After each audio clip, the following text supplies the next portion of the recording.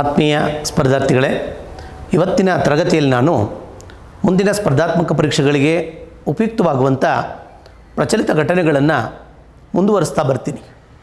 ಮೊದಲನೇದಾಗಿ ಏರಿಯಾವನ್ನು ಎತ್ಕೊತಾ ಇದ್ದೀನಿ.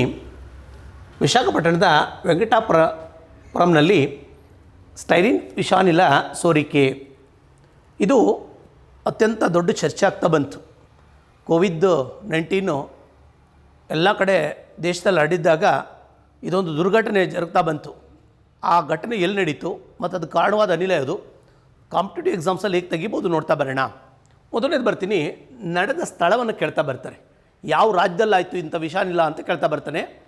ಮೊದಲನೇದು ಆಂಧ್ರ ಪ್ರದೇಶದ ವಿಶಾಖಪಟ್ಟಣಂನಿಂದ 15 ಕಿಲೋಮೀಟರ್ ದೂರದಲ್ಲಿರುವಂಥ RR ವೆಂಕಟಪುರದಲ್ಲಿ ಆಗ್ತಾ ಬಂತು. ವೆಂಕಟಾಪುರಂ ಅನ್ನೋದು ಪ್ಲೇಸ್, ಅದು ಆ ಘಟಕ ಇದ್ದಂಥ ಪ್ಲೇಸ್, ಅದು ದುರ್ಘಟನೆ ನಡೆದಂಥ ಪ್ಲೇಸ್. ಅದು ಅಲ್ಲಿಗೆ ಸ್ಟೇಟ್ ಕೇಳಿದ್ರೆ ಆಂಧ್ರ ಪ್ರದೇಶ ಹಾಕಿ, ಸ್ಪೆಸಿಫಿಕ್ಕಾಗಿ ಆಂಧ್ರ ಪ್ರದೇಶದಲ್ಲಿ ಬೇರೆ ಬೇರೆ ಪ್ಲೇಸ್ಗಳನ್ನು ಕೊಟ್ಟಾಗ ವೆಂಕಟಾಪುರಮನ್ನು ಹಾಕಬೇಕು. ಏನದು, ಯಾವ ಘಟಕದಲ್ಲಾಯಿತು ಗೊತ್ತಿಲ್ಲ ನಿಮಗೆ. ದಕ್ಷಿಣ ಕೊರಿಯಾದ ಈ ದೇಶದ್ದಿದು ಮೂಲತಃ ಆ ದೇಶದ ಕಂಪನಿ. ಯಾವ ಕಂಪ್ನಿ ಅದು? LG ಪಾಲಿಮರ್ ಕಂಪನಿ ಅಂತೇಳಿ. ನಾವು ಸಾಮಾನ್ಯವಾಗಿ ಗೊತ್ತಿರಬೇಕು, ದಕ್ಷಿಣ ಕೊರಿಯಾ ಎಲೆಕ್ಟ್ರಾನಿಕ್ ಗೂಡ್ಸ್ಗಳಲ್ಲಿ ಭಾಳ ಮುಖ್ಯವಾಗಿದೆ. ಸ್ಯಾಮ್ಸಂಗ್ ಇರ್ಬೋದು, LG ಇರ್ಬೋದು, ಇವೆಲ್ಲವೂ ಕೂಡ ಮೂಲತಃ ದಕ್ಷಿಣ ಕೊರಿಯಾದವು. ಹಾಗಾದರೆ LG ಕಂಪ್ನಿ ದಕ್ಷಿಣ ಕೊರಿಯಾ ಮೂಲದ ಕಂಪ್ನಿ. LG ಕಂಪ್ನಿನಲ್ಲಿ ನೀವು ರೆಫ್ರಿಜಿರೇಟರ್ಗಳನ್ನು ನೋಡಿರ್ತೀರ. ಎರಡನೇದು ಬಂದಾಗ ಟಿ ವಿಗಳಿದೆ, LG ಟಿ ವಿಗಳು, LG ರೆಫ್ರಿಜಿರೇಟ್ರು. ಆ ಬಾಕ್ಸ್ಗಳಿಗೆ ಪಾಲಿಮರನ್ನು ಇದು ಮಾಡಿರ್ತಾರೆ. ಆ ಪಾಲಿಮರ್ನ ತಯಾರು ಮಾಡುವ ಘಟಕವೇ ಇದು LG ಪಾಲಿಮರ್ ಘಟಕ ಅಂತೇಳಿ. ಇದರ ಕೇಂದ್ರ ಕಚೇರಿ ಮೂಲತಃ ಅದರ ಸಿಯೋಲ್ನಲ್ಲಿದೆ, ದಕ್ಷಿಣ ಕೊರಿಯಾದ ರಾಜಧಾನಿ ಸಿಯೋಲ್ನಲ್ಲಿದೆ. ಆ ದಕ್ಷಿಣ ಕೊರಿಯಾದ ಕಂಪನಿ ಇಲ್ಲಿ ವೆಂಕಟಾಪುರದಲ್ಲಿ ಇದೆ. ಅದು ಏನು ತಯಾರು ಮಾಡ್ತದೆ ಅಂದರೆ LG ಕಂಪನಿಗಳ ಉತ್ಪನ್ನಗಳಿಗೆ ಪಾಲಿಮರನ್ನು ತಯಾರು ಮಾಡ್ತಾ ಬರ್ತದೆ. ಇವರು ಈ ಘಟನೆ ಯಾವತ್ತಾಗ್ತಾ ಬಂತು, ಈ ಘಟನೆ ಏನಾಗ್ತಾ ಬಂತು ಅಂದರೆ 2020 ಮೇ 7 ಎಲ್ಲ ಲಾಕ್ಡೌನ್ ಆಗಿದ್ದರು. ಆ ಟೈಮಲ್ಲಿ ಈ ಘಟನೆ ಜರುಗ್ತಾ ಬಂತು. ಕೋವಿಡ್ ಒಂದು ಕಡೆ ಆದರೆ ಈ ಘಟನೆ ಇನ್ನೊಂದು ಕಡೆ ಜರುಗ್ತಾ ಬಂತು. ಭಾಳ ನೋವಾಗ್ತಾ ಬಂತು. ಅನೇಕ ಜನ ಅಮಾಯಕರುಗಳು ಸಾಯ್ತಾ ಬಂದರು, ನೂರಾರು ಜನ ಇದು ಮಾಡ್ತಾ ಬಂದರು. ಇವತ್ತು ಕೂಡ ಸುಮಾರು ಜನಕ್ಕೆ ಅದಕ್ಕೆ ಬಳಲ್ತಾ ಇದ್ದಾರೆ. ಮುಂದೆ ಬರ್ತಾ ಇದ್ದೀನಿ. ಬೆಳಗಿನ ಜಾವ 2:30 ಇದಾಗ್ತಾ ಬಂತು. ಬೆಳಗ್ಗೆ ಎಲ್ಲ ಅಲ್ಲಲ್ಲೇ ಬಿದ್ದು ಒದ್ದಾಡ್ತಾ ಇದ್ರು ಜನ. ಸರಿ, ಏನು ಈ ದುರಂತಕ್ಕೆ ಕಾರಣವಾದಂಥ ಅನಿಲ ಯಾವುದು? ಸ್ಟೈರಿನ್ ಅನಿಲ, ವಿಷಾನಿಲ, ಸ್ಟೈರಿನ್ ಅನ್ನೋದು. ಈ ಸ್ಟೈರಿನ್ ಅಂದ್ರೇನು, ಈ ಸ್ಟೈರಿನ್ ಯಾಕೆ ಬೇಕು ಅನ್ನೋದು ನೋಡೋಣ. ಫಸ್ಟ್ ಬಂದಾಗ ಈ ಸ್ಟೈರಿನ್ ಅಂತ ಇದೆಯಲ್ಲ, ಇದೇ ಭಾಳ ಇಂಪಾರ್ಟೆಂಟ್ ಪಾಯಿಂಟು. ಸ್ಟೈರಿನ್ ಅನ್ನೋದು ಈ ಕಚ್ಚಾ ವಸ್ತು, ಇದೊಂದು ವಿಷಾನಿಲ. ಇದನ್ನು ಬಳಸ್ಕೊಂಡು ನಾವು ಇದಕ್ಕೆ ಸಂಬಂಧಪಟ್ಟಂತೆ ಪಾಲಿಸ್ಟೆರಿನ್ ಪ್ಲಾಸ್ಟಿಕ್ಕನ್ನು ತಯಾರು ಮಾಡ್ತಾರೆ, ಫೈಬರ್ ಗ್ಲಾಸನ್ನು ತಯಾರು ಮಾಡ್ತಾರೆ. ಅಲ್ಲಿಗರ್ಥ ಸ್ಟೈರಿನನ್ನು ಉಪಯೋಗ ಮಾಡಿಕೊಂಡು ಪಾಲಿಸ್ಟೈರಿನನ್ನು ತಯಾರು ಮಾಡ್ತಾ ಬರ್ತಾರೆ. ಪಾಲಿಸ್ಟೈರಿನ್ ಪ್ಲಾಸ್ಟಿಕ್ಕನ್ನು ಪಾಲಿಸ್ಟೈರಿನ್ ಪ್ಲಾಸ್ಟಿಕ್ ಯಾಕೆ ಬೇಕು ಸರ್ ಅಂದರೆ, ನಿಮಗೆ ಗೊತ್ತಿರಲಿ, ಪಾಲಿಸ್ಟೈರಿನ್ ಎಂಬುದು ಪದಾರ್ಥ ವಾಷಿಂಗ್ ಮಿಷಿನು, AC ಗಳು, TV, ಕಂಪ್ಯೂಟರ್ಗಳಿಗೆ ಹೊದಿಕೆಗಳನ್ನಾಗಿ ತಯಾರು ಮಾಡ್ತಾರೆ. ಅಲ್ಲಿಗೆ ಹೊದಿಕೆ ತಯಾರು ಮಾಡಬೇಕು ಅಂದರೆ ಪಾಲಿಸ್ಟೈರಿನ್ ಬೇಕು, ಅಂದರೆ ಸ್ಟೈರಿನ್ ಬೇಕು. ಸ್ಟೈರಿನನ್ನು ಸ್ಟೋರ್ ಮಾಡ್ಕೊಂಡು ಅದು ಪಾಲಿಸ್ಟೈರಿನ್ ಮಾಡೋದಕ್ಕೆ ಬಳಕೆ ಮಾಡ್ತಾರೆ. ಇದು ನಮಗೆ ಲಾಕ್ಡೌನ್ ಆದಂಥ ಹಿನ್ನೆಲೆಯಲ್ಲಿ ಭಾಳ ದಿನ ಕಾರ್ಖಾನೆ ನಡೀಲಿಲ್ಲ, ವರ್ಕರ್ಸ್ಗಳಿಗೆ ಲಾಕ್ಡೌನ್ ಆಗ್ತಾ ಬಂತು. ಅದರಿಂದ ಏನು ನಡೀಲಿಲ್ಲ. ಇದನ್ನು ಸ್ಟೋರ್ ಮಾಡ್ಕೊಂಡು ಇಟ್ಕೊಂಡಿದ್ರು. ಏನನ್ನು ತಯಾರು ಮಾಡೋಕ್ಕೆ, ಇದನ್ನು ತಯಾರು ಮಾಡೋಕ್ಕೆ. ಇದರಿಂದ ಏನಾಗ್ತದೆ ಅಂದರೆ ಇವುಗಳಿಗೆ ಸಂಬಂಧಪಟ್ಟ ಹೊದಿಕೆಗಳನ್ನು ತಯಾರು ಮಾಡ್ಬೋದು. ಸ್ಟೈರಿನಿಂದ ಪಾಲಿಸ್ಟೈರಿಂದ ಹೊದಿಕೆಗಳನ್ನು ತಯಾರು ಮಾಡಿ ಆ ಕಂಪನಿದು ಸರಬರಾಜು ಮಾಡ್ತಾ ಇತ್ತು. ತಕ್ಷಣ ಏನಾಯಿತು, ಇದೊಂದು ಕಡೆ ಸ್ಟೋರ್ ಮಾಡಿದ್ರಲ್ಲ, ಇದರ ಸ್ಟೋರ್ ಮಾಡೋಕ್ಕೆ 20-22 ಡಿಗ್ರಿ ಸೆಲ್ಸಿಯಸ್ ಸ್ಟೋರ್ ಮಾಡಬೇಕಿದ್ದನ್ನು. ಆದರೆ ಇಲ್ಲಿ ತಾಪಮಾನ ಹೆಚ್ಚಾಗಿತ್ತು, ಟೆಂಪ್ರೇಚರ್ ಜಾಸ್ತಿ ಆಯಿತು. ಆ ಕೂಲಿಂಗನ್ನು, ಆ ಟೆಂಪ್ರೇಚರ್ ಮೇಂಟೈನ್ ಮಾಡಿರಲ್ಲ. ಸಡನ್ನಾಗಿ ಏನಾಯಿತು, ಇದಕ್ಕೆ ಮೂಲ ಕಾರಣ ಗೊತ್ತಾಗ್ತಾ ಇದೆ ನಿಮಗೀಗ. ಏನನ್ನ ವಿಷಾನಿಲ ಅಂತೇಳಿ ಗೊತ್ತಾಯಿತು. ಓದ್ತೀನಿ ನಾನೀಗ. ಸ್ಟೈರಿನ್ ವಿಷಾನಿಲ, ಪಾಲಿಸ್ಟೈರಿನ್ ಅನ್ನುವಂಥ ಪ್ಲಾಸ್ಟಿಕ್ಕು, ಫೈಬರ್ ಗ್ಲಾಸು, ರಬ್ಬರ್ನ ತಯಾರಿಕೆಯಲ್ಲಿ ಇದನ್ನು ಬಳಕೆ ಮಾಡ್ತಾರೆ, ಸ್ಟೈರಿನನ್ನು. ನೆಕ್ಸ್ಟು ಇದು LG ಕಂಪನಿಯಲ್ಲಿ ತಯಾರಾಗುವ ಪಾಲಿಸ್ಟೈರಿನನ್ನು ಉತ್ಪಾದನೆ ಮಾಡೋಕ್ಕೆ ಅದನ್ನು ಬಳಸಿದರು. ಈಗ ಏನಕ್ಕೆ ಬಳಸ್ತಾರೆ? Washing machine, TVಗಳಲ್ಲೇ. ಇಲ್ಲೇನಾಗಿತ್ತು, ಈ ದುರಂತಕ್ಕೆ ಕಾರಣ ಏನು ಸೋರಿಕೆಗೆ ಅಂದರೆ 2000 ಮೆಟ್ರಿಕ್ ಟನ್ನಷ್ಟು ಏನನ್ನ ಸ್ಟೈರಿನನ್ನು ಇದು ಮಾಡಿದರು. ಅದು ಸ್ಟಾಕ್ ಆಗ್ತಿರಲಿಲ್ಲ. ಕಾರಣ ಏನಂದರೆ ಲಾಕ್ಡೌನ್ ಆಗಿತ್ತು. ಮೆಟ್ರಿಕ್ ಟನ್ನ ಸ್ಟೈರಿನ್ ಟ್ಯಾಂಕ್ನಲ್ಲಿ ಸಂಗ್ರಹವಾಗಿತ್ತು. ಇದು 20-22 ಡಿಗ್ರಿ ತಾಪಮಾನದಲ್ಲಿ ಸಂಗ್ರಹಿಸಬೇಕು. ಆದರೆ ತಾಪಮಾನ ಹೆಚ್ಚಾದ ಹಿನ್ನೆಲೆಯಲ್ಲಿ ಇದು ಸ್ಫೋಟ ಆಯಿತು. ಸ್ಫೋಟ ಆಗಿ ಅನೇಕ ಜನ ಸಾವನ್ನಪ್ತಾ ಬಂದರು. ಇದಕ್ಕೆ ಮೂಲ ಕಾರಣವಾದಂಥ ಇದೆ ಯಾವುದು, ಮೆಟೀರಿಯಲ್ ಯಾವುದು ಅಂದರೆ ಸ್ಟೈರಿನ್. ಅದೇನಾರ ಸ್ಟಾಕ್ ಯಾಕಾಯಿತು ಅಂದರೆ ಉತ್ಪಾದನೆ ನಿಂತಿತ್ತು. ಯಾವ ಕಂಪ್ನಿ ಅಂತ ಕೇಳ್ಬೋದು, ದಕ್ಷಿಣ ಕೊರಿಯಾದು. ಇದನ್ನು ತನಿಖೆ ಮಾಡೋದಕ್ಕಾಗಿ ಆಂಧ್ರ ಪ್ರದೇಶದ ಸಿಎಂ ಇಲ್ಲಿ ಏನು ಮಾಡ್ತಾ ಬಂದು, ನೀರಜ್ ಕುಮಾರ್ ಅವರನ್ನ ನೇತೃತ್ವದಲ್ಲಿ 5 ಜನರ ಕಮಿಟಿಯನ್ನು ನೇಮಕ ಮಾಡ್ತಾ ಬಂದರು. ಇದಕ್ಕೆ ನಮ್ಮಲ್ಲಿ ಗ್ರೀನ್ ಟ್ರಿಬ್ಯುನಲ್ ಅಂತ ಬರ್ತದೆ, ನ್ಯಾಷನಲ್ ಗ್ರೀನ್ ಟ್ರಿಬ್ಯುನಲ್ಗೆ ಅಲ್ಲಿಗೋಗಿ ಅರುಣ್ ಕುಮಾರ್ ಪ್ರಸಾದ್ ಅವರ ಡಿಮ್ಯಾಂಡ್ ಮಾಡ್ತಾ ಬಂದಾಗ ಅವ್ರು ಏನಾರು ಮಾಡಿ ನೀವು ಇದನ್ನ ಎನ್ಕ್ವೈರಿ ಮಾಡಬೇಕು ಅಂದಾಗ ಒಂದು ಕಮಿಟಿ ನೇಮಕ ಮಾಡ್ತು ಆಂಧ್ರ ಪ್ರದೇಶ. ಆ ಕಮಿಟಿಯ ನೇತೃತ್ವವನ್ನು ನೀರಜ್ ಕುಮಾರ್ ಅವರು ವಹಿಸ್ಕೊಂಡಿದ್ದರು. ಪ್ರಶ್ನೆಗಳನ್ನು ಕೇಳ್ಬೋದು, ಯಾವ ರಾಜ್ಯ ಅಂತ ಕೇಳ್ಬೋದು, ಯಾವ ಕಂಪ್ನಿ ಅಂತ ಕೇಳ್ಬೋದು, ಕಂಪ್ನಿ ಮೂಲತಃ ಯಾವ ದೇಶದ್ದು, ದಕ್ಷಿಣ ಕೊರಿಯಾದ್ದು, ಯಾವ ವಿಷಾನಿಲ ಅಂತ ಕೇಳ್ಬೋದು, ಸ್ಟೈರಿನ್ನು ಏನನ್ನು ಮಾಡೋಕ್ಕಾಗಿ ಮಾಡಿದ್ದು, ಪಾಲಿಸ್ಟೈರಿನ್ ಯಾಕೆ ಅಂದರೆ ಹೊದಿಕೆಗಳನ್ನು, ಯಾಕೆ ಹೊದಿಕೆಗಳು ಅಂದರೆ ಟಿ ವಿ ಮತ್ತು ಯಾವ ಕಂಪ್ನಿ ಅದು, LG ಕಂಪ್ನಿದು. ಇದು ಯಾಕೆ ಆಯ್ತಾ ಬಂತು ಅಂದರೆ ಸ್ಟೋರೇಜಲ್ಲಿ ತಾಪಮಾನ ಹೆಚ್ಚಾಗಿ ಬ್ಲಾಸ್ಟ್ ಆಗ್ತಾ ಬಂತು. ಇದನ್ನೇ ನೋಡ್ತಾ ಬಂದಾಗ ಇತ್ತೀಚೆಗೆ ಇನ್ನೊಂದು ಘಟನೆ ನಡೆದಿದೆ, ಅದು ಜ್ಞಾಪಕ ಬರ್ತದೆ. ಅದನ್ನು ಕೂಡ ನೀವು ನೋಡ್ಕೊಳ್ಬೇಕು. FDA STAಗೆ ಸಿ ಗ್ರೂಪ್ಗೆ ಹೆಲ್ಪ್ ಆಗ್ತಾ ಬರ್ತದೆ. ಯಾವುದದು ಅದೇ ಥರದೊಂದು ವರ್ಲ್ಡ್ ವೈಡಲ್ಲಿ ಜಗತ್ತಿನಾದ್ಯಂತ ದೊಡ್ಡ ಚರ್ಚೆ ಬಂತು. ಎಲ್ಲದು ಲೆಬನಾನ್ನ ರಾಜಧಾನಿ ಬೈರುತ್ನ ಬಂದರಿನಲ್ಲಿ ಸ್ಫೋಟ ಆಗ್ತಾ ಬಂತು. ಏನು ಸರ್ ಇದು ಅಂದರೆ ಭಾಳ ಸಿಂಪಲ್, ಇದು ಗಮನಿಸಬೇಕು. ಇತ್ತೀಚೆಗಾಗಿರುವಂಥದ್ದು ಲೆಬನಾನ್ ರಾಜಧಾನಿ ಅದು ಬೈರುತ್, ಆ ಬಂದರಿನಲ್ಲಿ ಒಂದು ಸ್ಫೋಟ ನಡೀತಾ ಬಂತು. ಯಾವತ್ತದು ರೀಸೆಂಟಾಗಿ ಆಗಿರೋದು, ಆಗಸ್ಟ್ 4ನೇ ತಾರೀಕು ಆಗಿರೋದು. ಅದು ನನ್ನ ದೇಶದ್ದು, ಇದು ಲೆಬನಾನ್ ದೇಶದ್ದು. ಲೆಬನಾನ್ನ ಬೈರುತ್ ಅನ್ನುವಂಥ ಬಂದರಿನಲ್ಲಿ ಆಗಿರುವಂಥದ್ದು. ಸರ್ ಏನಾಗ್ತಾ ಬಂತು, ಅಲ್ಲಿ ಸ್ಟೈರಿನ್ನು, ಇಲ್ಲಿ ಅಮೋನಿಯಂ ನೈಟ್ರೇಟ್ ಆಗಿದ್ದು. ಅಮೋನಿಯಂ ನೈಟ್ರೇಟನ್ನು ಗೊಬ್ಬರಕ್ಕೆ ಬಳಸ್ತಾರೆ, ಸ್ಫೋಟಕಕ್ಕೆ ಬಳಸ್ತಾರೆ. ಅಮೋನಿಯಂ ನೈಟ್ರೇಟು NH4NO3 ಇದರ ಸೂತ್ರ. ಅಮೋನಿಯಂ ನೈಟ್ರೇಟ್ ಕ್ವಶನ್ ರೈಸ್ ಮಾಡ್ತಾರೆ, ಸ್ಟೈರಿನಲ್ಲಿ ಅಮೋನಿಯಂ ನೈಟ್ರೇಟ್ ಇಲ್ಲಿ, ಅದು ವೆಂಕಟಾಪುರಮ್ಮು, ಇದು ಬೈರುತ್ ಬಂದರಿನಲ್ಲಿ, ಅದು ನನ್ನ ದೇಶದಲ್ಲಿ, ಇದು ಲೆಬನಾನ್ನಲ್ಲಿ. ಮುಂದೆ ಬರ್ತಾ ಇದ್ದೀನಿ. ಏನಿದು ಗೊತ್ತಿಲ್ಲ ನಿಮಗೆ, ಹಡಗಿನಲ್ಲಿ ಕೊಂಡೊಯ್ತಾ ಇದ್ದು. ಭಾಳ ಇದನ್ನೆಲ್ಲ ಸಿಂಪಲ್ಲಾಗಿ ಹೇಳ್ಬಿಡ್ತೀನಿ ನಾನೀಗ. ಒಂದು ಹಡಗು ಹೊರಟು. ಹಡಗು ಯಾವ ಇದ್ರದ್ದು, ಮೊಲ್ಡೋವಾ ನೋಂದಾಯಿತವಾದಂಥ ಹಡಗು, MV ರೋಸೂಸ್ ಅನ್ನುವಂಥ ಒಂದು ಹಡಗು ಹೊರಟು. ಹಡಗು ಹೊರಟಿದ್ದು ಎಲ್ಲಿಂದವ ಅಂತಂದರೆ ಏನು ತುಂಬ್ಕೊಂಡು ಹೊರಟು 2013 ಸರ್. ಘಟನೆ ನಡೆದಿರೋದು ಇದರಲ್ಲಿ ಆಗಸ್ಟ್ 4ಕ್ಕೆ. ಸರ್ 2013 ಹೇಳ್ತಾ ಇದ್ದೀರಾ, ಏನು ಇದು ಘಟನೆ? ಇದು 7 ವರ್ಷದ ಹಿಂದದ ಸಂಗತಿ. ಇವತ್ತ ಸ್ಫೋಟ ಆಗ್ತಾ ಬಂತು. ಇವು ಅಡುಗೇನು ಮಾಡ್ತಾ ಬಂತು, ಹೊರಡ್ತಾ ಇರ್ಬೇಕಾದ್ರೆ ಇದರೊಳಗಡೆ ಅಮೋನಿಯಂ ನೈಟ್ರೇಟನ್ನು ತುಂಬಿಕೊಂಡಿದೆ. ರಸಗೊಬ್ಬರಕ್ಕಾಗಿ ತಯಾರಕ್ಕಾಗಿ ಅಮೋನಿಯಂ ನೈಟ್ರೇಟ್ ತುಂಬಿಕೊಂಡಿದೆ. ಅದೆಲ್ಲಿಂದ ಹೊತ್ತು 2750 ಟನ್ನನ್ನು ತುಂಬಿಕೊಂಡಿತ್ತು.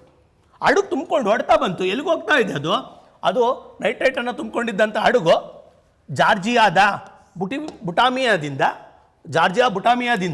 ಇಲ್ಲಿಗೆ ಹೋಗ್ತಾ ಇದೆ. ಇದು ಎಲ್ಲಿಗದು? ದಕ್ಷಿಣ ಆಫ್ರಿಕಾದ ಮೊಜಾಂಬಿಕ್ನ ರಾಜಧಾನಿ ಬೈರಾವ್ ಹೋಗ್ತಾ ಇದೆ. ಅಲ್ಲಿಗೆ ಹೋಗ್ತಾ ಇರ್ಬೇಕಾದ್ರೆ ಮೊಜಾಂಬಿಕ್ ಹೋಗ್ತಾ ಇದೆ. ಇಲ್ಲಿ ಹೋಗ್ತಾ ಇರ್ಬೇಕಾದ್ರೆ ಮಧ್ಯದಲ್ಲಿ ಲೆಬನಾನ್ಗೆ ಹಡಗನ್ನು ತಡೆದ್ರು. ಇದು ಮಧ್ಯ ಇಲ್ಲಿಂದ ಹೊರಟಿದ್ದಂಥ ಹಡಗು ಜಾಂಬಿಯಾಕ್ಕೆ ಹೋಗ್ತಾ ಇದೆ, ದಕ್ಷಿಣ ಆಫ್ರಿಕಾಕ್ಕೆ. ಆ ಮಧ್ಯದಲ್ಲಿ ಲೆಬನಾನ್ನ ಬಂದರಾದಂಥ ಬೈರೂತ್ನಲ್ಲಿ ತಡಿತಾ ಬಂದರು. ಇದು ಹಡಗನ್ನು ತಡೆದುಬಿಟ್ಟು ಏನು ಮಾಡ್ತಾ ಬಂದರು, ಅದಕ್ಕೆ ಸಂಬಂಧಪಟ್ಟಂತೆ ತೆರಿಗೆಗೆ ಸಂಬಂಧಪಟ್ಟಂತೆ ಭಾಳಷ್ಟು ಇದಾಗ್ತಾ ಬಂತು. ಅಲ್ಲಿಗೆ ಹಡಗನ್ನು ತಡಿತಿದ್ದಂಗೆ ಹಡಗಿನಲ್ಲಿದ್ದಂಥ ಸರ್ಕನ್ನು ಸೀಸ್ ಮಾಡಿದ್ರು.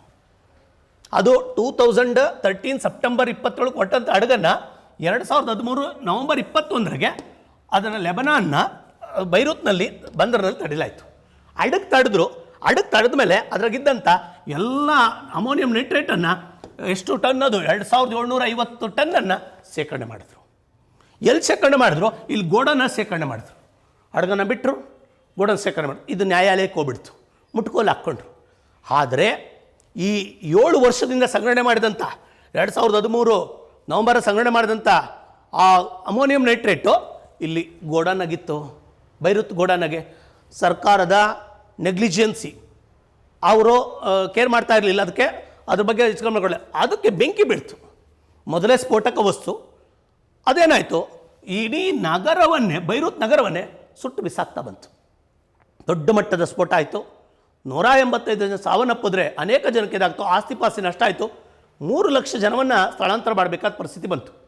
ಎಲ್ಲ ಜನ ತಿರುಗಿ ಬಿದ್ದಿದ್ದು ಸರ್ಕಾರದ ವಿರುದ್ಧ ತಿರುಗಿ ಬೀಳ್ತಾ ಬಂದರು. ನಿಮ್ಮ ಬೇಜವಾಬ್ದಾರಿತನದಿಂದ ಹೆಂಗಾಗ್ತಾ ಬಂತು. ಇದನ್ನು ಏನು ಮಾಡ್ಬೋದಾಗಿತ್ತು ಅಂದರೆ ಇದನ್ನು ಶೀಘ್ರವಾಗಿ ಸರಿಯಾಗಿ ಸ್ಟೋರ್ ಮಾಡ್ಬೋದಾಯಿತು. ಇಲ್ಲಾಂದರೆ ರಸಗೊಬ್ಬರವನ್ನು ತಯಾರು ಮಾಡ್ಬೋದಾಯಿತು ಅದೇ ದೇಶ. ಇಲ್ಲ ಅಂದರೆ ಅದನ್ನು ಹರಾಜಾಕಿ ಡಿಸ್ಪೋಸ್ ಮಾಡ್ಬೋದಾಗಿತ್ತು. ಅವ್ರನ್ನ ಇಲ್ಲಿ ಈ ಮಾಲೀಕ ಏನು ಮಾಡ್ತಾ ಬಂದ, ದಿವಾಳಿ ಆಗ್ಬಿಟ್ಟಿದ್ದ. ಅವನೇನು ಮಾಡ್ದ, ಕೈ ಬಿಟ್ಬಿಟ್ಟ. ಅದನ್ನು ದಾಸ್ತಾನನ್ನು ಅಥವಾ ಸ್ಟೋರ್ ಆದಂಥ ಅಮೋನಿಯಂ ನೈಟ್ರೇಟನ್ನು ಅವನು ಮತ್ತೆ ಪಡ್ಕೊಳ್ಳೋ ಪ್ರಯತ್ನನೇ ಪಡಲಿಲ್ಲ, ಬಿಟ್ಬಿಟ್ಟ. ಅದು ಹೋಗಿ ಗೌಡನಿಗೆ ಡಂಪ್ ಆಯ್ತು. ಆಕಸ್ಮಿಕವಾಗಿ ಬೆಂಕಿ ಬಿತ್ತು, ಸ್ಫೋಟ ಆಗ್ತಾ ಬಂತು. ಇಡೀ ನಗರ ಮೇಲ್ಗಡೆ ಇದ್ದಂಥವ್ರು ಕೆಳಗಡೆ ನೋಡ್ಕೊಂಡು ಫೋಟೋ ತೆಗಿತಾ ಇರಬೇಕು, ಬೆಂಕಿ ಎತ್ಕೊಂಡಿದ್ದಾನೆ, ಫೋಟೋ ತೆಗೆದ್ರಿಗೆ ಬ್ಲಾಸ್ಟ್ ಆಗಿ ಬಿದ್ದೋದ್ರು. ಅಷ್ಟು ಭೀಕರವಾಗಿತ್ತು. ಇಡೀ ವರ್ಲ್ಡೇ ಆ ಕಡೆ ನೋಡ್ತಾ ಬಂತು. ಇಲ್ಲಿ ಕ್ವಶನ್ ಏನು ತೆಗಿತಾ ಬರ್ತಾರೆ ಅಂದರೆ ಯಾವುದ ಇದಾಗಿದ್ದು ಅಂತ. ಇದನ್ನು ಪೂರ್ತಿ ಓದಿದ್ರೆ ನಿಮ್ಗೆ ಅರ್ಥ ಆಗ್ತಾ ಬರ್ತದೆ. ಅಮೋನಿಯಂ ನೈಟ್ರೇಟನ್ನು ಜಪ್ತಿ ಮಾಡಿತ್ತು, ಬೈರುತ್ ಬಂದರ್ನ ಗೋಡನ್ನಲ್ಲಿ ಇಡಲಾಗಿತ್ತು. ಆ ಸತತ 7 ವರ್ಷಗಳ ಕಾಲ ಸಂಗ್ರಹವಾಗಿದ್ದ ಅಮೋನಿಯಂ ನೈಟ್ರೇಟ್ಗೆ ಆಕಸ್ಮಿಕ ಬೆಂಕಿ ತಗಲಿ ಸ್ಫೋಟ ಉಂಟಾಯಿತು. ಪ್ಲೇಸ್ ಕೇಳ್ತಾನೆ, ರೀಸನ್ಸ್ ಕೇಳ್ತಾನೆ, ಎಲ್ಲ ಓದ್ಬೋದು. ಇಡೀ ಲೇಖನೇ ಓದ್ಕೊಂಡು ಓಡೋಬೋದು ನೀವು. ಈ ಕಾನ್ಸೆಪ್ಟ್ ಇದ್ದುಬಿಟ್ರೆ ಇಲ್ಲಿಂದ ಹೊಟ್ಟಿದ್ದು ಅಲ್ಲಿಗೆ ಹೋಗ್ತಾ ಇತ್ತು, ಜಾಂಬಿಯಾಕ್ಕೆ ಹೋಗ್ತಾ ಇರ್ಬೇಕಾದ್ರೆ ಮಧ್ಯದಲ್ಲಿ ಲೆಬನಾನ್ನಲ್ಲಿ ಬೈರುತ್ನಲ್ಲಿ ಸ್ಟಾಪ್ ಮಾಡಿದ್ರು. ಇಲ್ಲಿಗೆ ಹೋಗ್ತಾ ಇದೆಯಾ ನೀನು, ಮತ್ತು ಟ್ಯಾಕ್ಸನ್ನು ಸರಿಯಾಗಿ ಕಟ್ಟಿಲ್ಲ ಅಂತೇಳಿ ಅದಕ್ಕೆ ಸಂಬಂಧಪಟ್ಟಂತೆ ಹಡಗನ್ನು ತಪಾಸಣೆ ಮಾಡ್ತಾ ಬಂದರು, ಸುಂಕಕ್ಕೆ ಸಂಬಂಧಪಟ್ಟಂತೆ. ಆಗ ಅಲ್ಲಿ ಸ್ಟಾಕ್ ಆಗ್ತಾ ಬಂತು. ಅವನು ಮಾಲೀಕ ತಪ್ಪಿಸ್ಕೊಂಡ್ಬಿಟ್ಟ, ದಿವಾಳಿ ಆಗಿಬಿಟ್ಟ ಅವನು. ನಂತರ ಏನಾಗ್ತಾ ಬಂತು, ಅದು ಅಲ್ಲೇ ಉಳ್ಕೊಂಡಾಗ ಆಕಸ್ಮಿಕ ಬೆಂಕಿ ಆಯಿತು. ಇದನ್ನು ಓದ್ಕೊಂಡ್ರೆ ಯಾವುದೇ ಎಕ್ಸಾಮ್ಸ್ ಬೇಕಾದ್ರೂ ಬರ್ಬೋದು. ನೆಕ್ಸ್ಟ್ ಮುಂದೆ ಬರ್ತಾ ಇದ್ದೀನಿ. ಇದನ್ನೆಲ್ಲ ಜ್ಞಾಪಿಸ್ಕೊತಾ ಇರಬೇಕಾದ್ರೆ ನನಗೆ ಇನ್ನೊಂದು ಘಟನೆ ಜ್ಞಾಪಕ ಬರ್ತಾ ಇದೆ ನನಗೆ. ಏನದು ಗೊತ್ತಿರಲಿ ನಿಮಗೆ, ಭೋಪಾಲ್ನ ದುರಂತ. ಯಾವ ಭೋಪಾಲ್ ದುರಂತ ಅಂದಾಗ ಗೊತ್ತಿರಲಿ, ಮೀಸೋಲ್ ಐಸೋಸೈನೈಡ್. ಇದೊಂದು ಚೂರು ನನಗೆ ಇಲ್ಲಿದೊಂದು ಜ್ಞಾಪಕ ಬರ್ತಾ ಇದೆ, ಸ್ವಲ್ಪ ಜಿ ಕೆ ಆಗಿರ್ಬೋದು ಅದು. ಇದಕ್ಕೆ ರಿಲೇಟೆಡ್ ಪ್ಯಾಟ್ರು 1984 ಡಿಸೆಂಬರ್ 2 ಮತ್ತು 3 ರಾತ್ರಿ, 2 ಮತ್ತು 3 ರಾತ್ರಿ ಭೋಪಾಲ್ ಬೆಳಗಿನ ಜಾವಗಳು ಘಟನೆಗಳು ಹೇಳ್ತಾ ಬರೋದು. ಅಲ್ಲೂ ಕೂಡ ಬೆಳಗಿನ ಜಾವ ಆಗಿದೆ. 2 ಮತ್ತು 3 ರಾತ್ರಿ ಮೀಥೈಲ್ ಐಸೋಸೈನೇಟ್ ಅಂತ, ಐಸೋಸೈನೇಟ್. ಸೈನೇಟ್ ಅನ್ನೋದು ಇಟ್ಸ್ ಎ ಕೆಮಿಕಲ್. ಇದು ಇನ್ಸೆಕ್ಟಿಸೈಡ್ ಅಂತ ಕೀಟನಾಶಕದ ಕಂಪನಿ ಇದ್ದಂಥ ಮೀಥೈಲ್ ಐಸೋಸೈನೇಡು ಸೋರಿಕೆ ಆಗ್ತಾ ಬಂತು. ಆ ಸೋರಿಕೆಯಿಂದ ಮಧ್ಯಪ್ರದೇಶದ ಭೋಪಾಲ್ ಅಂತ ಹೇಳ್ತಾ ಬರ್ತೀವಿ. ಭೋಪಾಲ್ ಯಾವ ರಾಜ್ಯದ್ದು ಅಂದರೆ ಮಧ್ಯಪ್ರದೇಶದ ಕ್ಯಾಪಿಟಲ್ ಸಿಟಿ.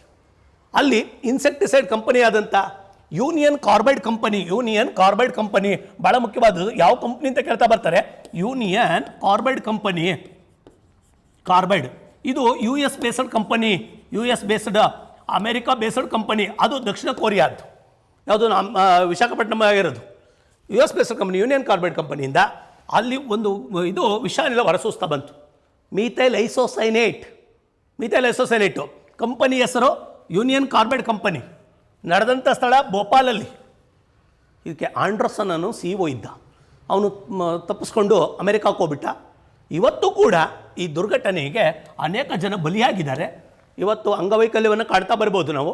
ಡಿಸೆಂಬರ್ 2 ಬರ್ತಿದ್ದಂಗೆ ಆ ದಿನ ಜ್ಞಾಪಕ ಬರ್ತಾ ಆ ಕರಾಳ ದಿನ. ಇದೊಂದು ಕೂಡ ನಮ್ಮ ದೇಶದಲ್ಲಿ ಮರೆಯಲಾರದಂಥ ಘಟನೆ. ಸಾವಿರಾರು ಜನ ಮಿಲ ಒದ್ದಾಡಿ ಆ ವಿಷ ಇದರಿಂದ ಸಾವನ್ನಪ್ತಾ ಬಂದರು. ಇಷ್ಟ ಒಂದು ಘಟನೆ. ಇದಕ್ಕೆ ಕಾರಿಲೇಟ್ ಆಗ್ತಾ ಬರ್ತದೆ. ಈ 3 ಇವೆಂಟು ಇಟ್ಕೋಬೋದು. 3 ಇವೆಂಟ್ ಭಾಳ ಸಿಂಪಲ್ಲು. ವಿಶಾಖಪಟ್ಟಣ ಸ್ಟೈರಿನು, ಆಗ ಬೈರುತ್ತು ಅಮೋನಿಯಂ ನೈಟ್ರೇಟು, ಇದು ಬಂದಾಗ ಮೀಥೈಲ್ ಐಸೋಸೈನೇಟು. ಅದು 2020 ಅದು ಮೇ ತಿಂಗಳಲ್ಲಿ, ಇದು ಆಗಸ್ಟ್ ತಿಂಗಳಲ್ಲಿ ಬೈರುತ್ತು. ಇದು 1984 ಡಿಸೆಂಬರ್ 2. ಅಂದಿನ ಪ್ರಧಾನಮಂತ್ರಿ ರಾಜೀವ್ ಗಾಂಧಿಯವರು, ಮಧ್ಯಪ್ರದೇಶದಲ್ಲಿ ಅರ್ಜುನ್ ಸಿಂಗ್ ಅವರು CM ಆಗಿದ್ದವರು. ಅವಾಗ ಗೊತ್ತಿರಲಿ. ಇದು ಈ ದುರಂತದಲ್ಲಿ ಭಾಳಷ್ಟು ಜನ ಅಮಾಯಕರುಗಳು ಸಾವನ್ನಪ್ತಾ ಬಂದರು. ಈ ಘಟನೆಯನ್ನು ನಾವು ಈ ಸಂದರ್ಭದಲ್ಲಿ ಜ್ಞಾಪಿಸ್ಕೋಬೇಕಾಗುತ್ತೆ. ಯಾಕೆಂದರೆ ಈ ಪೇಪರ್ ಸೆಟ್ ಮಾಡಬೇಕಾದ್ರೆ ಇದನ್ನು ಕೂಡ ಕ್ವಶನ್ಸನ್ನು ತೆಗೆಯೋ ಸಾಧ್ಯತೆ ಇದೆ. ಯಾವ ಕಂಪನಿ ಅಂತ ಕೇಳಬೇಕು, union carbide company, America based. ಇಲ್ಲಿ ಬಂದಾಗ 84 ಘಟನೆ. ಮುಂದೆ ಬರ್ತಾ ಇದ್ದೀನಿ. ನಮ್ಮ ಸಂವಿಧಾನಾತ್ಮಕ ತಿದ್ದುಪಡಿಗಳು ತುಂಬ ಇಂಪಾರ್ಟೆಂಟು. 101 ಬಂದುಬಿಡ್ತೀನಿ. ಭಾಳ ಮುಖ್ಯವಾದದ್ದು 101ನೇ ಸಂವಿಧಾನಾತ್ಮಕ ತಿದ್ದುಪಡಿ ರೀಸೆಂಟು. ಇದುವರೆಗೂ ಕೂಡ ಭಾರತ ಸಂವಿಧಾನವನ್ನು ಇದು ನಮ್ಯನೋದು ಅನಮ್ಯನೋದು 20ನೇ ಭಾಗದಲ್ಲಿ, ಭಾಗ 20ರಲ್ಲಿ ಗೊತ್ತಿರಲಿ ನಿಮಗೆ, ಭಾಗ 20ನೇ ಭಾಗದಲ್ಲಿ 368ನೇ ವಿಧಿನಲ್ಲಿ ತಿದ್ದುಪಡಿ ಮಾಡೋದಕ್ಕೆ ಅವಕಾಶವನ್ನು ಮಾಡಿಕೊಟ್ಟಾರೆ. ಟಿಲ್ ಟುಡೇ ನಾವು 104 ಬಾರಿ ತಿದ್ದುಪಡಿ ಮಾಡಿದ್ದೀವಿ. 104 ಅಮೆಂಡ್ಮೆಂಟ್ಸ್ಗಳಾಗಿದೆ ನಮ್ಮ ಸಂವಿಧಾನಕ್ಕೆ ಹೊಸದನ್ನು ಸೇರಿಸಿದ್ವಿ. ಯಾಕೆಂದರೆ ಕಾಲ ಬದಲಾವಣೆ ಆದಂಗೆ ನಮ್ಮ ಅಗತ್ಯತೆಗೆ ತಕ್ಕಂತೆ ಭಾಳಷ್ಟು ಬದಲಾವಣೆ ಮಾಡಬೇಕಾಗಿದೆ. ಅದಕ್ಕಾಗಿ 368 ಇದರ ಈ ಕಾನ್ಸೆಪ್ಟನ್ನು ತಿದ್ದುಪಡಿ ಮಾಡೋ ಕಾನ್ಸೆಪ್ಟ್ಸನ್ನು ವಿ ಆರ್ ಬಾರ್ಡರ್ಡ್ ಫ್ರಮ್ ದ ದಕ್ಷಿಣ ಆಫ್ರಿಕಾದಿಂದ ಎರವಲು ಪಡ್ಕೊಂಡಿದ್ದೀವಿ. ಭಾರತದ ಸಂವಿಧಾನವನ್ನು ತಿದ್ದುಪಡಿ ಮಾಡುವಂಥ ವಿಧಾನವನ್ನು ಎಲ್ಲಿಂದ ಅಂದರೆ ದಕ್ಷಿಣ ಆಫ್ರಿಕಾದಿಂದ ಎರವಲು ಪಡೆದಿವಿ. ಆರ್ಟಿಕಲ್ ನಂಬರ್ 368 ಸಂವಿಧಾನ ತಿದ್ದಬೇಕಾದ್ರೆ ಫುಲ್ ಮೆಜಾರಿಟಿ ಬೇಕು, ಸ್ಪೆಷಲ್ ಮೆಜಾರಿಟಿಯಿಂದ ತಿದ್ದುಪಡಿ ಮಾಡಬೇಕಾದ್ರೆ 2 ಹೌಸಲ್ಲೂ ಆ ತಿದ್ದುಪಡಿ ಮಾಡಿ 2 ಹೌಸಲ್ಲೂ ಅಪ್ರೂವಲ್ ಆಗಿದ್ದನ್ನು ರಾಷ್ಟ್ರಪತಿ ಕಳಿಸ್ತಾರೆ. ರಾಷ್ಟ್ರಪತಿ ಅಂಕಿತ ಹಾಕಲೇಬೇಕು. 24ನೇ ಅಮೆಂಡ್ಮೆಂಟ್ಗೆ ಹೇಳೋರೆ ಯಾವುದೇ ತಿದ್ದುಪಡಿಯ ಮಸೂದೆಗಳನ್ನು ವಾಪಸ್ ಕಳಿಸಬಾರ್ದು ರಾಷ್ಟ್ರಪತಿಗಳು. ಯಾಕೆ ಅಂದರೆ 2 ಹೌಸಲ್ಲೂ ಕೂಡ ವಿಶೇಷ ಬಹುಮತದಿಂದ ಆಗಿರ್ತದೆ. ಸಾಮಾನ್ಯ ಮಸೂದೆಗಳನ್ನು ಬೇಕಾದ್ರೆ ವಾಪಸ್ ಕಳಿಸ್ಬೋದು ಬೇಕಾದ್ರೆ.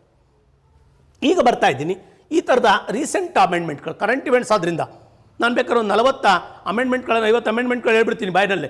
ಆದರೆ ನನಗೆ ಬೇಕಾದ್ರೆ ಕರೆಂಟ್ ಇವೆಂಟ್ಸ್ ಮಾಡಬೇಕಾದ್ರೆ 101 42ನೇದು ಮಾತಾಡಲ್ಲ ನಾನೀಗ, 44ನೇದು ಮಾತಾಡಲ್ಲ ನಾನೀಗ. ಅದು ಜನರಲ್ ನಾಲೆಡ್ಜ್ ಆಗ್ಬೋದು, ಇದು ಕರೆಂಟ್ ಇವೆಂಟ್ಸ್ ಬರ್ತಾಯಿದೆ. 101 ಸ್ವಲ್ಪ ಇದು ದೊಡ್ಡ ಇಶ್ಯೂ ಆದ್ದರಿಂದ ಕರೆಂಟ್ ಇದು ಆಗಿದೆ. ಎಷ್ಟನೇ ಮಸೂದೆ? 122ನೇ ಮಸೂದೆ. 101ನೇ ಅಮೆಂಡ್ಮೆಂಟ್ ಬೇರೆ, ಮಸೂದೆ ಬೇರೆ. ಒಂದು ನಿಮಿಷ ನೋಡಿ, ಯಾವುದನ್ನಾರ ತಿದ್ದುಪಡಿ ಮಾಡಬೇಕಾದ್ರೆ ಮೊದಲು ಸಂಸತ್ತಿನ ಯಾವುದಾದರೂ ಒಂದು ಹೌಸಲ್ಲಿ ಸದನದಲ್ಲಿ ಮಸೂದೆ ಮಂಡನೆ ಮಾಡ್ತಾರೆ. ಮಸೂದೆ ಮೀನ್ಸ್ ಇದು ಫುಲ್ಲು ಏನಾಗಿಲ್ಲ, ಅಪ್ರೂವ್ ಆಗಿಲ್ಲ, ಇದು ಅದಕ್ಕೆ ಬಿಲ್ಸ್ ಅಂತ ಕರಿತೀವಿ. ಆಗ ಒಂದು ನಂಬರ್ ಕೊಡ್ತಾರೆ, ನಂಬರು ಪ್ಲಸ್ ಇಯರ್ ಕೊಡ್ತಾರೆ. ಇದಕ್ಕೆ ನೋಡಿ ಕೊಡ್ತಿದ್ದೀವಿ 122ನೇ ಸಂವಿಧಾನಾತ್ಮಕ ತಿದ್ದುಪಡಿ ಮಸೂದೆ 2016. ಯಾಕೆ ಸರ್ 2016 ಕೊಡಿ? 2016 ಪ್ರೆಸೆಂಟ್ ಆಗ್ತಾ ಬಂತು. ಈಗ ಈ ಮಸೂದೆ ಹೆಸರು 122ನೇ ತಿದ್ದುಪಡಿ ಮಸೂದೆ. ನಿಮಗೆ ಕಾಂಪಿಟೇಟಿವ್ ಎಕ್ಸಾಮ್ಸ್ ಅಂತ ಕೇಳ್ಬೋದು, GSTಗೆ ಸಂಬಂಧಪಟ್ಟಂಥ ಮಸೂದೆ ಎಷ್ಟನೇದು? 122. ಇದು ಅಪ್ರೂವ್ ಆದಮೇಲೆ ಅಲ್ಲೋಗಿ ತಿದ್ದುಪಡಿ ಆಗುತ್ತಲ್ಲ, ಆಗ ಬೇರೆ ನಂಬರ್ ಕೊಡ್ತಾರೆ. ಆಗ ಬಂದಿರೋ ನಂಬರ್ ಯಾವುದು ಅಂದರೆ, ಈಗ ಬಂದಿದೆ ನೋಡಿ ಈ ನಂಬರ್ ಹೇಳ್ತಾ ಇದ್ದೀನಿ. ಇದು 2 ಹೌಸಲ್ಲೂ ಅಪ್ರೂವಲ್ ಆದಮೇಲೆ ಇಟ್ ಬಿಕಮ್ಮೆ 101 ಆಯಿತು, 101ನೇದಾಯಿತು. 2 ಅಂಶ ಗಮನಿಸಬೇಕು. GST ತಿದ್ದುಪಡಿ ಅಂತ ಕೇಳಿದ್ರೆ, ಅಮೆಂಡ್ಮೆಂಟ್ ಅಂತ ಕೇಳಿದ್ರೆ 101. ಅಮೆಂಡ್ಮೆಂಟ್ ಆಗದಲ್ಲೇ ಬೇರೆ ನಂಬರ್ ಕೊಟ್ಟಿದ್ರಲ್ಲ, ಯಾವಾಗ ಹೌಸ್ಗೆ ಹೋಗೋಕ್ಕಿಂತ ಮುಂಚಿತವಾಗಿ ಹೌಸಲ್ಲಿ ಚರ್ಚೆ ಆಗಬೇಕಾರೆ ಈ ಹೆಸರಲ್ಲಿ ಚರ್ಚೆ ಆಗುತ್ತೆ.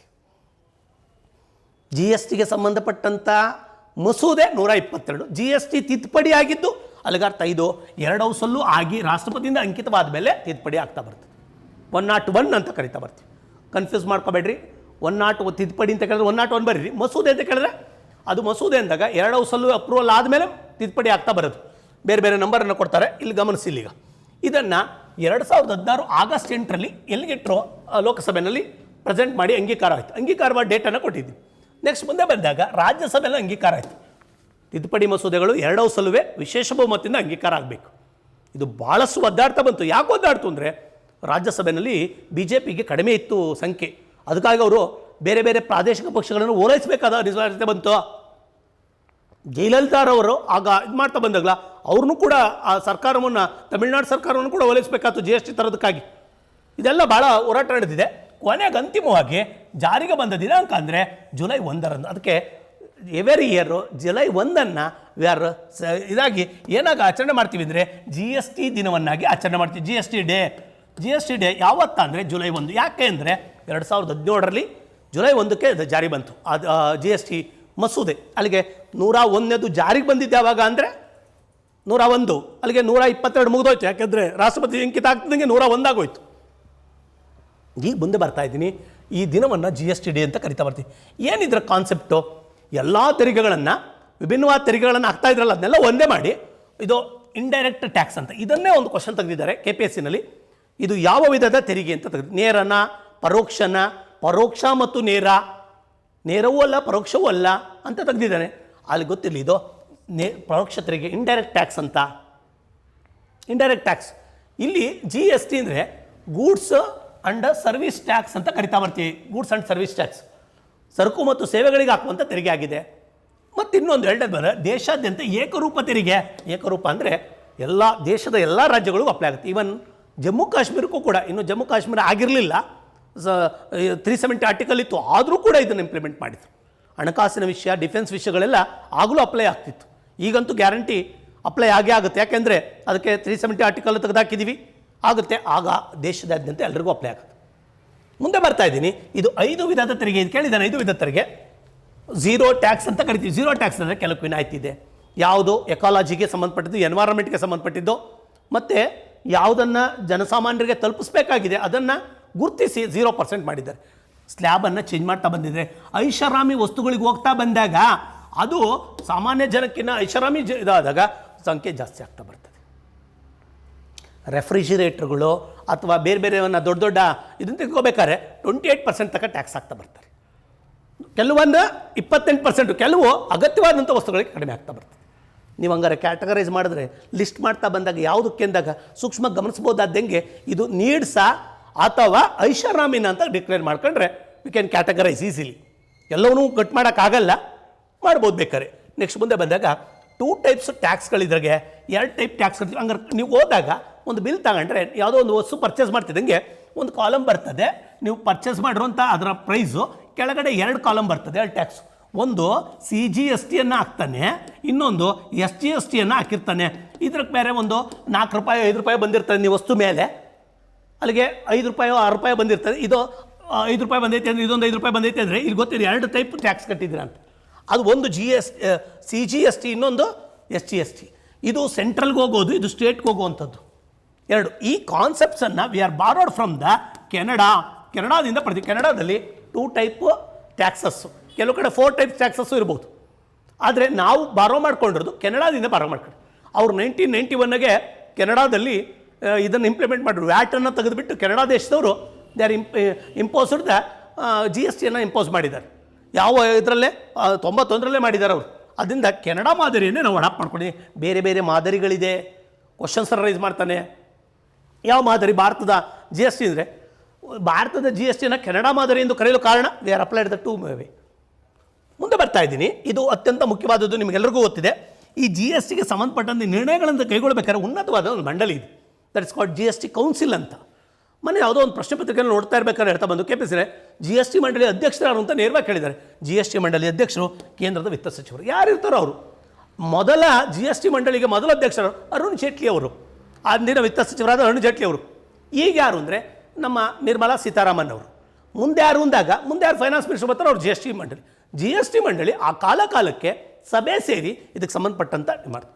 ಅದು ಗೊತ್ತಿರಲಿ ನಿಮಗೆ, ದೇಶಾದ್ಯಂತ ಅಪ್ಲೈ ಆಗೋದನ್ನು ಸ್ಟೇಟನ್ನು ಪರಿಗಣಿಸಬೇಕಾಗಿದೆ. ಇದರೊಳಗಡೆ 33 ಜನ ಸದಸ್ಯರಿರ್ತಾರೆ. There are 33 members are there. 33ಗೆ 28 ಸದಸ್ಯರುಗಳು ಡಿಫ್ರೆಂಟ್ ಸ್ಟೇಟ್ಸಿಂದ ಬರ್ತಾರೆ. 28 ರಾಜ್ಯಗಳಿವೆ, 28 ರಾಜ್ಯಗಳಿಂದಲೂ ಬರ್ತಾರೆ. 28 ರಾಜ್ಯಗಳಿಂದ ಬಂದರು.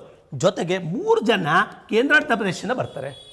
3 ಜನ ಕೇಂದ್ರ, 2 ಕೇಂದ್ರದ ಸೆಂಟ್ರಲ್ ಇವರು ಮೆಂಬರ್ಸು. ಇವರೆಲ್ಲ ಸೇರಿ ಕೆಲವು ನಿರ್ಣಯಗಳನ್ನು ತೆಗೆದುಕೊತಾ ಬರ್ತಾರೆ. GST ಮಂಡಳಿ ಇದ್ರಾಗ ಅತ್ಯಂತ ಮುಖ್ಯವಾದ ಕ್ವಶನ್ನು ಯಾರವರು ಅಂತ ಕೇಳ್ತಾ ಬರ್ತಾರೆ. ಈಗ ಕೇಳಿದ್ರೆ ಯಾರು ಅಂತ ಕೇಳಿದ್ರೆ ನಿರ್ಮಲಾ ಸೀತಾರಾಮನ್. ಸಾಮಾನ್ಯವಾಗಿ ಇದೊಂದು ಪದನಿಮಿತ್ತ ಹುದ್ದೆ. ಯಾರು GST ಮಂಡಳಿ ಮಾತ್ರ ವಿತ್ತ ಸಚಿವರೇ ಆಗಿರ್ತಾರೆ. Concept is clear. ಮುಂದೆ ಬರ್ತಾ ಇದ್ದೀನಿ. ಇದರಲ್ಲಿ ಇನ್ನೂ ಬೇಕಾದಷ್ಟು ಮಾತಾಡೋದಿದೆ. ಈ GSTನಲ್ಲಿ ವಿಲೀನವಾದ ತೆರಿಗೆಗಳು 17 ಪರೋಕ್ಷ ತೆರಿಗೆಗಳು ವಿಲೀನವಾದವು. ಒಂದೇ ಏಕರೂಪದ ತೆರಿಗೆ, ಒಂದು ದೇಶ, ಒಂದು ಮಾರುಕಟ್ಟೆ, ಒಂದು ತೆರಿಗೆ ಅಂತೇಳಿ. ಒಂದು ಸಂವಿಧಾನವಿದೆ, ಒಂದು ರಾಷ್ಟ್ರಗೀತೆ ಇದೆ. ಅದೇ ಥರ ಒಂದೇ ತೆರಿಗೆ ತಗೋಣ, ವಿಭಿನ್ನವಾದಂಥದ್ದು. ಒಂದು ರಾಜ್ಯದಲ್ಲಿ ಒಂದೊಂದು ಥರ ಭಿನ್ನತೆ ಇತ್ತು. ವ್ಯಾಟ್ ಇತ್ತು, ವ್ಯಾಲ್ಯೂ ಆಡೆಡ್ ಟ್ಯಾಕ್ಸ್, 17 ತೆರಿಗೆಗಳನ್ನು ಪ್ಲಸ್ 23 ಸೆಸ್ಗಳನ್ನು ವಿಲೀನಗೊಳಿಸಿ ಒಂದೇ ಒಂದು ತೆರಿಗೆ, that is called common tax is called as indirect tax. ಈ ಕಾನ್ಸೆಪ್ಟನ್ನೇ ಅಸೀಮ್ ದಾಸ್ ಗುಪ್ತಾನವರು ಕೊಟ್ಟಿದ್ದು ಆಗ್ತಾ ಬಂದು. ಭಾರತದ GST ಇದು ಪಿತಾಮಹ ಅಂದರೆ ಅದಕ್ಕೆ ರೂವಾರಿಯಿಂದಾಗ ಅಸೀಮ್ ದಾಸ್ ಗುಪ್ತಾ. ಇದು ಕೇಳ್ತಾ ಬರ್ತಾರೆ ಯಾರು ಅಂತ. ವಾಜಪೇಯಿ ಕಾಲದಿಂದಲೂ ಇದು ಸ್ಟಾರ್ಟ್ ಆಗಿತ್ತು ಕಾನ್ಸೆಪ್ಟ್. ಈಗ ನರೇಂದ್ರ ಮೋದಿ ಅವರು ಪೀರಿಯಡಲ್ಲಿ ತಂದಿರ್ಬೋದು, ಅದಕ್ಕೆ ವಾಜಪೇಯಿ ಅವರೇ ತರಬೇಕು ಅಂತ. ಆ ಟೈಮಿಂದಲೂ ಕೂಡ ಇವರು ಸಾಕಷ್ಟು ಶ್ರಮಿಸಿದ್ದಾರೆ ಇದು ಬರೋಕ್ಕೆ. ಹಾಗಾದರೆ ಇದನ್ನು ಭಾರತದ GST ಪಿತಾಮಹ ಅಂತ ಕರಿಬೋದು. ಒಂದೊಂದು ಪಿತಾಮಹಗಳಿರ್ತಾರೆ. ಅದೇ ರೀತಿಯಲ್ಲಿ ಇವರು ಅಸೀಮ್ ದಾಸ್ ಗುಪ್ತಾ ಅವರು ಯಾವುದಕ್ಕೆ GSTಗೆ ಮೂಲ ಪ್ರವರ್ತಕ, ಹೇಗಿರಬೇಕು ಅದರ ಫಾರ್ಮೆಟ್ ರೂಪುರೇಷೆಗಳನ್ನು ಹಾಕ್ತಂಥ ವ್ಯಕ್ತಿ. ಮತ್ತು ಭಾಳ ಮುಖ್ಯವಾದ ಇದು ಒಂದು ರಾಷ್ಟ್ರ, ಒಂದು ಮಾರುಕಟ್ಟೆ, ಒಂದು ತೆರಿಗೆಯನ್ನು concept. 1 country 1 market and 1 tax ಅಂತ. ಅದರಿಂದ ಏಕರೂಪದ್ದು ದೇಶಾದ್ಯಂತ ಎಲ್ಲರೂ ಒಂದೇ ಥರದ ತೆರಿಗೆಯನ್ನು ಅಪ್ಲೈ ಮಾಡಬೇಕು. ಇದಕ್ಕೆ ರಾಜ್ಯದ್ದು ಮತ್ತು ಸ್ಟೇಟ್ ಎರಡಕ್ಕೂ ಬರ್ತದೆ. ಮತ್ತು GST ಮಸೂದೆ ಒಂದು ಅರ್ಥ ಮಾಡ್ಕೋಬೇಕು. ಆರ್ಟಿಕಲ್ ನಂಬರ್ 368 ಏನು ಹೇಳ್ತಾವ್ರೆ, ಯಾವುದೇ ಒಂದು ಮಸೂದೆ 2 ಹೌಸಲ್ಲಿ ಪಾಸಾದರೆ ಅಲ್ಲ, ರಾಜ್ಯಸಭೆ ಮತ್ತು ಲೋಕಸಭೆ. ಮೊದಲು ಲೋಕಸಭೆಯಲ್ಲಿ ಆಗೈತೆ ಇದು, ಮತ್ತು ನಮ್ಮ ಇದಕ್ಕೆ ರಾಜ್ಯಸಭೆಯಲ್ಲೂ ಒಂದು ಸರಿ ಆಗ್ಬೋದು, ಲೋಕಸಭೆಯಲ್ಲಿ ಬರ್ಬೋದು, ಯಾವ ಬೇಕಾದ್ರೂ ಬರ್ಬೋದು. ಇವೆರಡರಲ್ಲೂ ಅಪ್ರೂವಲ್ ಆದಮೇಲೆ ಕೆಲವು ಟೈಮಲ್ಲಿ ರಾಜ್ಯಕ್ಕೆ ಏನಾರು ರಿಲೇಟೆಡ್ ಇದ್ದರೆ ಡೈರೆಕ್ಟಾಗಿ ರಾಷ್ಟ್ರಪತಿ ಕಳಿಸಂಗಿಲ್ಲ. ಫಸ್ಟೇ ಮಾಡಬೇಕು, ಅರ್ಧದಷ್ಟು ರಾಜ್ಯಗಳು ಒಪ್ಪಬೇಕು, ಅರ್ಧದಷ್ಟು ರಾಜ್ಯಗಳನ್ನು ಅನುಮತಿ ಪಡಿಬೇಕು, ಅರ್ಧದಷ್ಟು ರಾಜ್ಯಗಳು. ಆ ನಂತರ ಇವೆರಡು ಹೌಸು ಅಪ್ರೂವಲ್ ಆದಮೇಲೆ ಇದಾದರೆ ಇದಕ್ಕೆ ಕಳಿಸ್ತಾ ಬರ್ತಾರೆ, ಇದಾದರೆ ಇದಕ್ಕೆ ಕಳಿಸ್ತಾರೆ. ಎರಡೂ ಆದಮೇಲೆ ಅರ್ಧದಷ್ಟು. ಸರ್, ಅರ್ಧದಷ್ಟು ರಾಜ್ಯಗಳನ್ನು GST ಯಾಕೆ ಕಳಿಸಿದ್ರು? GSTs applicable to the state also. ಸ್ಟೇಟ್ಗೂ ರಿಲೇಟೆಡ್ ಆದ ಮ್ಯಾಟ್ರ್ಗಳಾದರೆ ಅಂಥವನ್ನು ಕಳಿಸ್ತಾ ಬರ್ತಾರೆ. ಒಂದು ಎಕ್ಸಾಂಪಲ್ ಕೊಡ್ತೀನಿ ನಾನೀಗ. ನಮ್ಮ ಹೈದರಾಬಾದ್ ಕರ್ನಾಟಕದನ್ನು ರಾಜ್ಯಗಳಿಗೆ ಕಳಿಸ್ತಿಲ್ಲ, ಒಂದು ರಾಜ್ಯಕ್ಕೆ ಸೀಮಿತವಾದದ್ದು, ಎಲ್ಲ ರಾಜ್ಯಗಳಿಗೂ ಅನ್ವಯ ಆಗೋಂಥದ್ದಾದರೆ ಕಳಿಸ್ತಾ ಬರ್ತಾರೆ. ಇನ್ನೊಂದು ಎಕ್ಸಾಂಪಲ್ ಕೊಡ್ತೀನಿ. ರಾಷ್ಟ್ರಪತಿ ಚುನಾವಣೆಗೆ ಸಂಬಂಧಪಟ್ಟಂತೆ ಏನಾರು ಅಮೆಂಡ್ ಮಾಡಬೇಕು ಅಂದರೆ ಸಂವಿಧಾನಕ್ಕೆ ರಾಜ್ಯಗಳಿಗೆ ಕಳಿಸ್ಬೇಕು. ಯಾಕೆಂದರೆ ರಾಜ್ಯಗಳು ಎಲೆಕ್ಟ್ರಲ್ ಕಾಲೇಜಿಗೆ ರಾಜ್ಯಗಳು ಅವೆ, ಅದರಿಂದ ಕಳಿಸ್ತಾ ಬಂದರು. ಈ ಕಳಿಸಿದ ಮೇಲೆ ಅದು ಅಪ್ರೂವಲ್ ಆದಮೇಲೆ ಎಲ್ಲಿಗೋಯ್ತು ಗೊತ್ತದು? ಅಪ್ರೂವಲ್ ಆದಮೇಲೆ ರಾಷ್ಟ್ರಪತಿಗೆ ಹೋಯ್ತು. ಈ ರಾಷ್ಟ್ರಪತಿಗೆ ಹೋಗ್ಬೇಕಾದ್ರೆ ಸಡನ್ನಾಗಿ ಹೋಗಲಿಲ್ಲ, ಯಾರಿಂದ ಅಪ್ರೂವಲ್ ಆಗಿ ಇವೆರಡಾಗಿ ಮತ್ತಿಲ್ಲಿ ಬಂದು ಇಲ್ಲಿ ಅರ್ಧದಷ್ಟು ರಾಜ್ಯಗಳಾದಮೇಲೆ ಯಾರ ಹತ್ರ ಹೋಯ್ತೋ ರಾಷ್ಟ್ರಪತಿಗೆ ಹೋಗ್ತೋ ಅಲ್ಲಿವರೆಗೂ 122ನೇ ಅಮೆಂಡ್ಮೆಂಟೇ. ಮುಂದಕ್ಕೆ ಹೋದ್ಮೇಲೆ ದಟ್ ಬಿಕಮ್ 101 ಆಯಿತು, 101 ಆಯ್ತದು. 101 ಹಾಕಿನ ಮುಂಚಿತೋಗಿಲ್ಲ. ಈಗ ನಾನು ಮಾತಾಡ್ತಾ ಇದ್ದೀನಿ, ಇಲ್ಲಿಗೆ ಬಂತು ಅಂದ್ವಲ್ಲ, ಆ ಕಳಿಸಿದಾಗ ಮೊದಲು ಒಪ್ಕೊಂಡಂಥ ರಾಜ್ಯ ಯಾವುದು ಅಂದರೆ ಅಸ್ಸಾಂ ಸ್ಟೇಟು. ಒಂದೊಂದಕ್ಕೊಂದೊಂದು ಬರ್ತದೆ. ಹಂಗಾರೆ ಕ್ವಶನ್ ರೈಸ್ ಮಾಡೋದು, GST ಮಸೂದೆ ಮಾಡಿ ಯಾವಾಗ ಮಸೂದೆ ಮಾಡಿದ್ವಿ? ಎರಡಕ್ಕೂ ಸಂಸದೀಯ ಎರಡೂ ಸದನದಲ್ಲಿ ಅಂಗೀಕಾರವಾದ ನಂತರ ರಾಜ್ಯಗಳಿಗೆ ಹೋಯ್ತಲ್ಲ. First state Assam. ನೋಡಿ 104 ಇದಕ್ಕೆ ಬಂದಾಗ, ಯಾವುದೋ 104 ಬಂದಾಗ ರಿಸರ್ವೇಷನ್ಸ್ ಸಂಬಂಧಪಟ್ಟಂತೆ 10% ಗುಜರಾತ್ ಅಕ್ಸೆಪ್ಟ್ ಮಾಡ್ಕೊಂಡ್ಬಿಡ್ತು. ಫಸ್ಟ್ ಒಂದೊಂದು ವಿಷಯಗಳಿಗೆ ಒಂದೊಂದು ರಾಜ್ಯಗಳು ಫಸ್ಟು ಇದು ಮಾಡ್ತಾ ಬರ್ತವೆ. ಅದಕ್ಕೆ ಮೊದಲು ಒಪ್ಕೊಂಡಂಥ ರಾಜ್ಯ. ಕೊನೆಗೆ ಯಾವ ರಾಜ್ಯ ಅಂದರೆ ಜಮ್ಮು ಆ್ಯಂಡ್ ಕಾಶ್ಮೀರ, ಜಮ್ಮು ಕಾಶ್ಮೀರ. ಇಲ್ಲಿ ಗೊತ್ತಿರಬೇಕು, ಈ GST ಮಂಡಳಿ ಮಾಡಿದ್ರು ಅಂತ ಹೇಳಿದ್ರೆ ಈ ಆರ್ಟಿಕಲ್ ನಂಬರ್ 279/1. ಯಾಕದು ಫೈನಾನ್ಷಿಯಲ್ ಮ್ಯಾಟರ್ಸ್, ಅದು ಸಂವಿಧಾನದ 12ನೇ ಭಾಗದಲ್ಲಿ ಹೇಳ್ತಾ ಬರ್ತದೆ. 12ನೇ ಭಾಗದಾಗಿ 264ರಿಂದ 300A ಫೈನಾನ್ಸ್ ಮತ್ತು ಆಸ್ತಿ ಮತ್ತು ಹಣಕಾಸಿನ ವಿಚಾರ ಮಾಡುತ್ತೆ. ಈ ಆರ್ಟಿಕಲ್ ತಿದ್ದುಪಡಿ ಮಾಡ್ಯಾರೆ. 280ಕ್ಕೂ ಮಾಡವ್ರಿ. ಎಲ್ಲ ಫೈನಾನ್ಷಿಯಲ್ ಮ್ಯಾಟರ್ಸ್ ಅಲ್ಲಿಗೆ ಯಾವ್ಯಾವ ಅವಕ್ಕೆಲ್ಲ ತಿದ್ದುಪಡಿ ಮಾಡಿ ಈ GST ಮಂಡಳಿ, ತೆರಿಗೆಗೆ ಸಂಬಂಧಪಟ್ಟಂತೆ ಎಲ್ಲ ಸಣ್ಣ ಪುಟ್ಟ ಮಾರ್ಪಾಟ್ಗಳನ್ನು ಸಬ್ ಕಾಲಮ್ಸನ್ನು ಆಡ್ ಮಾಡ್ತಾ ಬಂದಿದ್ದಾರೆ. ಇಷ್ಟನ್ನು ನೋಡಿಕೊಂಡ್ರೆ GSTಗೆ ಸಂಬಂಧಪಟ್ಟಂತೆ ಬೇಕಾದಷ್ಟು ಆಗ್ತಾ ಬಂತು. ಮುಂದೆ ಬರ್ತೀನಿ. 102ನೇದು ಕನ್ಫ್ಯೂಸ್ ಮಾಡ್ಕೋಬೇಡ್ರಿ, ಮತ್ತೆ ಇದು ಮಸೂದೆ ಬರ್ತದೆ. 102 ಎಲ್ಲಿ ಸಂವಿಧಾನದ ಪುಸ್ತಕದಲ್ಲಿ, ಅದಕ್ಕೆ ಮೊದಲು ಇಲ್ಲೊಂದು ಅಮೆಂಡ್ಮೆಂಟ್ ಇದು ಬಿಲ್ ಇರಲೇಬೇಕು.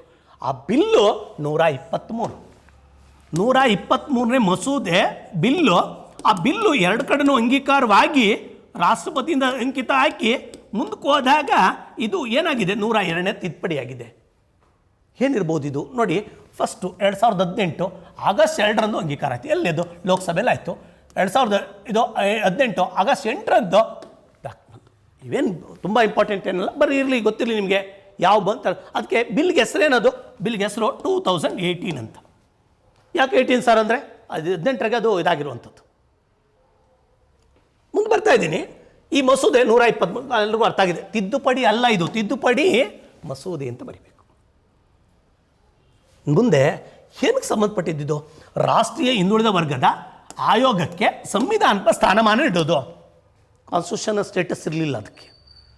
ನಿಮಗೆ ಗೊತ್ತಿರಲಿ, ನಿಮಗೆ ಮೊದಲನೇದು ಬಂದಾಗ ಯಾವುದಕ್ಕೆ ಸ್ಟೇಟಸ್ ಇತ್ತು ಅಂದರೆ 338ನೇ ವಿಧಿ ಪ್ರಕಾರ ಆರ್ಟಿಕಲ್ ನಂಬರ್ 380 ಪ್ರಕಾರ ನ್ಯಾಷನಲ್ SC ಕಮಿಷನ್ಗಿತ್ತು. SC commission is constituted by the president of India. ಆದರೆ 338A ನ್ಯಾಷನಲ್ ST ಕಮಿಷನ್ಗಿತ್ತು ನ್ಯಾಷನಲ್ ಸ್ಟೇಟಸ್ಸು. ಆರ್ಟಿಕಲ್ ಬಂದು ಅದ್ರ ಪ್ರಕಾರ ರಾಷ್ಟ್ರಪತಿಗಳು ನೇಮಕ ಮಾಡ್ತಾಯಿದ್ರು. ಸ್ಥಾನಮಾನ ಇತ್ತು ಯಾಕೆ? SC ಮತ್ತು STಗೆ. 89ನೇ ತಿದ್ದುಪಡಿನಲ್ಲಿ 89ನೇ ತಿದ್ದುಪಡಿ 2003ರಲ್ಲಿ SC ಮತ್ತು ST ಆಯೋಗಗಳು ಎರಡು ಸ್ಪಿಟ್ ಆದವು. ಆಗ 338A ಬಂತು ST ಆಯೋಗಕ್ಕೆ. ಈಗ ಎರಡೂ ಕೂಡ ಕಾನ್ಸ್ಟಿಟ್ಯೂಷನ್ ಬಾಡೀಸ್, SC ಮತ್ತು ST ಕಮಿಷನ್ಸ್.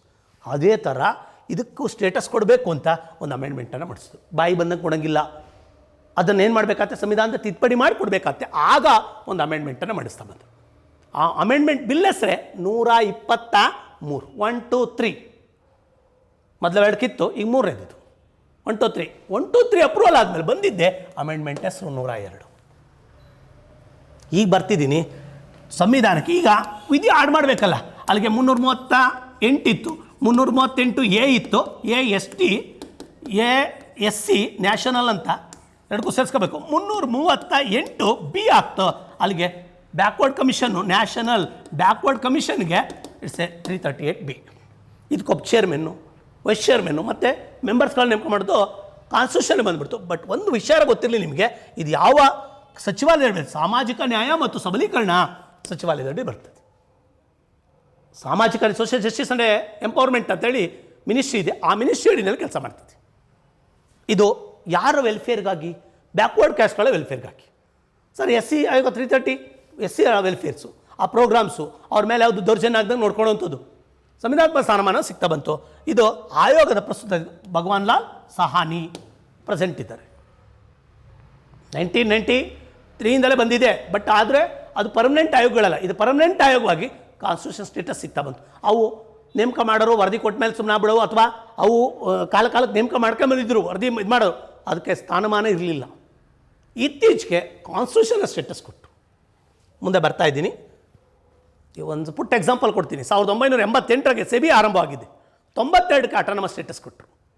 ಹಾಗೆ ಕೆಲವು ವಿಶೇಷವಾದಂಥ ಸಾಮರ್ಥ್ಯಗಳನ್ನು ತುಂಬೋದಕ್ಕೆ ಆಡ್ ಮಾಡ್ತಾ ಬಂತು. ಇದು ಬರೋಣ ಈಗ 103ನೇ ಸಂವಿಧಾನಾತ್ಮಕ ತಿದ್ದುಪಡಿ 2019.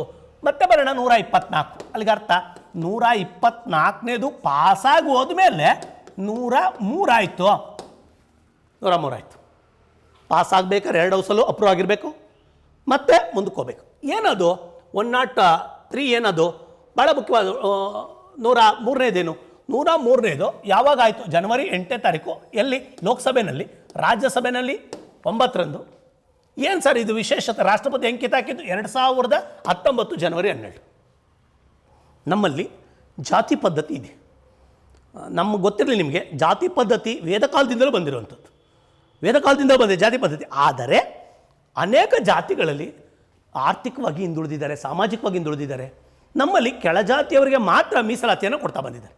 ಎಷ್ಟೋ ಜನ ಮೇಲ್ಜಾತಿನಲ್ಲಿದ್ದಂಥ ಬ್ರಾಹ್ಮಣರು, ಲಿಂಗಾಯತರು ಅಥವಾ ಬೇರೆ ಬೇರೆ ರಾಜ್ಯದಲ್ಲಿರುವಂಥ ಉನ್ನತ ಜಾತಿ ಅಂತ ಕರಿತಾ ಬರ್ತೀವೋ ಅವ್ರೇನಾಗಿದ್ದರೆ ಅತ್ಯಂತ ಆರ್ಥಿಕವಾಗಿ ಹಿಂದುಳಿದವರು. ಇದನ್ನು ಅವ್ರಿಗೆ ಮೀಸಲಾತಿ ಕೊಡುವಂಥ ಉದ್ದೇಶವನ್ನು ಇಟ್ಕೊಂಡು 10% ರಿಸರ್ವೇಷನ್ಸನ್ನು ಕೊಟ್ಟರು. ಅದು ಜಾರಿ ಬಂದಿದ್ದು ಯಾವತ್ತ ಅಂದರೆ ರಾಷ್ಟ್ರಪತಿ ಅಂಕಿತ ಹಾಕಿದ್ದು 2 ದಿನಕ್ಕೆ ಜಾರಿ ಬಂತು. 14ಕ್ಕೆ ಬಂದುಬಿಡ್ತು. ಈಗ ಏನು ಸರ್ ಇದು ವಿಶೇಷತೆ? ಏನು ಸಂಬಂಧಿಸಿದ್ದು? 10% ಸ್ಥಾನಗಳನ್ನು ಆರ್ಥಿಕವಾಗಿ ದುರ್ಬಲವಾಗಿರುವಂಥ ವರ್ಗದವರಿಗೆ ಕೇಂದ್ರ ಸರ್ಕಾರದ ಶಿಕ್ಷಣ ಸಂಸ್ಥೆಗಳು, ಖಾಸಗಿ ಸಂಸ್ಥೆಗಳು, they related to the central government, not mandatory to the state government.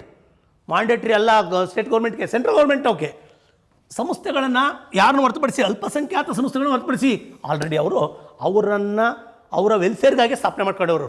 ಅವರು ಮುಟ್ಟಂಗಿಲ್ಲ. ಈವನ್ ನಿಮಗೆ ಗೊತ್ತಿರಲಿ, RTEನಲ್ಲೂ ಕೂಡ RT ರೈಟ್ ಟು ಎಜುಕೇಷನ್ ಆ್ಯಕ್ಟಲ್ಲಿ 2009 ಆಕ್ಟು 2010ಕ್ಕೆ ಬಂದೈತೆ ಏಪ್ರಿಲ್ 1ಕ್ಕೆ. ಅಲ್ಲಿ 25% ರಿಸರ್ವೇಷನ್ಸ್ ಯಾರು ಎಲ್ಲಿ ಕೊಡೋಂಗಿಲ್ಲ, ಅಲ್ಪಸಂಖ್ಯಾತರು ಕೊಡೋಂಗಿಲ್ಲ. ಈಗ ನೀವು ಗಮನಿಸಬೇಕಾಗಿದೆ. ಮತ್ತು ಕೇಂದ್ರ ಸರ್ಕಾರದ ಉದ್ಯೋಗಗಳಲ್ಲಿ ಮೀಸಲಾತಿ ನೀಡುವುದು ಎಜುಕೇಷನ್ ಇನ್ಸ್ಟಿಟ್ಯೂಷನ್ಸು. ಮತ್ತು ಇದರಾಗೆ ಎಷ್ಟನೇ ಆರ್ಟಿಕಲ್? 103 ಅಮೆಂಡ್ಮೆಂಟು. ಬಿಲ್ ಅದು 124. ಹೀಗೆ ನಿಮಗೆ ಗಮನಿಸಬೇಕಾಗಿದೆ. ಏನು ಸರ್ ಅದು? ರಾಜ್ಯ ಸರ್ಕಾರಗಳು ಜಾರಿಗೊಳಿಸುವುದು ಕಡ್ಡಾಯಗೊಳಿಸಿಲ್ಲ. ಇಷ್ಟ ಇದ್ದರೆ ಮಾಡ್ಬೋದು, ಮಾಡಲಿ. ಹಾಗಾದ್ರೆ ಮಾಡಿದಾವ ರಾಜ್ಯಗಳು? ಎಸ್ ಮಾಡಿದ್ದಾವೆ. ಯಾರು ಫಸ್ಟ್ ರಾಜ್ಯ ಯಾವುದು ಮಾಡ್ತು ಅಂದರೆ ಅಲ್ಲಿಗೆ ಸಂವಿಧಾನದ 15ನೇ ವಿಧಿ ಸಬ್ ಕಾಲಮ್ 6ಕ್ಕೆ ಸೇರ್ಪಡೆ ಮಾಡಿದ್ರು. ಇದನ್ನ ತಿದ್ದುಪಡಿಗಳನ್ನು ಈ ವಿಧಿಗೆ ಮಾಡಿದ್ದು 15 ಮತ್ತು 15ರಾಗ ಏನು ಹೇಳುತ್ತೆ ಅಂದರೆ ತಾರತಮ್ಯ ಮಾಡಬೇಡ ಅಂತಾರೆ. ಬಟ್ ಈ ತಾರತಮ್ಯವನ್ನು ಯಾವಕ್ಕಾಗಿ ಮಾಡ್ತಾ ಇದ್ದೀವಿ ಅಂದರೆ ಸಾಮಾಜಿಕವಾಗಿ ಹಿಂದುಳಿದವರಪ್ಪ ಅದಕ್ಕಾಗಿ ಮಾಡ್ತಾ ಇದ್ದೀವಿ ಅಂತ 16 ಉದ್ಯೋಗವನ್ನು ಪಡೆಯೋದ್ರಾಗೆ ಎಲ್ಲರೂ ಸಮಾನರು ಇದ್ದಾವೆ. ಸಣ್ಣ ಮಾರ್ಪಾಟ್ ಮಾಡೈತೆ ಏನಂತ ಗೊತ್ತಾ? ಉದ್ಯೋಗ ಪಡೆದ್ರೆ ಎಲ್ಲರೂ ಸಮಾನರು, ಬಟ್ ಇವರು ಏನೇ ಸ್ಥಿತಿನಲ್ಲಿದ್ದಾರೆ, ಪಾಪ ಭಾಳ ಬಡತನದಾಗಿದ್ದಾರೆ, ಕೊಡೋಣ ಅಂತ ಹೇಳಿದ್ರು. ಅಲ್ಲಿಗರ್ಥ ಸಂವಿಧಾನವನ್ನು ವೈಲೇಟ್ ಏನು ಮಾಡಿಲ್ಲ, ಸಣ್ಣದಾಗಿ ಒಂದು ಎಕ್ಸೆಪ್ಷನ್ಸ್ ಹಾಕಿದ್ದಾರೆ. ಇಂಥವ್ರಿಗೆ ಮಾತ್ರಪ್ಪ. 16ನೇ ವಿಧಿ ಏನು ಹೇಳ್ತದೆ? ಸಮಾನತೆ ಹಕ್ಕಲ್ಲಿ ಏನು ಹೇಳ್ತದೆ? ಉದ್ಯೋಗವನ್ನು ಪಡೆಯೋದಕ್ಕೆ ಎಲ್ಲರೂ ಸಮಾನರು. ಬಟ್ ಸಬ್ ಕಾಲಮ್ಗೆ ಏನು ಮಾಡ್ಬಾರ್ರೆ, ಇವ್ರನ್ನು ಹೊರತುಪಡಿಸಿಯಪ್ಪ ಅಂತ ಹೇಳ್ತಾ ಬರ್ತಾರೆ. ಇವರಿಗೆ ಅನ್ವಯವಾಗಲ್ಲ ಅದು. ಯಾಕೆಂದರೆ ಇವ್ರನ್ನ ನಾವು ಯಾವುದೋ ಒಂದು ಮಾನವೀಯ ದೃಷ್ಟಿಯಿಂದ ನೋಡಿದ್ದೀವಿ. ತಾರತಮ್ಯ ಮಾಡಬೇಡ ಅಂತ ಹೇಳ್ತದೆ 15. ಸಬ್ ಕಾಲಮ್ 6ರಾಗ ಹೇಳ್ತಾರೆ. ನಾವು ತಾರತಮ್ಯ ಮಾಡ್ತಾ ಇರೋ ಉದ್ದೇಶ ಯಾರನ್ನೂ ಅವಹೇಳನ ಮಾಡೋಕ್ಕಲ್ಲ. Is writing. ಇದನ್ನು ನೀವು ಅರ್ಥ ಮಾಡ್ಕೋಬೇಕಾಗಿದೆ. ಮುಂದೆ ಬಂದಾಗ ಈ ಬಿಲ್ಲನ್ನು ಫಸ್ಟು ಇದು ಮಾಡಿದವರೇ ಗುಜರಾತ್ ಸರ್ಕಾರ. ಗುಜರಾತ್ ಸರ್ಕಾರ ಇದರ ಗೊತ್ತಿರಲಿ ನಿಮಗೆ, ಜಾರಿಗೆ ತಂದ ಮೊದಲ ರಾಜ್ಯ ಯಾವುದಂದ್ರೆ ಗುಜರಾತ್. ಯಾವತ್ತು ಜಾರಿ ಬಂತೋ ದೇಶಾದ್ಯಂತ ಅವತ್ತೇ ಇಮಿಡಿಯೇಟಾಗಿ ಇದು ಮಾಡಿ. ಮೋದಿಯವರ ನೇಟಿವ್ ಸ್ಟೇಟ್ ಆದ್ದರಿಂದ ಮೋದಿಯವರು ಮಾಡಿದ್ದನ್ನು ಟಕ್ ಅಂತ ಮಾಡಿಬಿಟ್ರು. ಅಲ್ಲಿಗೆ ಈ ಕೆಳಗಿನ ಯಾವ ರಾಜ್ಯ ಇದು ಮಾಡ್ತಾ ಬಂದಿದೆ ಅಂದರೆ ನಮ್ಮ ಗುಜರಾತ್ ರಾಜ್ಯ ಫಸ್ಟ್ ಸ್ಟೇಟ್ ಇಂಪ್ಲಿಮೆಂಟ್ ಅದು ಕೂಡ ರಾಜ್ಯದಲ್ಲಿ ತನ್ನು ಇಂಪ್ಲಿಮೆಂಟ್ ಮಾಡಿಬಿಡ್ತು. ಸ್ಟೇಟಲ್ಲಿ ಮಾಡ್ಬೋದು, ಮಾಡದೇ ಇರ್ಬೋದು, ಅವ್ರಿಗೆ ಬಿಟ್ಟಿದ್ದು. ಅನೇಕ ರಾಜ್ಯಗಳು ಇನ್ನೂ ಜಾರಿ ತಂದಿಲ್ಲ ರಿಸರ್ವೇಷನ್ಸ್. ಇದು ಯಾರಿಗೆ ಅಪ್ಲಿಕಬಲ್ ಆಗಲ್ಲ ಗೊತ್ತಾ? ಇದ್ರಾಗ ಯಾವುದೇ ಕಾರಣಕ್ಕೂ ಕೂಡ SC ಮತ್ತು ST ಅವರಿಗೆ ಆಲ್ರೆಡಿ ರಿಸರ್ವೇಷನ್ಸ್ನವ್ರಿಗೆ ಬರಲ್ಲ. ಯಾರು ರಿಸರ್ವೇಷನ್ ಇಲ್ದರೆ ಅಪ್ಪರ್ ಕ್ಯಾಸ್ಟ್ನವೇ, ಅವರು ವೀಕರ್ ಸೆಕ್ಷನ್ಸ್ ಇದ್ದಾರೆ, ಅವರಿಗೆ ಅಪ್ಲಿಕಬಲ್ ಆಗುತ್ತೆ. ಮತ್ತು ಎರಡನೇದು ಬಂದಾಗ ಇದೊಂದು ಕುಟುಂಬದ ವರಮಾನ 8 ಲಕ್ಷ ಇರಬಾರ್ದು, ಒಳಗಡೆ ಇರೋರಿಗೆ ಅಪ್ಲಿಕಬಲ್ ಆಗುತ್ತೆ. 5 ಎಕರೆ ಕೃಷಿ ಭೂಮಿ ಹೊಂದಿದ್ರೆ ಅದಕ್ಕಿಂತ ಹೆಚ್ಚಿದ್ರೆ ಬರಲ್ಲ, ಅವನು ಆ ವರ್ಗದಲ್ಲಿ ಶ್ರೀಮಂತ ಅಂತ ಕರಿತೀವಿ. ವೀಕರ್ ಸೆಕ್ಷನ್ ಅಲ್ಲ ಎಕನಾಮಿಕಲಿ. ಇನ್ನೂ 1,000 ಚದರಡಿ ಮನೆ, 1,000 ಚದರಡಿ ಮನೆ ಅಂದರೆ ಅವನು ಈಸ್ ಎಕನಾಮಿಕಲಿ ಸ್ಟ್ರಾಂಗ್ ಇದ್ದಾನೆ ಅಂತ ಕಡಿಮೆ ಇರಬೇಕು, ಅದಕ್ಕಿಂತ ಇದ್ರ ಒಳಗಡೆ ವ್ಯಾಪ್ತಿ ಕಂಡೀಷನ್ಸ್ ಹಾಕಿದ್ದಾರೆ. ಮುನ್ಸಿಪಾಲ್ಟಿನಲ್ಲಿ ಬೇರೆ ಬೇರೆ ಕ್ರೈಟೀರಿಯಾಗಳು, ಅಲ್ಲಿಗೆ 8 ಲಕ್ಷದೊಳಗಡೆ ಇರುವಂಥ ಇವ್ರಿಗೆಲ್ಲ ವೀಕರ್ ಸೆಕ್ಷನ್ಸ್ ಅಂತ ಅವ್ರು ಬೇಕಾದ್ರೆ ಅಪ್ಲೈ ಮಾಡೋದು. ಅಲ್ಲಿಗೆ ಸರ್ ನಾನು ಬ್ರಾಹ್ಮಣರಿದ್ದೀನಿ, ನಾನು ಲಿಂಗಾಯತರಿದ್ದೀನಿ, ನಾನು ಮಾಡ್ಬೋದಾ? ಎಸ್, ನಿಮಗೆ ಆ 10% ಬರ್ತದೆ. ಬ್ರಾಹ್ಮಣರಿಗೂ ಬರ್ತದೆ, ಯಾಕೆಂದರೆ ಮೇಲ್ವರ್ಗದವ್ರಿಗೆ ಅವ್ರಿಗೆ ಮೀಸಲಾತಿ ಇರಲಿಲ್ಲ, ವೀಕ್ ಆಗಿದ್ದರು, ಅವರು ಕೊಡ್ತಾ ಬಂದಿದೆ. ಇದು ಇಂಪಾರ್ಟೆಂಟು, ಕೇಳ್ತಾ ಬರ್ಬೋದು ಪ್ರಶ್ನೆಗಳನ್ನು. ನೆಕ್ಸ್ಟ್ ಮುಂದೆ ಬರ್ತಾ ಇದ್ದೀನಿ. 103ನೇದು ಆಗ್ತಾ ಬಂತು. ಮತ್ತೆ ಬಂದ 104ನೇದು ಅಮೆಂಡ್ಮೆಂಟು. ಸರ್ 104ನೇ ಅಮೆಂಡ್ಮೆಂಟಾಗಿ ಏನು ಹೇಳ್ತಾರೆ? 104 126ನೇ ಸಂವಿಧಾನ ಪರಿಷತ್. ನೀವು ಹಿಂದ್ಗಡೆ ವಿಡಿಯೋನೆಲ್ಲ ನೋಡ್ಕೊಂಬಂದರೆ ಒಂದೇ ಒಂದು ಲ್ಯಾಪ್ಸ್ ಆದಂಗೆ ಕಾಣ್ತದೆ. ಏನು ಸರ್ ಅದು? 126ನೇದು ಇದು 104ನೇದಾಗೈತೆ ಸರ್. ಹಿಂದ್ಗಡೆನೆಲ್ಲ ನೋಡ್ಕೊಂಬಂದುಬಿಟ್ರೆ ಒಂದು ಗ್ಲಾನ್ಸ್ ಮಾಡಿಬಿಡೋಣ ನಾವು. ನೀವು 101ನೇದು ಹೇಳಿದ್ರಲ್ಲ, 101ನೇದು 122 122 ಇದು ಯಾವುದು? ಇದು ಜಿ ಎಸ್ ಟಿ ಇದು 123 102 102ನೇದು ಅದು ಗೊತ್ತಾಯಿತು. ನಾವು ಒ ಬಿ ಸಿಗೆ ನ್ಯಾಷನಲ್ ಇದಕ್ಕೆ ಬರ್ತಾ ಬಂತು. 124ನೇದು 103 ಅದು 10% ರಿಸರ್ವೇಷನ್ಸು. 104ನೇದು ಮತ್ತು ಸರ್ ಇಲ್ಲಿ 125ನೇದಲ್ಲಿ ನೆಕ್ಸ್ಟ್ ಪೇಜಲ್ಲಿ ನೋಡ್ಬೋದು, ನೀವು ತೋರಿಸ್ತಾ ಬರ್ತೀನಿ ಅಂದರೆ ಅಲ್ಲಿಗೆ ಅರ್ಥ. 125ನೇದು ಯಾವುದು? ಇನ್ನೂ ಅಪ್ರೂವಲ್ ಆಗದಲ್ಲೇ ಹೌಸಲ್ಲಿ ಕುಂತೈತೆ ಅಂತ ಅರ್ಥ. ಯಾವ ಹೌಸಲ್ಲಿ? ಸಂಸತ್ತಿನ ಭವನಗಳಲ್ಲಿ ಕುಂತೈತೆ, ಅದಿನ್ನೂ ಅಪ್ರೂವಲ್ ಆಗಿಲ್ಲ.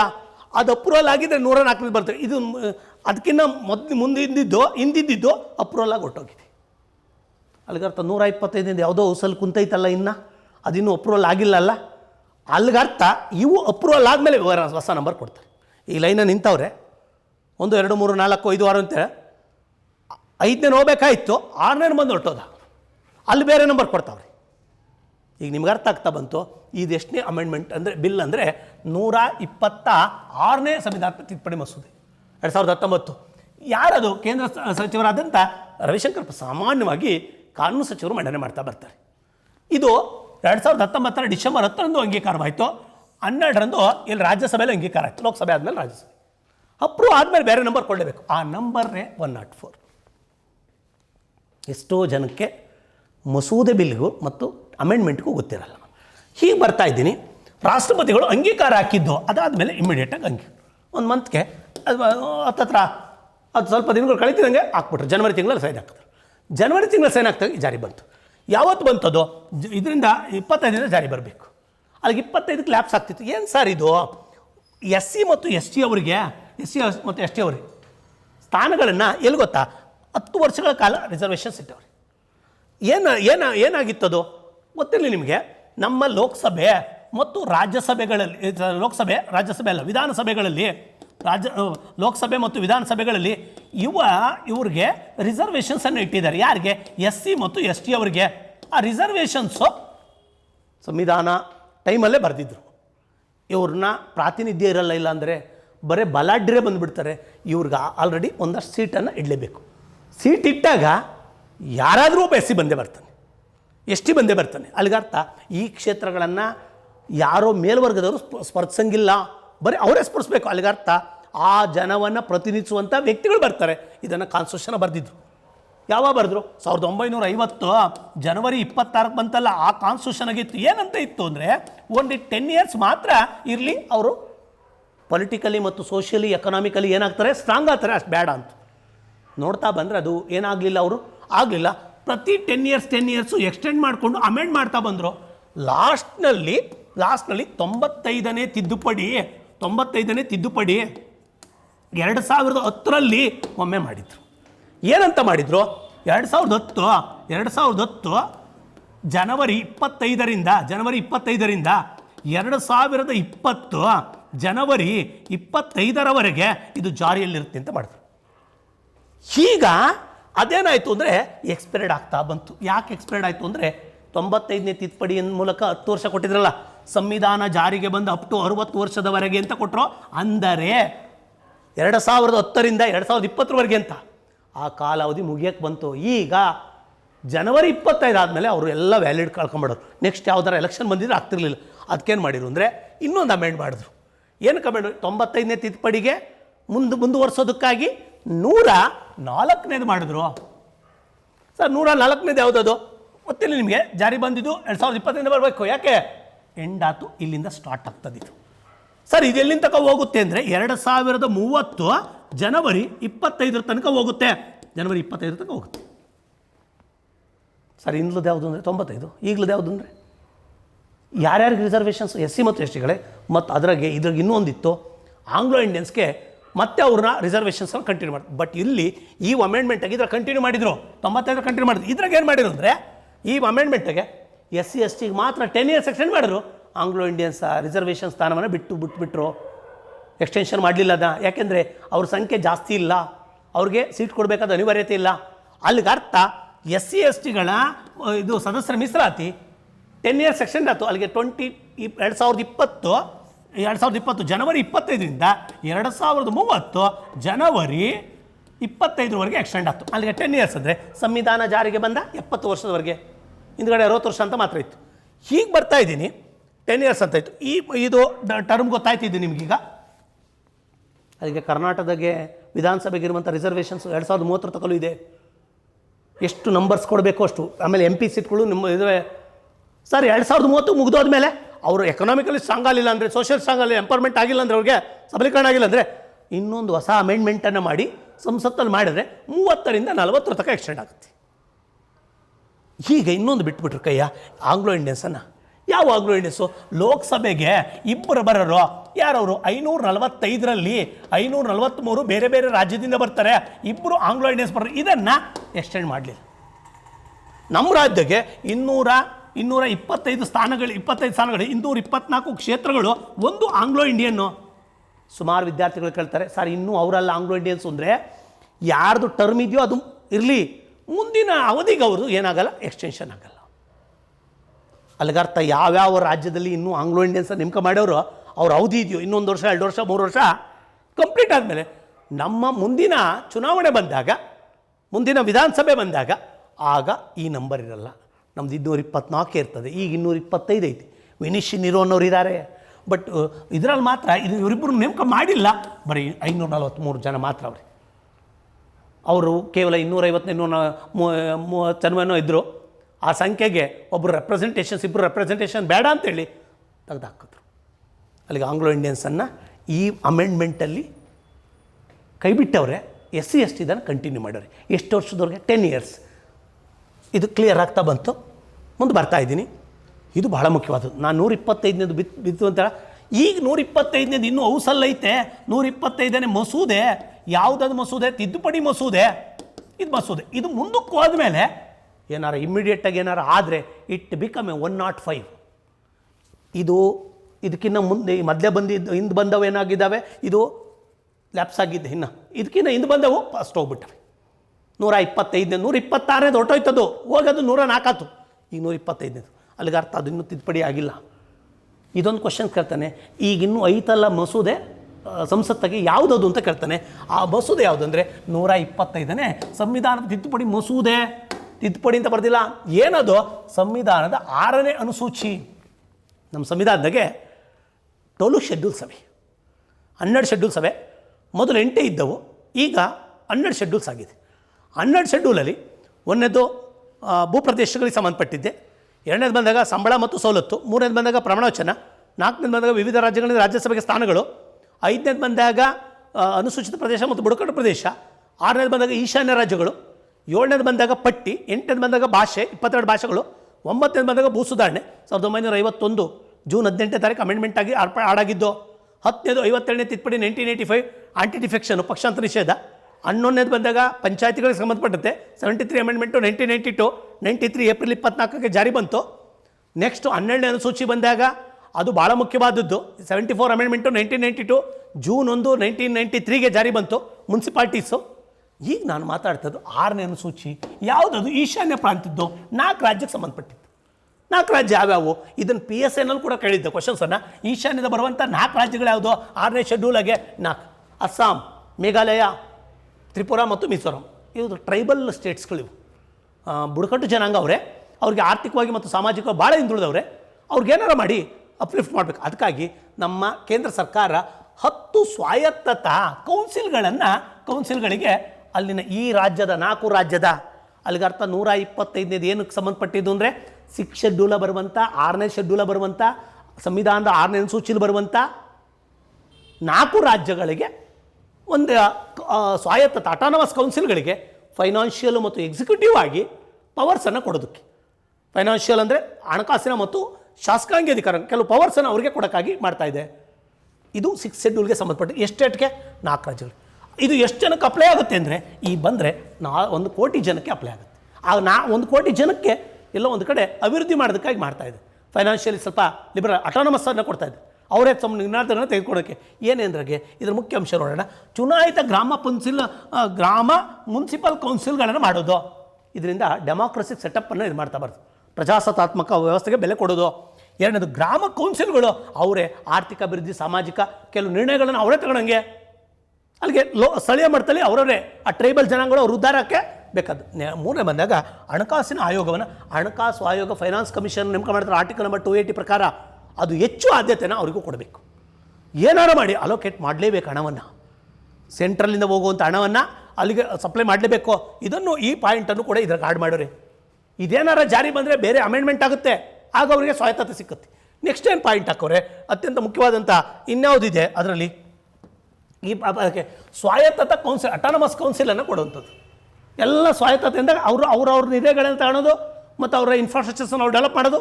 ಫೈನಾನ್ಷಿಯಲ್ ಕೂಡ ಹೊಡೆದು ಜಾಸ್ತಿ ಬಂದಾಗ ನಿರ್ದಿಷ್ಟ ಯೋಜನೆಗೆ ಅರ್ಧದಷ್ಟು 1/3 ಹಣವನ್ನು ಗ್ರಾಮ ಮತ್ತು ಮುನ್ಸಿಪಲ್ ಕೌನ್ಸಿಲ್ಗಳ ಅವ್ರಿಗೆ ಹಣವನ್ನು ಕೂಡ ಅಪ್ರೂವ್ ಮಾಡುವಂಥ ಶಕ್ತಿಯನ್ನು ಅವ್ರಿಗೆ ಕೊಟ್ಬಿಟ್ಟಾರೆ.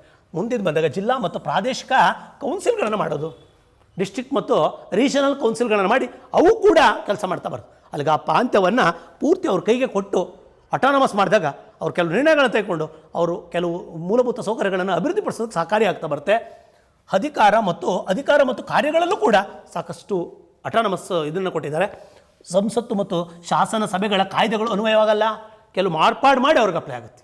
ಯಾಕೆಂದರೆ ದೇಶಕ್ಕೆ ಅಪ್ಲೈ ಆಗೋದಲ್ಲ, ಅಲ್ಲಿಗೆ ಅಪ್ಲೈ ಆಗಲ್ಲ. ಯಾಕೆ ಅಂದರೆ ಸ್ವಲ್ಪ ನಿರ್ಣಯಗಳನ್ನು ತೆಗೆದುಕೊಳ್ಳೋಕೆ ಅವ್ರಿಗೆ ಸ್ವಂತ ಇದನ್ನ ನಿರ್ಣಯ ಇದು ಮಾಡಿದ್ದಾರೆ, ಸ್ವಾಯತ್ತತೆ ಕೊಟ್ಟಿದ್ದಾರೆ. ನೆಕ್ಸ್ಟ್ ಮುಂದೆ ಬಂದಾಗ ರಾಜ್ಯಪಾಲರು ಆಯೋಗ ನೇಮಿಸಿ ಕಾಲಕಾಲಕ್ಕೆ ಅವ್ರು ಕೈಗೊಂಡಂಥ ಕಾರ್ಯಕ್ರಮಗಳ ಬಗ್ಗೆ ತನ್ನ ವರದಿಯನ್ನು ಪಡೆ. ಆಯಾ ರಾಜ್ಯದ ರಾಜ್ಯಪಾಲರು 4 ರಾಜ್ಯ ನಮ್ಮ ರಾಜ್ಯದವರಲ್ಲ, ಅಸ್ಸಾಂನವರು, ಮೇಘಾಲಯದವರು, ತ್ರಿಪುರಾ, ಮಿಜೋರಾಂ ಇಂಥ ಅವಕಾಶ ಸಿಕ್ಕಿದ್ರೆ ಅದು ಮುಂದೆ ಇವೆರಡು ಹೌಸಲ್ಲೂ ಅಪ್ರೂವಲ್ ಆದರೆ ಇಟ್ ಬಿಕಮ್ ಅಮೆಂಡ್ಮೆಂಟ್. ಆ ಬಿಲ್ಲನ್ನೇ ನಾವು 125ನೇ ಕಾನ್ಸ್ಟಿಟ್ಯೂಷನ್ ಅಮೆಂಡ್ಮೆಂಟ್ ಬಿಲ್ ಅಂತ ಕರಿತೀವಿ. ಅಪ್ರೂವ್ ಆದಮೇಲೆ it may be 105 or may be 106. ಏನಾರ ಡಿಲೇ ಆದರೆ ಇನ್ನೊಂದು ಯಾವ್ದಾರು ಅಷ್ಟೊತ್ತಿಗೆ ಹೋದರೆ 125 8ನೇದೋ ಬಂದು ಹೋದರೆ ಅದಾಗ್ಬೋದು. ಈಗ 125ನೇದು ಏನು ಅಂತ ಕೇಳಿದ್ರೆ 6ನೇ ಅನುಸೂಚಿ ಸಂಬಂಧಪಟ್ಟಿದ್ದು ಉಲ್ಟಾ ಬಂದುಬಿಡೋದು. 104ನೇ ತಿದ್ದುಪಡಿ SC STದು, 103ನೇದು ಬಂದಾಗ 10% ರಿಸರ್ವೇಷನ್, 102ನೇದು ಬಂದಾಗ OBC, 101ನೇದು ಬಂದಾಗ GST, 100 ಬಂದಾಗ ಬಾಂಗ್ಲಾದೇಶ ಮತ್ತು ಭಾರತದ ನಡುವಿನ ಎನ್ಕ್ಲೇವ್ಸ್ಗಳು, 99ನೇದು ಬಂದಾಗ that is a most NJAC national judicial appointment council ಅಂತೇಳಿ ಅದು ರದ್ದಾಗಿದೆ, ಕೊಲಿಜಿಯಮ್ಗೆ ಕೊಟ್ಟಿದ್ದಾರೆ. 98 ಬಂದಾಗ ನಮ್ಮ ಯಾವುದು ಹೈದರಾಬಾದ್ ಕರ್ನಾಟಕ ಅಥವಾ ಕಲ್ಯಾಣ ಕರ್ನಾಟಕ ಸಂಬಂಧಪಟ್ಟಿದ್ದು 98 ಅಮೆಂಡ್ಮೆಂಟ್. ಇದು ನೆಕ್ಸ್ಟ್ ಮುಂದೆ ಬರ್ತಾಯಿದ್ದೀನಿ. ಇದು ಸ್ವಲ್ಪ ಚರ್ಚೆಲಿದೆ. ಮೊನ್ನೆ ಕೂಡ ಕರೆಂಟ್ ಇವೆಂಟ್ಸ್ ಆಗುತ್ತೆ. ಯಾಕೆ ಅಂದರೆ ಇವರು ಹೋಗಿದ್ದರು ವಾಪಸ್ ಬಂದುಬಿಟ್ರು. ಜಗತ್ತಲ್ಲಿ ಇಸ್ರೋದಂಥ ಅಥವಾ ನಾಸಾದಂಥ ದೊಡ್ಡ ದೊಡ್ಡ ಸಂಸ್ಥೆಗಳು ಬೇಕಾದ್ರೆ ವ್ಯಕ್ತಿಯನ್ನು ಕಳಿಸ್ಬಿಟ್ಟು ಕರ್ಕೊಂಬರೋದು. ಆದರೆ ಬಾಹ್ಯಾಕಾಶ ಸಂಸ್ಥೆಗಳು ಕಳಿಸ್ತವೆ, ಬಟ್ ಆದರೆ ಖಾಸಗಿ ಸಂಸ್ಥೆ ಬಂದು ಮೊದಲ ಬಾರಿಗೆ ಈ ಪ್ರಯತ್ನವನ್ನು ಪಟ್ಟಿದೆ. ಅವರೊಂದು ಕನ್ಸ್ಕೊಂಡಿದ್ರು ಸ್ಪೇಸ್ ಎಕ್ಸ್ ಅಂತ. ಸ್ಪೇಸ್ ಎಕ್ಸ್ ಅನ್ನೋದು ಏನು ಅಂತ ಕೇಳ್ತಾನೆ. ಸ್ಪೇಸ್ ಎಕ್ಸ್ ಎಂಬುದು ಅಮೆರಿಕಾ ಮೂಲದ ಖಾಸಗಿ ಬಾಹ್ಯಾಕಾಶ ಸಂಸ್ಥೆ. ಏನು ನಾಸಾ ಇದೆ ಅದು ಗೌರ್ಮೆಂಟ್ದು, ಖಾಸಗಿದಿದು. ಇಸ್ರೋ ಏನಿದೆ ಅದು ಗೌರ್ಮೆಂಟ್ ಆಫ್ ಇಂಡಿಯಾದ್ದು. ಆದರೆ ಅದೇ ಥರದ್ದು ಇನ್ನೊಬ್ಬ ಯಾರೋ ಒಬ್ಬ ಉಪಗ್ರಹಗಳನ್ನ ಕಳಿಸ್ತೀನಿ ಅಂತ ಹೋದರೆ ಅದೊಂದು ಖಾಸಗಿ ಸಂಸ್ಥೆ. ಆ ಮಟ್ಟಕ್ಕಿರುವಂಥದ್ದು ಏನದು ಪಾಲ್ಕಾ 9 ಅನ್ನುವಂಥ ರಾಕೆಟ್ ಮೂಲಕ ಡವ್ ಅರ್ಲಿ ಮತ್ತು ಜಾಬ್ ಬೆಹಲ್ಕರ್ನ್ ಅನ್ನೋರನ್ನ ನಾಸಾದ ಗಗನಯಾತ್ರಿಗಳು ಅವರಿಬ್ಬರನ್ನೂ ಒಂದು ರಾಕೆಟಲ್ಲಿ ಒಂದು ಕ್ಯಾಪ್ಸೂಲ್ ಒಳಗಡೆ ಕುಂಡ್ರಿಸಿ ಎಲ್ಲಿ ಕಳಿಸ್ತಾ ಬಂತು, ಇಂಟರ್ನ್ಯಾಷನಲ್ ಸ್ಪೇಸ್ ಸೆಂಟರ್ಗೆ ಕಳಿಸ್ತಾ ಬಂತು. ಸ್ಪೇಸ್ ಸೆಂಟರ್ ಕಳಿಸ್ಬಿಟ್ಟು ಇವರೇ ನಿರ್ವಹಣೆ ಮಾಡಿದ್ದಾರೆ ಇವರು. ಬಟ್ ನಾಸಾದವರು ಗಗನಯಾತ್ರಿಗಳು, ರಾಕೆಟ್ ಅವ್ರದ್ದು, ನಿರ್ವಹಣೆ ಅವ್ರದ್ದು, ಎಲ್ಲ ಮೇಂಟೆನೆನ್ಸ್ ಅವ್ರದ್ದು, ಯಾರ್ದು ಸ್ಪೇಸ್ ಎಕ್ಸ್ದು ಕಳಿಸ್ಬಿಟ್ಟು ಕಳಿಸಿ ಕರೆಕ್ಟಾಗಿ ವಾಪಸ್ ಕರ್ಕೊಂಬಂತು. ಈ ಕೆಲಸ ಮಾಡಿದ್ದು ಯಾವುದೊಂದು ಸ್ಪೇಸ್ ಎಕ್ಸ್. ಯಾವ ದೇಶದ್ದು? ಅಮೆರಿಕದ್ದು. ಇದನ್ನು ಒಂದು ಸರ್ಕಾರದ ಒಡೆತನದ ಸಂಸ್ಥೆಗಳು ಮಾಡುವಂಥದ್ದನ್ನು ಒಂದು ಖಾಸಗಿ ಸಂಸ್ಥೆ ಮಾಡ್ತು. ಉಡಾವಣೆ ಮಾಡಿದ್ದ ದಿನಾಂಕ 2020 ಮೇ 30ರಂದು ಭಾರತ ಬಂತು. ಫಾಲ್ಕಾನ್ 9 ರಾಕೆಟ್ ಅವ್ರದ್ದು, ಕ್ಯಾಪ್ಸೂಲ್ ರೆಡಿ ಮಾಡ್ಕೊಂಡಾರ ಅವರು, ಕುಂಡ್ರಸೀರಿ ಇಬ್ಬರನ್ನ ಲಾಂಚ್ ಮಾಡ್ತಾ ಬಂದರು ಕೆನಡಾದ ಫ್ಲೋರಿಡಾ ಇದರಲ್ಲಿ. ಅಲ್ಲಿಗೆ ಎಲ್ಲಿಂದ ಉಡಾವಣೆ? ಅಮೇರಿಕಾದ ಫ್ಲೋರಿಡಾದ ಕೆನಡಾ ಸ್ಪೇಸ್ ಸೆಂಟ್ರಿಂದ ಮಾಡಿದ್ರು. ಇದು ಅಮೇರಿಕಾದ ಸ್ಪೇಸ್ ಸೆಂಟ್ರ್, ಅಲ್ಲಿಂದ ಲಾಂಚ್ ಮಾಡಿಸಿದ್ರು. ಕ್ಯಾಪ್ಸೂಲ್ ಒಳಗಡೆ ಕುಂತ್ಕೊಂಡಿದ್ರು. ಈ ವಿಶೇಷತೆ ಏನು? ಖಾಸಗಿ ಸಂಸ್ಥೆಯಾಗಿ ರಾಕೆಟ್ ನಿರ್ಮಾಣ ಮತ್ತು ಯಶಸ್ವಿ ಉಡಾವಣೆ ಮೂಲಕ ಇಬ್ಬರು ಯಾತ್ರಿಗಳನ್ನು ಅಂತರಿಕ್ಷಕ್ಕೆ ಕಳಿಸ್ತು, ಇಂಟರ್ನ್ಯಾಷನಲ್ ಸ್ಪೇಸ್ ಸ್ಟೇಷನ್ಗೆ ಕಳಿಸ್ತಾ ಬಂತು. ಇದು ಈ ಗಗನಯಾತ್ರೆಗಳ ಸಿದ್ಧಗೊಳಿಸೋಕೆ ಕ್ರೂ ಅಂತ ಕರಿತೀವಿ ಅವ್ರನ್ನ, ಕ್ರೂ ಡ್ರ್ಯಾಗನ್ ಮೂಲಕ. ಅಲ್ಲಿಗೆ ಇದಕ್ಕೆ ಇನ್ನೊಂದು ಯೋಜನೆ, ಟೋಟಲ್ ಈ ಯೋಜನೆಗೇ ಸ್ಪೇಸ್ ಎಕ್ಸ್ ಡೆಮೋ 2 ಅಂತ, ಸ್ಪೇಸ್ ಎಕ್ಸ್ ಡೆಮೋ 2. ಆ ಯೋಜನೆ ಒಳಗಡೆ ರಾಕೆಟು ಫಾಲ್ಕಾನು ಇಬ್ಬರು ವೆಹಿಕಲ್ ಇವರು, ಅದಕ್ಕೆ ಇದ್ದಂಥದ್ದು ಕ್ರೂ ಡ್ರ್ಯಾಗನ್ ನೌಕೆ. ಆ ನೌಕೆ ಹೋಯ್ತು, ರಾಕೆಟ್ ಹೊತ್ಕೊಂಡೋಯ್ತು ಆ ನೌಕೆನ, ಮತ್ತು ಆ ನೌಕೆ ಮೂಲಕನೇ ವಾಪಸ್ ಬಂದರು. ಇದು ಗಗನಯಾನಿಗಳು ತಲುಪಿದ್ದು ಭೂಮಿಯಿಂದ 402 ಕಿಲೋಮೀಟರ್ ದೂರವಾಗಿರುವಂಥ ಅಂತಾರಾಷ್ಟ್ರೀಯ ಬಾಹ್ಯಾಕಾಶ ನಿಲ್ದಾಣಕ್ಕೆ ಹೋಗಿದ್ರು. ಹೋಗಿ ವಾಪಸ್ ಬಂದರು. ಯಾವತ್ತು ಹೋಗಿದ್ರು? ಮೇ 30ಕ್ಕೆ ಹೋಗಿದ್ರು, ಮತ್ತೆ ವಾಪಸ್ ಬಂದಿದ್ದಾರೆ. ಈಗ ರೀಸೆಂಟ್ ನ್ಯೂಸ್ ಆಗಿದೆ. ಅವ್ರ ಹೆಸರು ಕೇಳ್ತಾರೆ. ಆಗಸ್ಟ್ 2ನೇ ತಾರೀಕು ಹೋದರು. ಮೇ 30ಕ್ಕೆ ಹೋದ್ರು, ಆಗಸ್ಟ್ 2ಕ್ಕೆ ವಾಪಸ್ ಬಂದರು. ವಾಪಸ್ ಬರ್ಬೇಕಾರೆ ಡೈರೆಕ್ಟಾಗಿ ಭೂಮಿಗೆ ಇಳಿಲಿಲ್ಲ, ಅಲ್ಲಿ ಪ್ಯಾರಾಚೂಟ್ ಮೂಲಕ ಇಳಿತಾ ಬರ್ತಾರೆ. ಪ್ಯಾರಾಚೂಟ್ ಗೊತ್ತು ಇವಾಗ. ಕ್ಯಾಪ್ಸೂಲ್ ಎಂಡೆವರ್ ಅನ್ನೋದು ಮೆಕ್ಸಿಕನ್ ಕೊಲ್ಲಿ ಸಮುದ್ರದಲ್ಲಿ ಕೆಳಗಡೆ ಡೌನ್ ಆಗ್ತಾ ಬಂತು. ಯಾವುದಾದ್ರು ಡೌನ್ ಆಗಿದ್ದು ನಿಧಾನಕ್ಕೆ ಇಳಿತಾ ಬಂತು. ಅಲ್ಲಿಗೆ ಅರ್ಥ ಆ ಸ್ಪೀಡನ್ನು ಕಡಿಮೆ ಮಾಡ್ಕೊಂಡು ಇಳಿತಾ ಬಂತು. ನಂತರ ಲಾಸ್ಟ್ಗೆ ಒಂದು ಹಂತಕ್ಕೆ ಬರ್ತಿದ್ದಂಗೆ ಅವ್ರು ಪ್ಯಾರಾಚೂಟಾಗೆ ಕೆಳಗಡೆ ಇಳಿದ್ರು. ಹಡಗು ಕಾಯ್ತಾ ಇತ್ತು, ತಂಡು ದಡಕ್ಕೆ ಸೇರ್ತಾ ಬಂತು. ಆ ಸ್ಪೇಸ್ ಎಕ್ಸ್ನ ಮುಖ್ಯಸ್ಥ ಕಾಯ್ತಾ ನಿಂತಿದ್ದ, ಅವನ ಕನಸು ನನಸಾಗ್ತಾ ಬಂತು. ಈಗ ನೋಡ್ತಾ ಬರೋಣ, ಸ್ಪೇಸ್ ಕ್ಯಾಪ್ಸೂಲ್ನಲ್ಲಿ ಕುಳಿತ ಗಗನಯಾತ್ರಿಗಳು ಭೂಮಿಗೆ ಮರಳುವಾಗ ಕ್ಯಾಪ್ಸೂಲ್ನ ವೇಗವನ್ನು ತಗ್ಗಿಸಲು ಅದಕ್ಕೆ ಕಟ್ಟಿರುವ ಪ್ಯಾರಾಚೂಟ್ಗಳ ಸಹಾಯದಿಂದ ಕೆಳಗಿಳಿದ್ರು. ಪ್ಯಾರಾಚೂಟ್ ಸಹಾಯದಿಂದ ಕೆಳಗಡೆಗಿಳಿದ್ರು. ಎಲ್ಲಿದು? ಮೆಕ್ಸಿಕನ್ ಕೊಲ್ಲಿನಲ್ಲಿ. ಈಗ ಸ್ಪೇಸ್ ಎಕ್ಸ್ನ ವಿಶೇಷತೆ ಅಂದರೆ 15 ಅಡಿ ಉದ್ದದ ಎಂಡೆವರ್ ಗಂಟೆಗೆ 25,000 ಕಿಲೋಮೀಟರ್ ವೇಗದಲ್ಲಿ ಧಾವಿಸಿ ನಂತರ ತನ್ನ ವೇಗವನ್ನು ಕಡಿಮೆ ಮಾಡ್ಕೊತಾ ಬಂತು. ಕಡಿಮೆ ಮಾಡಿಕೊಂಡು ಸಾಗುತ್ತಾ ಗಂಟೆಗೆ 560 ಕಿಲೋಮೀಟರ್ ವೇಗದಲ್ಲಿ ಫಸ್ಟ್ ಡೌನ್ ಆಗ್ತಾ ಬಂತು. ಡ್ರಾಪ್ ಆಗಿದೆ ಅದು ಸ್ಪೀಡು.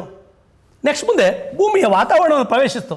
ನಂತರ ಪ್ಯಾರಾಚೂಟಿಂದ ಬಿಚ್ಕೊಂಡು 24 ಕಿಲೋಮೀಟರ್ ವೇಗದಲ್ಲಿ ಸಮುದ್ರಕ್ಕೆ ಬಂದು ಅಪ್ಪಳಿಸ್ತು. ಪ್ಯಾರಾಚೂಟ್ ಮೆತ್ತು ಬಂತು, ಅಲ್ಲಿ ಹಡಗು ಕಾಯ್ತಾಯಿತ್ತು, ಹಡಗು ಭೂಮಿಗೆ ತಲುಪಿಸ ಬಂತು. ಈ ಸ್ಪೇಸ್ ಎಕ್ಸ್ ಅನ್ನೋ ಸಂಸ್ಥೆ ಬಗ್ಗೆ ಕೇಳ್ತಾ ಬರ್ತಾನೆ. ಸ್ಪೇಸ್ ಎಕ್ಸ್ ಅಂದರೆ ಸ್ಪೇಸ್ ಎಕ್ಸ್ಪ್ಲೋರೇಷನ್ ಟೆಕ್ನಾಲಜೀಸ್ ಕಾರ್ಪೊರೇಷನ್. ಇದು ಕ್ಯಾಲಿಫೋರ್ನಿಯಾದಾಗಿದೆ. ಕ್ಯಾಲಿಫೋರ್ನಿಯಾದ ಆವರ್ತೋನೆ ಇದು ಪ್ಲೇಸ್ ಇದು. ನೆಕ್ಸ್ಟ್ ಮುಂದೆ ಬರ್ತೀನಿ. ಮುಖ್ಯಸ್ಥನ ಕೇಳ್ತಾನೆ ಎಲೆನ್ ಮಾಸ್ಕ್ ಅಂತ. ಎಲೆನ್ ಮಾಸ್ಕ್ ಇದನ್ನು 2002ರಲ್ಲಿ ಸ್ಥಾಪನೆ ಮಾಡಿದ್ದಾರೆ. 2002ರಲ್ಲಿ ಸ್ಥಾಪನೆ ಮಾಡಿ ಅಲ್ಲಿಗರ್ಥ ಈ ಸಂಸ್ಥೆ ಏನನ್ನು ಕೊಡ್ತಾ ಇದೆ ಅಂದರೆ ಬಾಹ್ಯಾಕಾಶಕ್ಕೆ ತಮ್ಮದೇ ಆದಂಥ ಕೊಡುಗೆ ನೀಡ್ತಾ ಇದೆ. ಇನ್ನು ಮುಂದಿನ ದಿನಗಳಲ್ಲಿ ಇದು ಕೂಡ ಜಗತ್ತಿಗೆ ಅನೇಕ ಉಪಗ್ರಹಗಳನ್ನು ಉಡಾವಣೆ ಮಾಡುವ ಶಕ್ತಿ ಬರ್ತದೆ. ಮತ್ತು ಎರಡನೇದು ಬೇರೆ ಬೇರೆ ದೇಶಗಳನ್ನು ಕೂಡ ಉಡಾವಣೆ ಮಾಡಿಸ್ಕೊಡುತ್ತೆ. ಖಾಸಗಿ ಸಂಸ್ಥೆ ಒಂದು ಈ ಕೆಲಸ ಮಾಡಿರೋದು ವರ್ಲ್ಡ್ ರೆಕಾರ್ಡ್ ಇದು. ಇನ್ನು ಮುಂದಿನ ಯಾವುದೇ ಪರೀಕ್ಷೆಯಲ್ಲಿ ಬೇಕಾದ್ರೂ ಕೇಳ್ಬೋದು. FDL SDನಲ್ಲಿ ನಾವು ನಿರೀಕ್ಷೆ ಮಾಡ್ಬೋದು. ಇದನ್ನು ಮುಂದೆ ಬರ್ತಾ ಇದ್ದೀನಿ. ಯಾವ ದೇಶದ್ದು ಅಂತ ಗೊತ್ತಾಗಿದೆ, ಇವನ ಹೆಸರು ಗೊತ್ತಿರಬೇಕು, ಎಲನ್ ಮಾಸ್ಕ್ ಅಂತೇಳಿ. ನೆಕ್ಸ್ಟ್ ಕಮ್ ಟು ದ ಮುಂದಿನ ಟಾಪಿಕ್ ನೋಡ್ತಾ ಬರೋಣ. ಆನ್ಲೈನಲ್ಲಿ ಕಲ್ಲಿದ್ದಲ ಹರಾಜು. ಹರಾಜು ಆಗ್ತಿದ್ರಲ್ಲ ಕಲ್ಲಿದ್ದು, ಇದು ನಮ್ಮ ದೇಶದ ಸಂಪತ್ತಿದು. ಕಪ್ಪು ವಜ್ರ ಅಂತ ಕರಿತಾ ಬರ್ತೀವಿ. ಪದರು ಶಿಲೆನಲ್ಲಿ ಕಂಡು ಬರ್ತದೆ. ಪದರು ಶಿಲೆನಲ್ಲಿ ಏನದು? ಸಸ್ಯಜನ್ಯಗಳು. ಸಸ್ಯಜನ್ಯ ಆ ಭೂಮಿ ಒಳಗಡೆ ಸಸ್ಯಜನ್ಯ ಇದ್ದರೆ ಆ ಸಸ್ಯಜನ್ಯ ಒಳಗಡೆ ಶೇಕಾಗಿ ಕಾರ್ಬನ್ ಆಗ್ತಾ ಬರ್ತದೆ. ಪ್ರಾಣಿಜನ್ಯ ಇದ್ದರೆ ಪೆಟ್ರೋಲಿಯಂ. ಸಸ್ಯಜನ್ಯ ಯಾವುದೋ ಒಂದು ಕಾಲದಲ್ಲಿ ಒಳಗಡೆ ಉಟ್ಕೊಂಡಿದೆ, ಭೂಮಿಯ ತಾಪಮಾನಕ್ಕದು ಇದು. ಅಲ್ಲಿಗರ್ಥ ಇಂಗಾಲವೇ ಕಲ್ಲಿದ್ದಲು ಆಗ್ತಾ ಬರ್ತದೆ. ಕಲ್ಲಿದ್ದಲು ಆ ಕಲ್ಲಿದ್ದಲು ಆಗೋದಕ್ಕೆ ಈ ಕಲ್ಲಿದ್ದಲು ಆಗ್ತಾ ಬರ್ತದೆ ಒಳಗಡೆ. ಯಾವ ಶಿಲೆ ಒಳಗಡೆ ಈ ಕಲ್ಲಿದ್ದಲು ಇದೆಯಲ್ಲ, ಇದು ನಮ್ಮ ದೇಶದ ಸಂಪನ್ಮೂಲ. ಇದು ನೈಸರ್ಗಿಕ ಸಂಪನ್ಮೂಲ ಮತ್ತು ನಾನ್ ರಿನ್ಯೂವಬಲ್ ರಿಸೋರ್ಸ್. ಇದು ಮತ್ತೆ ಪುನರ್ಬಳಕೆ ಮಾಡೋಕ್ಕಲ್ಲ. ಒಂದು ಸಾರಿ ಬಳಕೆ ಮಾಡಿಬಿಟ್ರೆ ಕಷ್ಟ. ಇನ್ನು ಮತ್ತೆ ಏನು ಗೊತ್ತಾ, ಇದು ವಿದ್ಯುತ್ಗೆ ಸಹಾಯತೆ, ಶಾಖ ವಿದ್ಯುತ್ತನ್ನು ಪಡಿತದೆ. ಥರ್ಮಲ್ ಅಂತ ಕರಿತೀವಿ. ನಮ್ಮ ರಾಜ್ಯದಲ್ಲಿ ರಾಯಚೂರಲ್ಲಿ ಇದನ್ನು ಬಳಕೆ ಮಾಡ್ತಾಯಿದ್ವಿ. ಭಾರತ ದೇಶ ಅತಿ ಹೆಚ್ಚು ವಿದ್ಯುತ್ತನ್ನು ಪಡಿತಾ ಇರೋದು ಥರ್ಮಲ್ಲಿಂದ. ಥರ್ಮಲ್ಲೇ ಹೆಚ್ಚು ಮೂಲ. ಕರ್ನಾಟಕ ಮಾತ್ರ 2ನೇ ಸ್ಥಾನ. ಮೊದಲ ಸ್ಥಾನ ಜಲ, 2ನೇ ಸ್ಥಾನ ಕಲ್ಲಿದ್ದಲು. ಭಾರತದಲ್ಲಿ ಅತಿ ಹೆಚ್ಚು ವಿದ್ಯುತ್ತನ್ನು ಉತ್ಪಾದನೆ ಮಾಡ್ತಾ ಇರುವಂಥದ್ದು ಯಾವ ಮೂಲ ಅಂದರೆ ಥರ್ಮಲ್. ಕರ್ನಾಟಕದಲ್ಲಿ ಯಾವುದು ಅಂದರೆ ಜಲ, 2ನೇದು ಥರ್ಮಲ್. ಅಲ್ಲಿಗೆ ಈ ಕಲ್ಲಿದ್ದಲು ಭಾಳ ಉಪಯುಕ್ತವಾದದ್ದು. ಬೇರೆ ಬೇರೆ ಕೈಗಾರಿಕೆಗಳು ಇದನ್ನು ಅವಲಂಬಿಸಿವೆ. ಸರ್, ಕೈಗಾರಿಕೆಗಳಿಗೂ ಇದಕ್ಕೂ ಸಂಬಂಧವೇ. 2ನೇ ಪಂಚವಾರ್ಷಿಕ ಯೋಜನೆಯಲ್ಲಿ ಆದಂಥ ಮನೋಲೋಭಿಸರವರ ಮಾದರಿನಲ್ಲಿ ಆದಂಥ ಕೈಗಾರಿಕೆಗಳು ಬಿದಾಯಿ, ರೂರ್ಕೆಲಾ, ದುರ್ಗಾಪುರ ಮೇಯ್ನಾಗಿ ಅವು ಒಂದು ಭಾಗದಲ್ಲೇ ಆಗಬೇಕಾದ್ರೆ ಕಾರಣ ಛತ್ತೀಸ್ಗಢ, ಒರಿಸ್ಸಾ, ವೆಸ್ಟ್ ಬೆಂಗಾಲ್ ಆಗಬೇಕಾದ್ರೆ ಆ ಭಾಗ ಕಲ್ಲಿದ್ದೆಲ್ಲ ಹೆಚ್ಚಿದ್ದವು. ಅದರಿಂದ ಕಲ್ಲಿದ್ದಲು ಭಾಳ ಮುಖ್ಯವಾದ್ದು ಮತ್ತು ಅತ್ಯಂತ ಹೆಚ್ಚು ಬರ್ತಾಯಿತ್ತು. ಇದು ದೊಡ್ಡ ಹಗರಣ ಆಗಿತ್ತು, ಕೋಲ್ಗೇಟ್ ಹಗರಣ ಅಂತ ಹೇಳಿ 2 ಲಕ್ಷ ಕೋಟಿ ಹಗರಣವಾಗಿತ್ತು. 11ನೇ CAG ಆದಂಥ ವಿನೋದ್ ರಾಯ್ ಅವರು ಇದನ್ನು ಬೆಳಕಿಗೆ ತಂದರು. ಅದೇ ಥರ ಈಗ ಇದಾಗಬಾರ್ದು ಅಂತೇಳಿ ಒಂದು ಒಳ್ಳೆಯ ಸಂಪನ್ಮೂಲ ಬರಲಿ ಅಂತ ಕೋವಿಡ್-19 ಇದ್ದಂಥ ಟೈಮಲ್ಲಿ, ಲಾಕ್ಡೌನ್ ಟೈಮಲ್ಲಿ ಆನ್ಲೈನಲ್ಲೇ ಹರಾಜು ಸ್ಟಾರ್ಟ್ ಆಗ್ತಾ ಬಂತು. ಕಲ್ಲಿದ್ದಲಿಗೆ ನಮ್ಮ ರಾಜ್ಯದವರೇ ಮಿನಿಸ್ಟ್ರ್ ಇದ್ದಾರೆ, ಜೋಶಿಯವರು. ಆ ಜೋಶಿಯವರು ಜೊತೆಗೆ ಮೋದಿಯವರು ಇದು ಕೂತ್ಕೊಂಡು ಹರಾಜು ಮಾಡಿಸ ಕಂಪನಿಗಳೆಷ್ಟು ಒಟ್ಟು 41 ಗಣಿಗಳ ಹರಾಜು. 41 ಗಣಿಗಳು. ಈ 5 ರಿಂದ 7 ವರ್ಷಕ್ಕೆ ಈ ಹರಾಜಿನಿಂದ 33,000 ಕೋಟಿ ಬಂಡವಾಳ ಸರ್ಕಾರ ಕರೆದು ಬರ್ತದೆ. ಅಲ್ಲಿಗೆ ಖಾಸಗಿ ಅವರಿಗೆ ಓಪನ್ನಾಗಿ ಬಿಟ್ಟಕ್ಕೆ ಕೂಗುತ್ತಾ ಬಂದರು. ಕೂಗಿ ನೀವೇನ, ಅದೆಲ್ಲ ಸಂಪನ್ಮೂಲ ದೇಶದ ಬಕ್ಕಸಕ್ಕೆ ಬರ್ತದೆ. ನೆಕ್ಸ್ಟ್ ಮುಂದೆ ಬಂದಾಗ ಇದ್ರದ್ದೇನು ವಿಶೇಷತೆ ಅಂದರೆ, ಭಾರತ ದೇಶವು 2ನೇ ಅತಿ ದೊಡ್ಡ ಆಮದು ರಾಷ್ಟ್ರ. ಆಮದು ಅಂದರೆ ನಮಗೆ ಬೇಕೇ ಬೇಕು. ಯಾಕೆಂದರೆ ಥರ್ಮಲ್ಲು ಇಂಡಸ್ಟ್ರೀಸ್ ನಡಿಬೇಕು. ಕಲ್ಲಿದ್ದಲನ್ನು ಆಮದು ಮಾಡ್ಕೊತಾ ಇದ್ವಿ. ಕಲ್ಲಿದ್ದಲನ್ನು ಆಮದು ಮಾಡ್ಕೊತಾ ಇದ್ವಿ. ಅದರಿಂದ 2ನೇದು ಆಮದು ರಾಷ್ಟ್ರ. ನಿಕ್ಷೇಪದಲ್ಲಿ 4ನೇದು. ನಿನ್ನೆ ನಾನು ಮಾತಾಡ್ತಾ ಇರ್ಬೇಕಾದ್ರೆ ಹೇಳ್ತಾ ಬಂದೆ, ರೇಷ್ಮೆಯಲ್ಲಿ ನಾವು 2ನೇ ಉತ್ಪಾದನೆ ಆಮದು ಮಾಡ್ಕೊಳ್ಳೋದ್ರಾಗೆ ಅಥವಾ ಬಳಕೆ ಮಾಡೋದ್ರಾಗೆ 1ನೇ ಸ್ಥಾನ ಐತಿ. ಇದ್ರಾಗ 4ನೇ ಸ್ಥಾನ. ಈ ಕಪ್ಪು ವಜ್ರ ಅಂತ ಕರಿತಾ ಬರ್ತೀವಿ. ಕಪ್ಪು ವಜ್ರ ಯಾವುದನ್ನು? ಕಲ್ಲಿದ್ದಲನ್ನು. ಕಲ್ಲಿದ್ದಲು ಪದರಶಿಲೆ ಅಂದಾಗ ಯಾವುದೋ ಒಂದು ಸಸ್ಯ ಮುಳುಗಿದಾಗ ಇದರೊಳಗಡೆ ಟೆಂಪ್ರೇಚರ್ ಜಾಸ್ತಿ ಆದಾಗ ಇಟ್ ಕನ್ವರ್ಟೆಡ್ ಇಂಟು ಎ ಕೋಲ್ ಆಗ್ತಾ ಬರ್ತದೆ. ದೇಶದ ಮೊದಲ ಕಳ್ಳು ಗಣಿಗಾರಿಕೆಯಲ್ಲಿ ಅಂದರೆ ಪಶ್ಚಿಮ ಬಂಗಾಳದ ರಾಣಿಗಂಜ್ನಲ್ಲಿ 1774 ಆರಂಭ ಆಗ್ತದೆ. ಬ್ರಿಟಿಷರ ಕಾಲದಲ್ಲೇ ಆರಂಭ ಆಗ್ತಾ ಬಂತು ಕಲ್ಲಿದ್ದಲು ಗಣಿಯಿಂದ ತೆಗಿತಾ ಬರ್ತಾರೆ. ಮೈನ್ಸ್ ಅಂತ ಕರಿತಾ ಬರ್ತೀವಿ ಅದನ್ನು. ಅಲ್ಲಿಂದ ತೆಗಿತಾ ಬರ್ತಾರೆ. ಇದನ್ನು ದೊಡ್ಡ ಲಾಬಿ ಮಾಡ್ತಾರೆ. ಇದನ್ನು ಸುವರ್ಣ ತ್ರಿಕೋನ ರಾಜ್ಯಗಳು ಅಂತ. ಅಲ್ಲಿಗೆ ಭಾರತದಲ್ಲಿ ಈ ಕಡೆ ಬರೋವನ್ನ ಸುವರ್ಣ ತ್ರಿಕೋನ ಅಂದರೆ ಗೋಲ್ಡನ್ ಟ್ರಯಾಂಗಲ್ ಅಂತ 6 ರಾಜ್ಯಗಳು ಬರ್ತವೆ. 6 ಸ್ಟೇಟ್ಸ್ಗಳು. ಇಲ್ಲಿ ಸಂಪನ್ಮೂಲ ಜಾಸ್ತಿ ಇದೆ. ಖನಿಜ ಸಂಪನ್ಮೂಲ ಜಾಸ್ತಿ ಇರೋದ್ರಿಂದಲೇ, ಕಲ್ಲಿದ್ದಲು ಜಾಸ್ತಿ ಇರೋದ್ರಿಂದ ಇಲ್ಲಿ ಹೆಚ್ಚೆಚ್ಚು ಏನವೆ ಅಂದರೆ ಕೈಗಾರಿಕೆಗಳು ಹೆಚ್ಚಾಗಿದೆ. ಅದಕ್ಕೆ ಈ ಭಾಗವನ್ನು ಭಾರತದ ರೂರ್ ಅಂತ ಕರಿತಾ ಬರ್ತಾರೆ. ಜರ್ಮನಿನಲ್ಲಿ ರೂರ್ ಅನ್ನುವಂಥ ಪದ ಕೈಗಾರಿಕೆಗಳು ಹೆಚ್ಚಾಗಿರೋ ಜಾಗ. ಅದೇ ಥರ ಇದು ಭಾರತದ ರೂರ್ ಅಂತ. 6 ಸ್ಟೇಟ್ಸ್ಗಳು ಕಾಣ್ಬೋದು ನಮ್ಮನ್ನು. 6 ರಾಜ್ಯಗಳು. ಅತ್ಯಂತ ಹೆಚ್ಚು ಅಂದರೆ ಜಾರ್ಖಂಡಾಗ ಅತ್ಯಂತ ಹೆಚ್ಚು ಕಲ್ಲಿದ್ದಲನ್ನು ಉತ್ಪಾದನೆ ಮಾಡುವಂಥ ರಾಜ್ಯ. 6 ರಾಜ್ಯಗಳಿವೆ. ಅದು ರಾಣಿಗಂಜಲ್ಲಿ ಫಸ್ಟು ಇದಾಗ್ತಾ ಬಂತು. ಸುವರ್ಣ ತ್ರಿಕೋನ ಯಾವ? ಜಾರ್ಖಂಡ್, ಒಡಿಸ್ಸಾ, ಛತ್ತೀಸ್ಗಢ, ಪಶ್ಚಿಮ ಬಂಗಾಳ, ಮಧ್ಯಪ್ರದೇಶ, ತೆಲಂಗಾಣ. ಇಲ್ಲಿ ನಿಕ್ಷೇಪಗಳು ಜಾಸ್ತಿ. ಅದಕ್ಕೆ 2ನೇ ಪಂಚವಾರ್ಷಿಕ ಯೋಜನೆಯಲ್ಲಿ ಇದಾದಂಥ ಕೈಗಾರಿಕೆಗಳೆಲ್ಲ ಈ ಭಾಗದಲ್ಲಿ ಇದೆ. ಬಿಲಾಯಿ ಛತ್ತೀಸ್ಗಢ, ರಷ್ಯಾದ ಸಹಯೋಗದೊಂದಿಗೆ. ಆಮೇಲೆ ರೂರ್ಕೆಲಾ ನಮ್ಮ ಒರಿಸ್ಸಾದಲ್ಲಿ ಅದು ಜರ್ಮನಿ ಸಹಯೋಗ. Next Durgapur west Bengal, Britain ಸಹಯೋಗ. 2ನೇ ಪಂಚವಾರ್ಷಿಕ ಯೋಜನೆ ಕೈಗಾರಿಕಾ ಪಂಚವಾರ್ಷಿಕ. ಇವೆಲ್ಲವಕ್ಕೂ ಇವೇ ಮೈನ್ಸ್ ಅವೇ. ಬಟ್ ಇದು ಬೇಕು ಅಂತೇಳಿ, ನೀರಾವರಿ ಸಪ್ಲೈ ಬೇಕು, ವಿದ್ಯುತ್ ಬೇಕು ಅಂತೇಳಿ, ಮತ್ತು ಆ ಕೈಗಾರಿಕೆಗಳು ನಡೆಯೋಕ್ಕೆ ನೀರಾವರಿ ಬೇಕು ಅಂತ ದಾಮೋದರ ಕಣಿವೆ ಯೋಜನೆ ಆರಂಭ ಮಾಡ್ತಾ ಬಂದು. ಸ್ವತಂತ್ರ ಭಾರತದ ಮೊಟ್ಟಮೊದಲ ಅಣೆಕಟ್ಟು ಯೋಜನೆ ಅಂದರೆ ದಾಮೋದರ ಅಣೆಕಟ್ಟು ಯೋಜನೆ. ದಾಮೋದರ ಕೂಡ ಅಲ್ಲೇ ಬಂದಿತ್ತು, ಒಡಿಸ್ಸಾದ ಹತ್ರ ದಾಮೋದರ. ಮುಂದೆ ಬರ್ತಾ ಇದ್ದೀನಿ. ಇದು ಸುವರ್ಣ ಚತುಷ್ಕೋನ ಪದ. ಕೋಲ್ ಇಂಡಿಯಾ ಅಂದಾಗ 1975 ಇದನ್ನು ನಿರ್ವಹಣೆ ಮಾಡೋದಲ್ಲ. ಇದೊಂದು ಪಬ್ಲಿಕ್ ಅಂಡರ್ಟೇಕಿಂಗ್ ಇದಾಗಿದೆ. ಅಂಡರ್ಟೇಕಿಂಗ್ ಅಥವಾ ಸಾರ್ವಜನಿಕ ಒಡೆತನದ ಕಂಪನಿ ಆದ್ದರಿಂದ ಕೋಲ್ ಇಂಡಿಯಾ. ಎಲ್ಲೈತೆ ಕೇಂದ್ರ ಕಚೇರಿ? ಕೋಲ್ಕತ್ತಾ. ಯಾಕೆ ಸರ್ ಅಲ್ಲೇ? ಡೆಲ್ಲಿ ಬೇಡ? ಇದು ಮೂಲತಃ ಆ ಭಾಗದಲ್ಲೇ ಹೆಚ್ಚೆಚ್ಚು ಇರೋದ್ರಿಂದ ಅಲ್ಲಿಗೆ ಕೋಲ್ಕತ್ತಾ ಕೊಟ್ಟಿದೆ. ನೆಕ್ಸ್ಟು ಇದು ಮಹಾರತ್ನ ಸ್ಥಾನವನ್ನು ಪಡೆದಿದೆ. ಕೆಲವು ಕೈಗಾರಿಕೆಗಳನ್ನ ಮಹಾರತ್ನ, ಮಿನಿರತ್ನ, ಈಗ ನವರತ್ನ ಅಂತ ಭಾಗ ಮಾಡ್ತಾ ಬರ್ತೀವಿ. ಮಹಾರತ್ನ, ನವರತ್ನ, ಮಿನಿರತ್ನ. ಅವುಗಳ ಬಂಡವಾಳ ಮತ್ತು ಲಾಭದಾಯಕದ ಮೇಲೆ ಅದ್ರ ಮೇಲೆ ಮಹಾರತ್ನ ಸ್ಥಾನವನ್ನು ಪಡ್ತೀವಿ. Most important. ಇದನ್ನು ನಾವು ನೋಡ್ಕೊತಾ ಬರ್ಬೋದು. ಕಲ್ಲಿದ್ದಲಲ್ಲಿ ನೀವು ಇನ್ನೊಂದು ಗಮನಿಸಲೇಬೇಕಾಗಿದೆ. ಕಲ್ಲಿದ್ದಲು ಇದ್ರಾಗೆ 3 ಟೈಪ್ ಇದೆ, 4 ಟೈಪ್ ಬರ್ತದೆ. ಆಂಥ್ರಸೈಟ್, ಬಿಟಾಮಿನಸ್, ಲಿಗ್ನೈಟ್, ಪೀಟ್ ಅಂತ.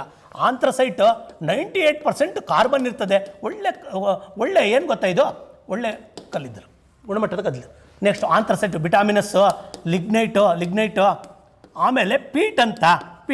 ಪೀಟ್ ಅನ್ನೋದು ಅತ್ಯಂತ ಕಡಿಮೆ ಪ್ರಮಾಣದ ಕಾರ್ಬನ್ನ ಹೊಂದಿದೆ. ಈ ಕಡೆಗೆ ಬಂದಾಗ ಗುಣಮಟ್ಟ ಕಡಿಮೆ ಆಗುತ್ತೆ. ಕೋಲಲ್ಲಿ ಇವೆಲ್ಲ ಡಿಫ್ರೆಂಟ್ ಟೈಪ್ಸ್. ಲಿಗ್ನೈಟಲ್ಲಿ Tamil Nadu famous, Neyveli famous, Neyveli famous. ಈ ನೈವೇಲಿನಲ್ಲಿ ಏನಿದೆ ಅಂದರೆ, ನೈವೇಲಿನಲ್ಲಿ ಲಿಗ್ನೈಟ್ ಗಣಿಗಳು ಕಾಣ್ಬೋದು. Tamil Nadu it's most important. ಕಲ್ಲಿದ್ದಲಲ್ಲಿ 4 ಟೈಪ್ ಇದೆ. ಕಲ್ಲಿದ್ದಲು ಇಂಗಾಲದ ಬಹುರೂಪ. ಇಂಗಾಲವು ಬೇರೆ ಬೇರೆ ರೂಪವನ್ನು ಪಡೆಯುತ್ತೆ.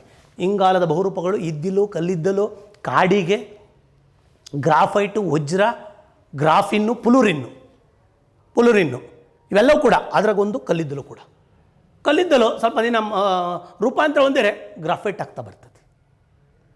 ಸಸ್ಯಜನ್ಯದಿಂದ ಮೂಡಿರೋದು ಪದರ ಶಿಲೆಯಲ್ಲಿ ಕಂಡು ಬರ್ತದೆ, ಅಥವಾ ಜಲಜ ಶಿಲೆ, ಇಂಗ್ಲೀಷಾಗೆ ಸೆಡಿಮೆಂಟರಿ ರಾಕ್ಸಲ್ಲಿ ಕಂಡು ಬರ್ತದೆ. ಮುಂದೆ ಬರ್ತಾ ಇದ್ದೀನಿ. ಇದೆಲ್ಲ ತಿಳ್ಕೊಳ್ಬೇಕಾದ್ದು ಭಾರತಕ್ಕೆ ಬೀಸಿದ ಇತ್ತೀಚಿನ ಚಂಡಮಾರುತಗಳು ಎಲ್ಲ ಮಾತಾಡಿಲ್ಲ, ಭಾಳ ಸಿಂಪಲ್ಲು, ಹಿಂಗೆ ಹಾಕ್ಕೊಂಡ್ರೆ ಸಾಕು. ಈ ಬಂಗಾಳ ಕೊಲ್ಲಿ ಹತ್ರ ಹೊಡೆದಿರೋದೆ ಪಶ್ಚಿಮ ಬಂಗಾಳ ಮತ್ತು ಒಡಿಸ್ಸಾ ಈ ಭಾಗದ ಹೊಡೆದಿದ್ದೆ ಅಂಫಾನ್ ಚಂಡಮಾರುತ. ವರ್ಲ್ಡ್ ಮೆಟ್ರಲಾಜಿಕಲ್ ಆರ್ಗನೈಸೇಷನ್ ಅವರು they are given the names. ಅಲ್ಲ ಸ್ಥಳೀಯವಾದಂಥ ಆ ದೇಶಗಳೇ ಹೆಸರು ಕೊಡಬೇಕು. ಅಂಫಾನ ಎಲ್ಲಿ ಹೊಡಿತು ಅಂತಂದರೆ ಈ ಬಲಭಾಗ ಹೊಡೆದಿದೆ, ಬಂಗಾಳ ಕೊಲ್ಲಿಗೆ ಹೊಡಿತು. ಅಲ್ಲಿಗರ್ಥ ಒಡಿಸ್ಸಾದ ಕರಾವಳಿಗೆ. ಪ್ರಶ್ನೆ ಏನು ತೆಗಿತಾನೆ, ಅಂಫಾನವು ಈ ಕೆಳಗಿನ ಯಾವ ರಾಜ್ಯಕ್ಕೆ ಹೊಡಿತು? ಕೇರಳ ಕೊಡ್ದಿಲ್ಲ, ಅದು ಆ ಕಡೆ ಮೂಲೆ ಹೊಡೆದಿದೆ ಅಂಫಾನ. ರೀಸೆಂಟಾಗಿ ಅಂಫಾನ ಎಂದರೆ ಅಂಫಾನ್ ಮೀನ್ಸ್ ಸ್ಕೈ ಅಂತ. ಇದನ್ನು ಥೈಲ್ಯಾಂಡ್ನವ್ರು ಕೊಟ್ಟಿದ್ದು. ಅಲ್ಲಿಗರ್ಥ ಈ ಭಾಗದಲ್ಲೇ ಇರೋರೇ ಕೊಡಬೇಕು. ಹಿಂದೂ ಮಹಾಸಾಗರದಲ್ಲಿ ಹೊಡೆದಾಗ ಆ ಭಾಗದವರೇ ಹೆಸರು ಕೊಡೋಕ್ಕೆ ಅವಕಾಶ ಮಾಡಿಕೊಟ್ಟಿತ್ತು. ಥೈಲ್ಯಾಂಡ್ನವ್ರು ಕೊಟ್ಟಿದ್ದರು. ಥೈಲ್ಯಾಂಡ್ನವರು ಈ ಹೆಸರನ್ನು ಕೊಡ್ತಾ ಬಂದರು. ಏನಂತ? ಅಂಫಾನ್ ಅಂತ ಕೊಡಿ ಅಂತ. ನಮ್ಮ ನೆರೆಹೊರೆಯ ರಾಷ್ಟ್ರಗಳೆಲ್ಲ ಆಲ್ರೆಡಿ ಕೊಡಬೇಕು, ಒಂದಾದ್ಮೇಲೆ ಒಂದನ್ನು ಯೂಸ್ ಮಾಡ್ಕೊತಾ ಬರ್ತಾರೆ. ಅಂಫಾನ್ ಇದು 2020 ಮೇ 16ರಿಂದ 21 ನಡೀತಾ ಬಂತು. ಇದಕ್ಕೆ ಬಹಳಷ್ಟು ಅಪಾಯ ಆಗ್ತಾ ಬಂತು. ಆ ವೇಗ ಅದೆಲ್ಲ ಕೇಳಲ್ಲ, ಎಲ್ಲಿ ಹೊಡಿತು ಅಂತ ಕೇಳ್ತಾರೆ. ಈ ಅಂಫಾನ ಯಾವ ರಾಜ್ಯಗಳಿಗೆ ತುತ್ತಾಯಿತು ಅಂತ ಕೇಳ್ತಾ ಬರ್ತಾರೆ. ತಕ್ಷಣ ಅದೇ ಕಾಲಘಟ್ಟದಲ್ಲಿ ಜೂನಲ್ಲಿ, ಇದು ಜೂನು, ಈ ಕಡೆ ಕರಾವಳಿ ಹೊಡಿತಾ ಬಂತು. ಈ ಕಡೆ ಕರಾವಳಿ ಅಂತಿದ್ದಾಗ ನಿಮಗೆ ಗೊತ್ತಾಗಲಿ, ಇದು ಯಾವುದು ಗೊತ್ತಾ? ಇದು ಮಹಾರಾಷ್ಟ್ರದ್ದು ಅಪರೂಪ. ಇದು ಭಾಳ ಕಡಿಮೆ. ಯಾವಾಗಲೂ ಕೂಡ ಅರಬ್ಬಿ ಸಮುದ್ರದಲ್ಲಿ ಆಗೋದು ಭಾಳ ಕಡಿಮೆ. ಆಗಿರೋದೆಲ್ಲ ಬಂಗಾಳ ಕೊಲ್ಲಿನಲ್ಲಿ ಹೆಚ್ಚು. ಇದು ಮುಂಬೈನ ಕರಾವಳಿ ಹೊಡಿತಾ ಬಂತು. ಮುಂಬೈಯನ್ನು ತತ್ತರಿಸೋಗ್ಬಿಡ್ತು. ಅಪರೂಪ ಇದೆ ನಿಸರ್ಗ ಈ ಕಡೆ, ಅಂಫಾನ ಆ ಕಡೆ. ನಿಸರ್ಗ ಮುಂಬೈ ಕರಾವಳಿ, ಅಂಫಾನ ವೆಸ್ಟ್ ಬೆಂಗಾಲ್ ಮತ್ತು ಒಡಿಸ್ಸಾ ಕರಾವಳಿ. ಇಲ್ಲಿ ಬರೋಣ. ಇದು ಅರಬ್ಬಿ ಸಮುದ್ರಕ್ಕಾಯ್ತು, ಇದು ಬಂಗಾಳ ಕೊಲ್ಲಿಗಾಗಿರೋದು. ಇದು ಹೆಸರನ್ನು ಬಾಂಗ್ಲಾದೇಶದವ್ರು ಕೊಟ್ಟರು. ಇನ್ನೊಂದು ಗೊತ್ತಿರಲಿ, ನೆಕ್ಸ್ಟ್ ಏನಾರು ಆದರೆ in the month of July ಆಗಸ್ಟಲ್ಲಿ ಏನಾರು ಒಂದು ಸಂಭವಿಸೋದು ಆಗಬಾರ್ದು. ಆದರೆ ಮುಂದಿನ ಆಗೋವನ್ನು ಅದಕ್ಕೆ ಹೆಸರು ಕೊಡೋರು ಯಾರು ಗೊತ್ತಾ? ಮುಂದಿನ ಚಂಡಮಾರುತ ಹೆಸರುಗಳು ಇದನ್ನು ವರದಿ ಅನ್ವಯ ಬೇರೆ ಬೇರೆ ದೇಶಗಳು ಕೊಡ್ತಾರೆ. ನಮ್ಮ ದೇಶ ಕೊಡ್ತಾ ಇದೆ, ಅದಕ್ಕೆ ಹೆಸರು ಗತಿ ಅಂತ ಕೊಡುತ್ತೆ. ಮುಂದೇನಾರು ಬಂದರೆ ಗತಿ ಅಂತ ಬರುತ್ತೆ. ಅದಾದಮೇಲೆ ನೆಕ್ಸ್ಟ್ ನಿವಾರ್ ಅಂತ ಕೊಟ್ಟಿದೆ ಆಲ್ರೆಡಿ ಇರಾನ್. ಈ ಭಾಗದವರೆಲ್ಲ ಇರಾನ್ ಇದು ಕೊಡ್ತಾರೆ. ನೆಕ್ಸ್ಟ್ ಮಾಲ್ಡೀವ್ಸ್ ಕೊಡ್ತದೆ. ಆಲ್ರೆಡಿ ಆ ಹೆಸರುಗಳನ್ನು ಸಜೆಸ್ಟ್ ಮಾಡಿ ಯಾರಿಗೆ ಕೊಟ್ಟವ್ರೆ ಅಂದರೆ ಅದನ್ನು ವರ್ಲ್ಡ್ ಮೆಟ್ರಲಾಜಿಕಲ್ ಆರ್ಗನೈಸೇಷನ್ ಕೊಟ್ಟಿರ್ತಾರೆ. ಅವರೇ ಮಾಡ್ತಾರೆ. ಆಯಾ ಟೈಮಲ್ಲಿ ಬಂದಂಥ ಆ ಪ್ರಾಂತ್ಯದ ನಿಮಗೆ ಗೊತ್ತಿರಲಿ, ನಮ್ಮ ಹಿಂದೂ ಮಹಾಸಾಗರದಲ್ಲಿ ನಡೆದೋ ಕೆಲಸ ಚಂಡಮಾರುತಗಳು ಅಂತ ಕರಿತೀವಿ. ಚಂಡಮಾರುತದ ಪ್ರಿಫಿಕ್ಸನ್ನು ಬೇರೆ ಬೇರೆ ದೇಶಗಳು ಕೊಡ್ತಾರೆ. ಕಾಮನ್ನಾಗಿ ಸೈಕ್ಲೋನ್ಸು. ಯಾವ cyclone? Nisarga cyclone, Amphan cyclone is common. Cyclone is indicates it occurs in the Indian oceans. ಹಿಂದೂ ಮಹಾಸಾಗರದಾಗ ಆಗಿದೆ. ಅದೇ ಏನಾರವ ಅಟ್ಲಾಂಟಿಕ್ ಸಾಗರದಾಗಾದರೆ ಅಮೆರಿಕಾದ ಹತ್ರ ಹರಿಕೇನ್, ಪೆಸಿಫಿಕ್ ಸಾಗರದಾಗ ಉಂಟಾದರೆ ತೂಫಾನ್ ಅಂತ. ಅಲ್ಲಿ ಜಪಾನಿಂದ ಆ ಕಡೆ ಕೂಡ ಅಮೇರಿಕಾದಲ್ಲೂ ಕೂಡ ಪೆಸಿಫಿಕ್ ಸಾಗರ ಹಿಂಗೆ ಬಂದಿದೆ. ಅಲ್ಲಾದರೆ ಅದು ಏನಂತ ಕರಿತೀವಿ? ಪೆಸಿಫಿಕ್ ಸಾಗರ ತೂಫಾನ್. ಹಿಂದೂ ಮಹಾಸಾಗರದಾಗ ಸೈಕ್ಲೋನ್ಸು ಪ್ರಿಫಿಕ್ಸ್ ಮಾತ್ರ ಬೇರೆ ಬೇರೆ ದೇಶಗಳು ಕೊಡ್ತವೆ. ಪ್ರಿಫಿಕ್ಸ್ ಅಂದರೆ ಆರಂಭದ ಪದ. ನೆಕ್ಸ್ಟ್ ಇದಕ್ಕೆ ಅಟ್ಲಾಂಟಿಕ್ ಸಾಗರಕ್ಕೆ ಹರಿಕೇನ್. ಮುಂದೆ ಬರ್ತಾ ಇದ್ದೀನಿ. ಇಷ್ಟು ನೀವು ನೋಡ್ಕೋಬೇಕಾದ್ದು. ಭಾರತದ ಕಾನೂನು ಆಯೋಗ, ಲಾ ಕಮಿಷನ್ ಆಫ್ ಇಂಡಿಯಾ, ಏನದು? ನಮ್ಮ ದೇಶಕ್ಕೆ ಇದೊಂದು ಅತ್ಯಂತ ಹಳೆ ಕಾನೂನು. ಸಂವಿಧಾನಾತ್ಮಕ ಅದಲ್ಲ ಸರ್. ಆಯೋಗ ಅಂತ ಬಂದಾಗ ನಮ್ಮದು ಯಾವ್ಯಾವುದೋ ಕೇಳಿದಿನ ಕೇಂದ್ರ ಚುನಾವಣಾ ಆಯೋಗ 324ನೇ ವಿಧಿ ಪ್ರಕಾರ ಅದು 324 ಸಂವಿಧಾನಾತ್ಮಕ. ಆರ್ಟಿಕಲ್ ನಂಬರ್ 315 ಬರೋದು UPSC ಆಯೋಗ, ಅದು ಸಂವಿಧಾನ. ಬಟ್ ಇದು ಸಂವಿಧಾನದ ಅಲ್ಲ, ಭಾರತ ಸರ್ಕಾರದ ಆದೇಶದ ಮೇಲೆ ಸ್ಥಾಪಿತವಾಗಿರೋದು. ಇದಕ್ಕೆ ತಂದೆ ಆದ ಇತಿಹಾಸ ಇದೆ. ಕಾಲಕ್ಕೆ ಕಾನೂನು ಮಾಡಬೇಕು ದೇಶದಲ್ಲಿ. ಆ ಕಾನೂನು ಎಂತೆಂಥ ಮಾಡಬೇಕು, ಏನು ಕಾನೂನು ಬೇಕು ಅಂತೇಳಿ ಸಜೆಸ್ಟ್ ಮಾಡೋರು ಯಾರಿಗೆ? ಲಾ ಮತ್ತು ಜಸ್ಟಿಸ್ ಮಿನಿಸ್ಟ್ರಿಗೆ ಸಜೆಸ್ಟ್ ಮಾಡುವಂಥದ್ದು ಒಂದು ಆಯೋಗ ಇದೆ. ಅವರು ಸುಪ್ರೀಂ ಕೋರ್ಟಿನ ಜಡ್ಜಾಗಿ ಬಂದಿರ್ತಾರೆ, ಜಡ್ಜಾಗಿ ರಿಟೈರ್ಡ್ ಆಗಿರ್ತಾರೆ, ಇಲ್ಲ ಜಡ್ಜ್ಗಳನ್ನು ನೇಮಕ ಮಾಡ್ತಾ ಬರ್ತಾರೆ. ಲಾ ಕಮಿಷನ್ಗೆ ದೊಡ್ಡ ತಜ್ಞರಾಗಿರ್ತಾರೆ, ಕಾನೂನು ಪಂಡಿತರಾಗಿರ್ತಾರೆ. ಈ ಕಾಲಘಟ್ಟಕ್ಕೆ, ಈ ದೇಶಕ್ಕೆ ಇಂಥ ಕಾನೂನು ಬೇಕು ಅಂತ ಹೇಳ್ತಾ ಬರ್ತಾರೆ. ಆ ಕಾನೂನನ್ನು ಕಾಲಕ್ಕೆ ಅನುಷ್ಠಾನಕ್ಕೆ ತರೋ ಕೆಲಸ ಅಲ್ಲಿಗೆ. ಇದಕ್ಕೆ ದೇಶದಲ್ಲಿ ಯಾವ ಕಾನೂನುಗಳು ಬಂದವೆ ಅಂದರೆ ಅದೆಲ್ಲದೂ ಕೂಡ outcome of the sir 1973 months yes ನಮ್ಮ 1860 ಬಂದಿರುವಂಥ IPC ಸಾರ್, 1872 ಬಂದಿರುವಂಥ Indian evidence act, contract law 1872 ಬಂದಿರೋದು, ಅದೆಲ್ಲದೂ ಕೂಡ it is suggested by the law commissions. ಹಿಂಗಿರ್ಬೇಕ್ರಪ್ಪ ಅಂತ ಹೇಳಿದ್ದಾರೆ. ಹಾಗಾದ್ರೆ ನೋಡೋಣ, ಈಗ 1833 ಚಾರ್ಟರ್ ಕಾಯ್ದೆ ಪ್ರಕಾರ ನಮ್ಮಲ್ಲಿ ಚಾರ್ಟರ್ ಕಾಯ್ದೆಗಳು ಬಂದು 20 ವರ್ಷಕ್ಕೊಮ್ಮೆ 20 ವರ್ಷ. 1813, 1893, 1813, 1833, 1853 ಬಂತು. 1813 ಬಂದಿದ್ದು 1 ಲಕ್ಷ ರೂಪಾಯಿನ ಎಜುಕೇಷನ್ ಕೊಡೋದು. 1833 ಗವರ್ನರ್ ಜನರಲ್ಗಳನ್ನು, ಬಂಗಾಳದ ಗವರ್ನರ್, ಭಾರತ ಗವರ್ನರ್ ಜನರಲ್ ವಿಲಿಯಂ ಬೆಂಟಿಕ್ಗೆ ಭಾರತ ಗವರ್ನರ್ ಜನರಲ್ ಆತ. ಇದೇ ಕಾಯ್ದೆಯಲ್ಲಿ 1833 ಕಾಯ್ದೆಯಲ್ಲಿ 1853 ಕಾಯ್ದೆಯಲ್ಲಿ ಸ್ಪರ್ಧಾತ್ಮಕ ಪರೀಕ್ಷೆಗಳನ್ನು ನಡೆಸುವಂಥದ್ದು. ಇದ್ರಾಗೆ 1833 ಇನ್ನೊಂದು ವಿಶೇಷತೆ ಏನಂದರೆ, ಲಾರ್ಡ್ ಮೆಕಾಲೆ ಅವರ ಅಧ್ಯಕ್ಷತೆಯಲ್ಲಿ ಈ ಕಾಯ್ದೆ ಕೊಟ್ಟಿತ್ತು ಶಿಫಾರಸು. ಲಾ ಕಮಿಷನ್ ಮಾಡಿರಿ, ದೇಶಕ್ಕೆ ಬೇಕಾದ ಲಾಗಳನ್ನು ಇಂಪ್ಲಿಮೆಂಟ್ ಮಾಡೋಕ್ಕೆ ಒಂದು ಕಮಿಷನ್ ಮಾಡಿ ಅವರಿಂದ ಸಜೆಷನ್ ತಾಳಿಂದರು. ಈ ಕಾಯ್ದೆ ಅನುಸಾರ 1834 ಅದರ ನೆಕ್ಸ್ಟ್ ಇಯರ್ಗೆ ಮೆಕಾಲೆ ಅವರ ಎಜುಕೇಷನ್ ಸಿಸ್ಟಮ್ ಅಂದರೆ ಮೆಕಾಲೆ ಅಂತ ಬರ್ತು ನಮ್ಮ ದೇಶಕ್ಕೆ. ಮೆಕಾಲೆ ಎಜುಕೇಷನ್ ಸಿಸ್ಟಮ್, ಮೆಕಾಲೆ ಅವರ ಅಧ್ಯಕ್ಷತೆಯಲ್ಲಿ ಮೊದಲ ಕಾನೂನು ಆಯೋಗ. ನಮ್ಮ ದೇಶಕ್ಕೆ ಯಾವ್ಯಾವ ಕಾನೂನು ಬೇಕು ಅಂತ ಆ ಮನುಷ್ಯ ಸಜೆಸ್ಟ್ ಮಾಡಿದ್ನಲ್ಲ, ಅದರ ಮೇಲೇ ನಮ್ಮ ದೇಶದಲ್ಲಿ IPCಗಳು ಬಂದು IPC ಬಂತು. ಇಂಡಿಯನ್ ಪೀನಲ್ ಕೋಡು ಮೊದಲ ಯಾವುದು ಆ ಶಿಫಾರಸಿನ ಮೇಲೆ ಬಂತು. ಸರ್ ಯಾವಾಗ ಬಂತದ್ದು? 1860 ಇದಾಗ್ತಾ ಬಂತು ಅಂಗೀಕಾರವಾಗಿ. ಅದು ಕಮೆನ್ಸ್ಮೆಂಟ್ ಆಗಿದೆ 1862ಗೆ. 1860 ಅಂತ ಇರ್ತದೆ, ಅದಕ್ಕೆ 68 ಕಾಯ್ದೆ 62ರಿಂದ ಜಾರಿ ಬಂತು. ಆದರೆ ಪ್ರಾಂತೀಯ ಇದರಲ್ಲೆಲ್ಲ ಇರಲಿಲ್ಲ, ದೇಶ ಸಂಸ್ಥಾನಗಳಲ್ಲಿ ಅಪ್ಲಿಕಬಲ್ ಆಗಲಿಲ್ಲ. ರಾಜಂದೇ ಆಡಳಿತ ಅಲ್ಲಿ. ಇದೆಲ್ಲ ಕಡೆ ಸ್ವತಂತ್ರ ಭಾರತದಲ್ಲಿ ಇದು ಪೂರ್ತಿ ಅಪ್ಲಿಕಬಲ್ ಆಗಿದೆ. ಎಲ್ಲರಿಗೂ ಕೂಡ IPC ಅಪ್ಲಿಕಬಲ್ ಆಗುತ್ತೆ. ನಮ್ಮ ತಾತನ ಕಾಲದಿಂದಲೇ ಬಂದಿರುವಂಥದ್ದು, ಅವ್ರ ತಾತನ ಕಾಲದಿಂದಲೇ ಕಾನೂನು ಬಂದೈತಿ. ಈ ದೇಶದ ಕಾನೂನು ಸುಮಾರು ತಲೆಮಾರಿಂದಲೇ ಬಂದೈತಿ. 1860 ಬಂದೈತಿ ಅಂದಮೇಲೆ ಗೊತ್ತಾಗ್ತಾ ಬಂತು ಈ ಕಾನೂನನ್ನು ತಂದಿದೆ. ಮೊದಲನೇ ಬಂತು ಅದು ಯಾರ ಲಾರ್ಡ್ ಮೆಕಾಲೆ. ಯಾವ ಆಯೋಗ ಶಿಫಾರಸು? ಚಾರ್ಟರ್. ಈಗ ಸ್ವತಂತ್ರ ಭಾರತ 55ರಲ್ಲಿ 3 ವರ್ಷದ ಅವಧಿಗೆ ಆಫ್ಟರ್ ಇಂಡಿಪೆಂಡೆನ್ಸ್ ಮುಂದೆ ಬಂದಾಗ ಇದು ಮೊದಲ ಆಯೋಗ. ಸೆಟ್ಲ್ವಾರ್ಡ್ ಅಂದರೆ ಇವರು ಸೆಟ್ಲ್ವಾರ್ಡ್ ಅಂದರೆ ಮೊದಲ attorney general. Article number 76 attorney general ನೇಮಕ ಮಾಡ್ತಾ ಬರ್ತಾರೆ. ಆ ಅಟಾರ್ನಿ ಜನರಲ್, ಮೊದಲ ಅಟಾರ್ನಿ ಜನರಲ್ ಸೆಟ್ಲ್ವಾರ್ಡ್. ಇವರು ದೀರ್ಘಾವಧಿ ಆಳ್ವಿಕೆ ಮಾಡಿದ ಅಟಾರ್ನಿ ಜನರಲ್ಲು KK ವೇಣುಗೋಪಾಲಿಗಿದ್ದಾರೆ. ಮೊದಲ ಅಟಾರ್ನಿ ಜನರಲ್ ಯಾರಂದರೆ ಸೆಟ್ಲ್ವಾರ್ಡ್. ರಾಷ್ಟ್ರಪತಿಗಳು ನೇಮಕ ಮಾಡ್ತಾರೆ. ಆರ್ಟಿಕಲ್ ನಂಬರ್ 76 ದೇಶದ ಅತ್ಯುನ್ನತ ಕಾನೂನು ಅಧಿಕಾರಿ ಅಂತಾರ ಆ ವ್ಯಕ್ತಿನೇ ಸ್ವತಂತ್ರ ಭಾರತದ ಮೊದಲ ಕಾನೂನು ಆಯೋಗದ ಅಧ್ಯಕ್ಷರು. ಮೊದಲ ಕಾನೂನು ಆಯೋಗ ನೇಮಕ ಆಯಿತು 3 ವರ್ಷದೊಳಗೆ. ನೆಕ್ಸ್ಟ್ 20ನೇ ಆಯೋಗ DK ಜೈನ್ ಅವರ ಅದಕ್ಕೆ ಅವ್ರು ಬಿಟ್ಟಾದ್ಮೇಲೆ AP ಶಾ ಯಾವುದೋ ಒಂದು ಕಾರಣಾಂತರದಿಂದ ಆಗ್ತಾ ಬಂತು. 20ನೇದೇ ಅದು ಕಂಟಿನ್ಯೂ. ಅವರಿನ್ನೂ ರೆಕಮೆಂಡೇಷನ್ಸ್ ಕೊಟ್ಟಿರಲಿಲ್ಲ ಏನೇನಾಗಬೇಕು ದೇಶಕ್ಕಿಂತ. 21ನೇದು ಸುಪ್ರೀಂ ಕೋರ್ಟಿನ ನಿವೃತ್ತ ನ್ಯಾಯಮೂರ್ತಿಗಳಾದ BS ಚೌಹಾಣ್ ಅಂತಿದ್ದಂಗೆ ಕಾವೇರಿ ನಿರ್ವಹಣಾ ಪ್ರಾಧಿಕಾರಕ್ಕೆ ಅಧ್ಯಕ್ಷರಾಗಿದ್ದಂಥವ್ರು. 2015ರಿಂದ ಟರ್ಮ್ ಮುಗಿತಾ ಮತ್ತು 18ಕ್ಕೆ ಇದಾಗಬೇಕಾಗಿತ್ತು. ಮತ್ತೇನು ಗೊತ್ತಾ, 22ನೇ ನೇಮಕ ಮಾಡಿಲ್ಲ. 21ನೇದು ಚೌಹಾಣ್ ಸುಪ್ರೀಂ ಕೋರ್ಟಿನ ಇವ್ರದ್ದು. ಇನ್ನೊಂದು ಏನಂದರೆ, ಇತ್ತೀಚೆಗೆ ಉತ್ತರ ಪ್ರದೇಶದಲ್ಲಿ ಒಬ್ಬನ್ನ ಎನ್ಕೌಂಟ್ರ್ ಮಾಡಿದ್ರು. ಅವನು ವಿಕಾಸ್ ದುಬೆ ಅಂತ, ಇವನೊಬ್ಬ ನಟೋರಿಯಸ್. ಇವನ್ನ ಎನ್ಕೌಂಟ್ರ್ ಮಾಡಿ 90ರಲ್ಲೇ ಕೇಸ್ ಫೈಲ್ ಆಗಿತ್ತು. ಇವ್ನು ಹಿಡಿಯೋಕ್ಕಾಗ್ತಿರಲಿಲ್ಲ, ಸುಮಾರು ಕಷ್ಟ ಆಗಿತ್ತು. ಭಾಳ ನಟೋರಿಯಸ್, ಹೊಡೆದು ಬಿಸಾಕೋದು ಎನ್ಕೌಂಟ್ರ್ ಮಾಡೋಕ್ಕಾರೆ ಉತ್ತರ ಪ್ರದೇಶದಲ್ಲಿ. ತುಂಬ ಹಲ್ಲೆ ಮಾಡೋನು ಬೇರೆ ಮೇಲೆ ಹೊಡೆದು ಬಿಸಾಕಿದ್ರು. ಅದಕ್ಕೆ ಎನ್ಕೌಂಟ್ರ್ ಆಯ್ತಲ್ಲ, ಅದಕ್ಕೆ ತನಿಖೆ ಮಾಡೋಕ್ಕೆ ಇವರು ನೇಮಕ ಮಾಡಿದ್ದಾರೆ. ನ್ಯಾಯಾಂಗ ತನಿಖೆ ರೀಸೆಂಟಾಗಿ ಜುಲೈ 22ನೇ ತಾರೀಕು ನೇಮಕ ಮಾಡಿದ್ದಾರೆ. ಇವರು ಜುಲೈ 22ಕ್ಕೆ ನೇಮಕ ಮಾಡಿದ್ದಾರೆ. ಎನ್ಕೌಂಟ್ರ್ ಮಾಡಿ ಜುಲೈ 10ಕ್ಕೆ. ಅವನು ವಿಕಾಸ್ ದುಬೆ ನಟೋರಿಯಸ್ ಅವನು ಎನ್ಕೌಂಟ್ರ್ ಮಾಡೋಕೆ ಅವ್ನು ಎನ್ಕೌಂಟ್ರ್ ಮಾಡಿದ್ರೆ ಇವ್ರನ್ನ ನೇಮಕ ಮಾಡಿದ್ದಾರೆ. ಅದರ ಸತ್ಯ ಯಾವುದೇ ಎನ್ಕೌಂಟ್ರ್ ಆದಮೇಲೆ ಒಳ್ಳೇದಿರ್ಬೋದು ಕೆಟ್ಟದಿರ್ಬೋದು ಅದನ್ನು ತನಿಖೆ ಮಾಡೋಕ್ಕೆ ನೇಮಕ ಮಾಡ್ತಾರೆ. ಇವ್ರದ್ದೇನು ಇದು ತೆಗೆದುಕೊಂಡ್ರಿ ಅಂದರೆ ಸುಪ್ರೀಂ ಕೋರ್ಟಿನ 21ನೇ ಇದಕ್ಕೆ ನೇಮಕ. ಮತ್ತು ಕಾವೇರಿ ಪ್ರಾಧಿಕಾರದ ಅಧ್ಯಕ್ಷ ಆಗಿದ್ದಂಥವರು ಈ ಕಾನೂನು ಆಯೋಗ ಬರೋಕ್ಕಿಂತ ಮುಂಚಿತವಾಗಿ ಕಾವೇರಿ ಪ್ರಾಧಿಕಾರದ ಅಧ್ಯಕ್ಷರು. ಮುಂದೆ ಬರ್ತೀನಿ. ಇದು ದೇಶದಲ್ಲಿ IPC ದೇಶದಲ್ಲಿ ಮೊದಲ ಕಾನೂನು ಆಯೋಗದ ಶಿಫಾರಸು 1800 ಅಕ್ಟೋಬರ್ 6ರಂದು ಜಾರಿಗೆ ಬರಲಾಯಿತು. ಆರಂಭವಾಗಿದ್ದು ಕಮೆನ್ಸ್ಮೆಂಟ್ ಆಗಿದ್ದು 1862.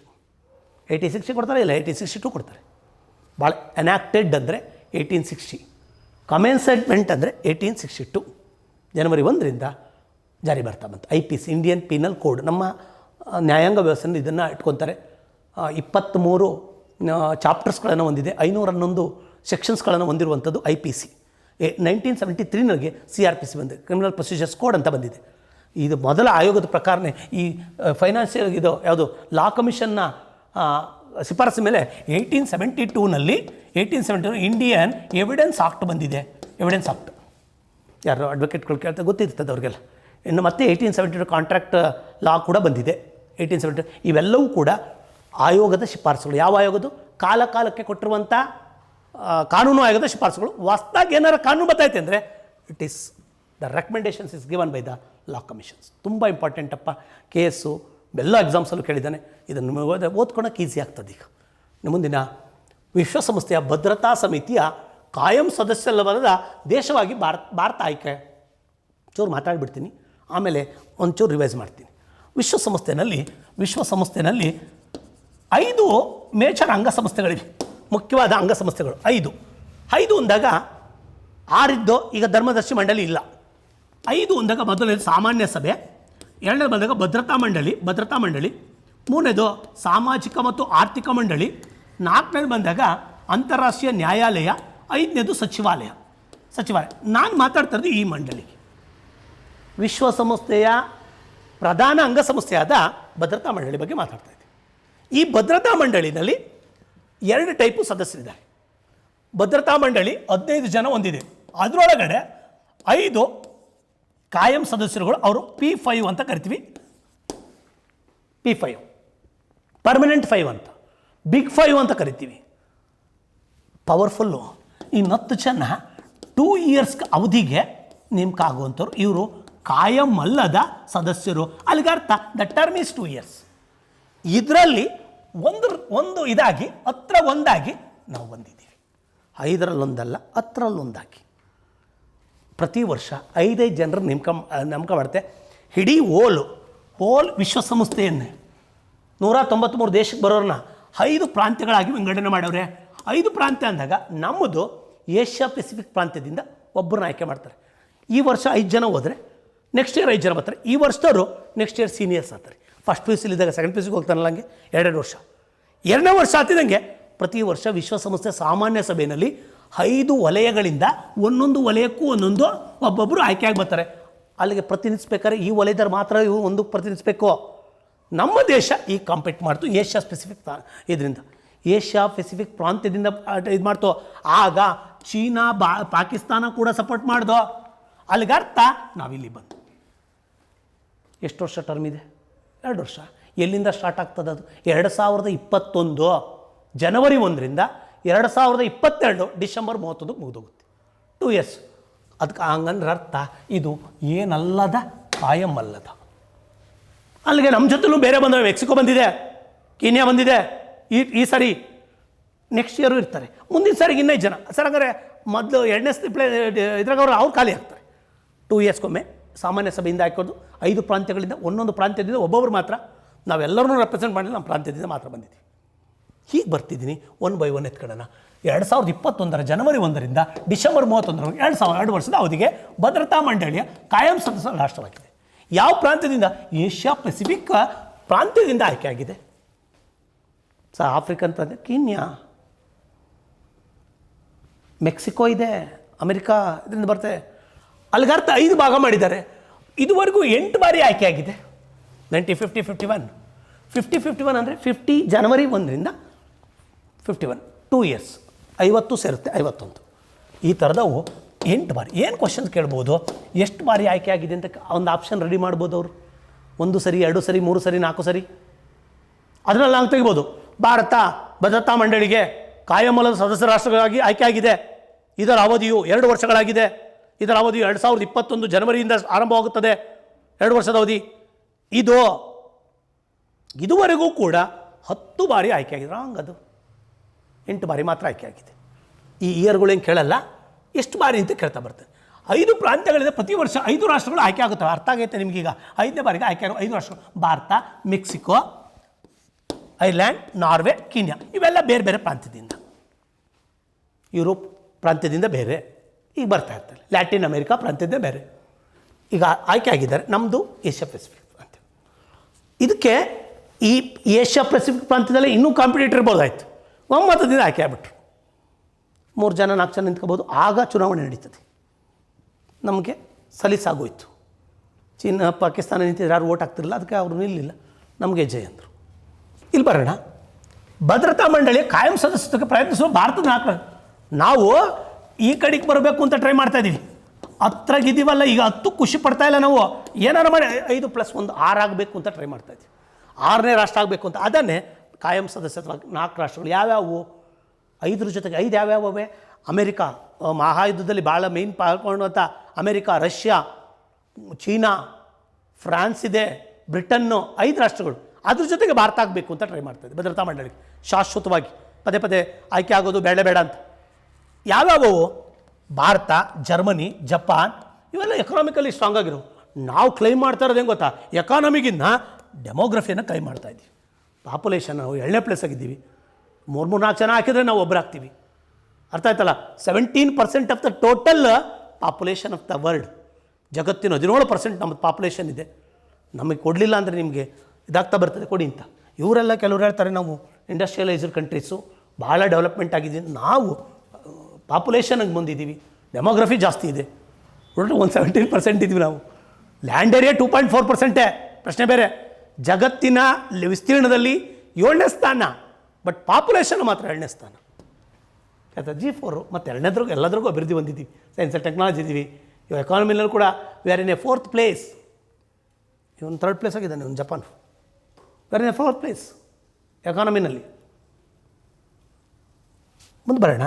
ಕಾಯಂ ಸದಸ್ಯ ರಾಷ್ಟ್ರಗಳು: America, Russia, France, China, Britain, P5 ರಾಷ್ಟ್ರಗಳು.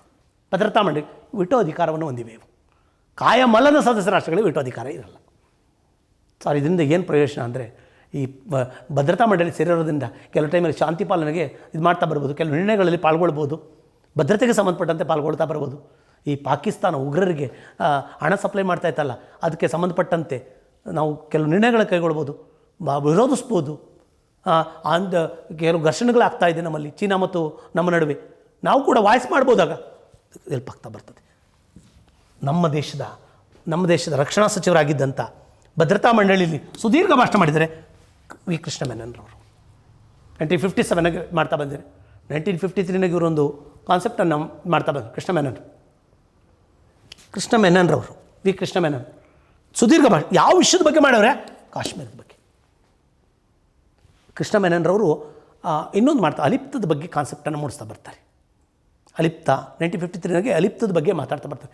ಇದೇ ವ್ಯಕ್ತಿ 1957 ಭದ್ರತಾ ಮಂಡಳಿ ಸಾಮಾನ್ಯ ಸಭೆಯಲ್ಲಿ 8 ಗಂಟೆ ಯಾರು ಮಾತಾಡೋಕೆ ಬಿಡಲ್ಲ, 193 ರಾಷ್ಟ್ರಗಳಿಗೂ ಕೂಡ ಮಾತಾಡೋಕ್ಕೆ ಅವಕಾಶ ಇದೆ. ಅಲ್ಲಿ ಇವರು ಮಾತಾಡ್ತಾ ಬರ್ತಾರೆ. ಯಾವ ವಿಷಯ? ಕಾಶ್ಮೀರದ ವಿಷಯವನ್ನು ಮಾತಾಡ್ತಾ ಬರ್ತಾರೆ. ಮುಂದೆ ಹೋಗೋಣ. ಇದೇ ವಿಶ್ವಸಂಸ್ಥೆಗೆ ಅಂದಾಗ, ವಿಶ್ವಸಂಸ್ಥೆಯಲ್ಲಿ ಗೊತ್ತಿರಲಿ ನಿಮಗೆ 193 ದೇಶಗಳಿವೆ, 2 ವೀಕ್ಷಕ ರಾಷ್ಟ್ರಗಳಿವೆ. ಪ್ಯಾಲೆಸ್ತೈನ್ ಎಲ್ಲ ವೀಕ್ಷಕ ರಾಷ್ಟ್ರಗಳು. ಒಲಿಸಿ ಮತ್ತು ಪ್ಯಾಲೆಸ್ತೈನು ವೀಕ್ಷಕ ರಾಷ್ಟ್ರಗಳು. 193 ಇದು ದಕ್ಷಿಣ ಸುಡಾನ್. ಮತ್ತು 6 ಭಾಷೆಗಳು, ಅಧಿಕೃತ ಭಾಷೆಗಳು 6 ಭಾಷೆಗಳಿವೆ. ಮತ್ತು 5 ಭದ್ರತಾ ಮಂಡಳಿ, 5 ಮೇಜರ್ ಇವು. ಇನ್ನು ವಿಶೇಷ ಅಂಗಸಂಸ್ಥೆ. ಆ ವಿಶೇಷ ಅಂಗಸಂಸ್ಥೆನಲ್ಲಿ ಒಂದು WHO. ಒಂದು ಪ್ರಶ್ನೆನ ನಾನು WHO ಬಗ್ಗೆ ನಿರೀಕ್ಷೆ ಮಾಡ್ತಾಯಿದ್ದೀನಿ. ಯಾಕೆಂದರೆ ಕೋವಿಡ್ ಬಂದಾಗ ಹೆಚ್ಚು ಚಾಲ್ತಿಯಲ್ಲಿರೋದೇ ವಿಶ್ವಸಂಸ್ಥೆ WHO, ವಿಶೇಷ ಅಂಗಸಂಸ್ಥೆ. ಇದು ನಮ್ಮ ಆರೋಗ್ಯವನ್ನು ಕಾಪಾಡುವಂಥದ್ದು. ಸ್ವಿಟ್ಜರ್ಲ್ಯಾಂಡ್ನ ಜಿನಿವಾದಲ್ಲಿ ಬರುವಂಥದ್ದು ಇದು. ಇದ್ರದ್ದೇನಿದು? ಹಾಗಾದರೆ 2020 ಮೇ 19 19 ಸ್ವಿಟ್ಜರ್ಲ್ಯಾಂಡ್ನ ಜಿನಿವಾದ WHO ವಾರ್ಷಿಕ ಸಭೆ ಆಯ್ಕೆ ಮಾಡೋದು ಯಾರನ್ನ? ನಮ್ಮ ಡಾಕ್ಟರ್ ಹರ್ಷವರ್ಧನ್ ಅವ್ರನ್ನ ಆರೋಗ್ಯ ಸಚಿವರು. ನಮ್ಮ ಟಿ ವಿಗಳಲ್ಲಿ ಕೆಲವರಂತೂ ಏನಾಗ್ಬಿಟ್ರು, WHO ಮುಖ್ಯಸ್ಥರೇ ಆಗ್ಬಿಟ್ರು ಅಂತ. ಮುಖ್ಯಸ್ಥರಲ್ಲ, ಕಾರ್ಯಕಾರಿ ಮಂಡಳಿ. WHO ಮಹಾನಿರ್ದೇಶಕರಾಗಿ ಟೆಡ್ರೋಸ್ ಇದ್ದಾರೆ. ಆದರೆ ಕಾರ್ಯಕಾರಿ ಮಂಡಳಿ ಪ್ರತಿ ವರ್ಷ ಒಂದಷ್ಟು ಜನಗಳನ್ನು ಒಳಗೊಂಡಂಥ 34 ಸದಸ್ಯರು ಒಳಗೊಂಡಂಥ ಒಂದು ಕಮಿಟಿ ಇದೆ. ಆ ಕಮಿಟಿಗೆ ಚೇರ್ಮನ್ ಇವರು. ನಾಟ್ ಎ WHO ಡೈರೆಕ್ಟರ್ ಅಲ್ಲ. ನಮ್ಮ ಕೆಲವು ಟಿ ವಿಗಳು ಬಂತು ಅಂದರೆ ಪೂರ್ತಿ WHO ಮುಖ್ಯಸ್ಥರಾಗ್ಬಿಟ್ರು ಅಂತ. ಆವಾಗಲೂ ಪೇಪರ್ ಇಟ್ಕೊಂಡು ಇವ್ರು ಬರ್ತಾ ಇರ್ತಾರೆ. ಕೋವಿಡ್ ಆದೇಶ ಜಗತ್ತಿಗೆ ಪ್ರಗತಿಯಾಗಿದೆ.